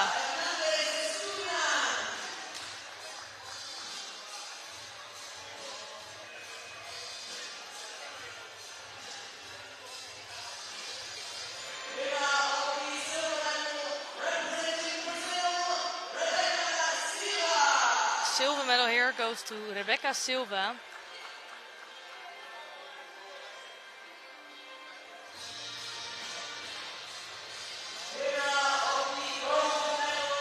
Gold medalist today and world champion Carolina Costa.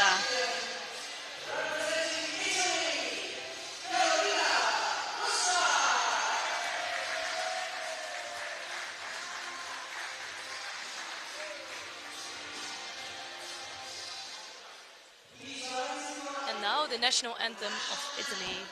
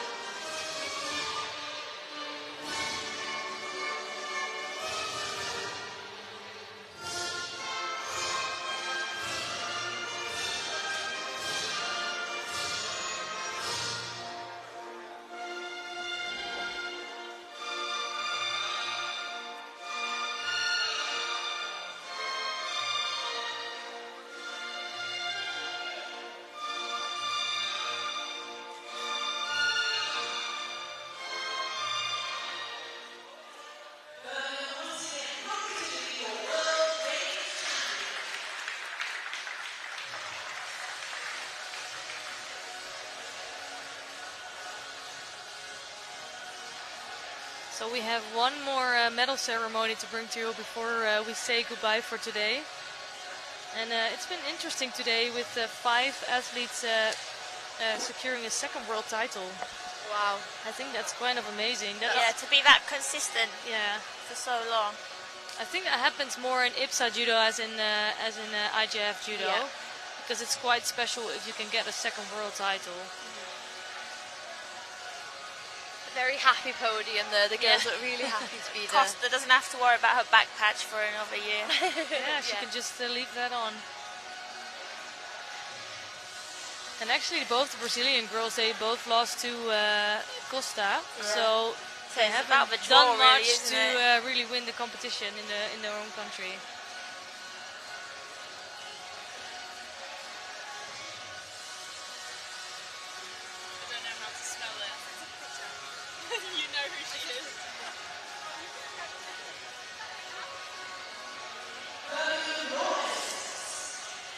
So So we have one more ceremony to bring to you. That's the ceremony that we just saw, and the medals are really going to be handed out by Cathy Fleury of France, who is the referee director here.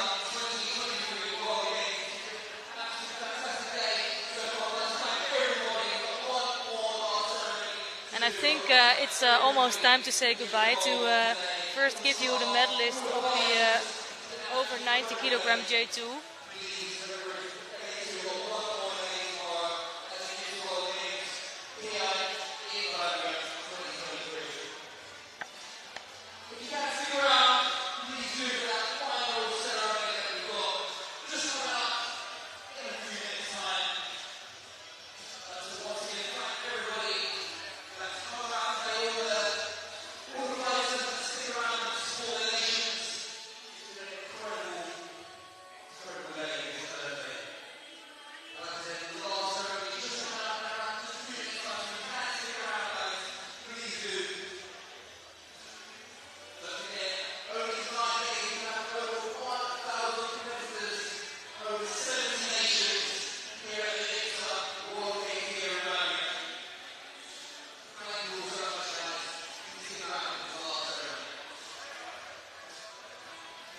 So the athletes here are lined up in one of the most interesting categories of today.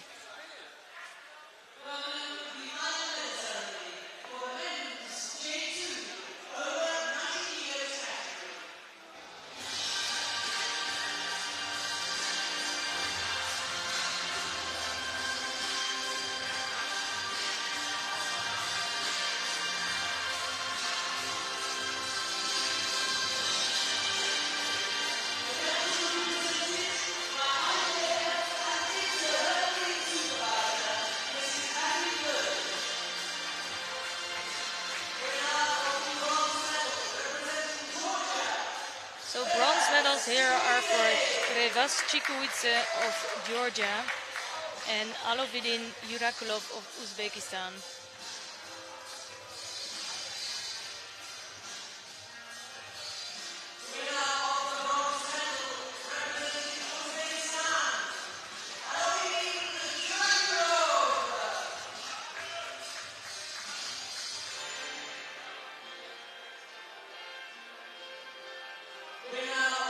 Silver medalist today, Ibrahim Bologbasi, Turkey. And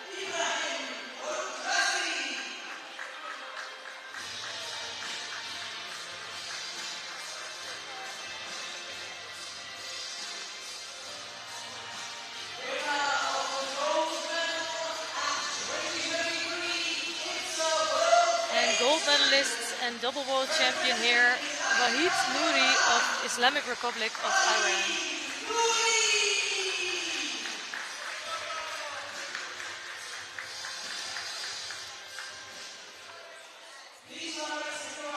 And now the national anthem of the Islamic Republic of Iran.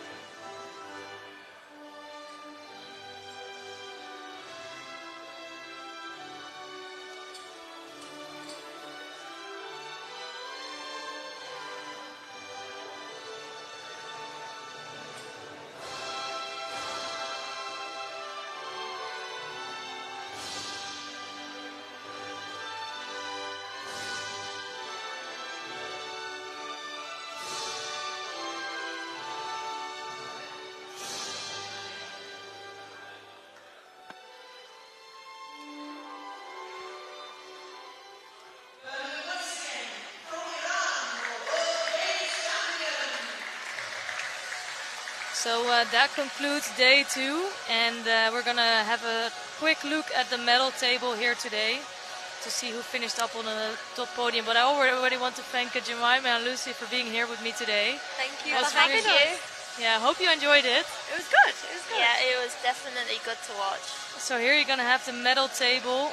It's China and Iran both picking up 3 gold medals, and China finishing on top of the medal podium. So it's not in a completely right order yet, but there was also 2 gold medals for Ukraine. And hopefully everybody enjoyed the judo today. Tomorrow we have a very exciting team competition to bring to you, so we hope to see you back tomorrow. But for now it's thank you and bye-bye. Goodbye.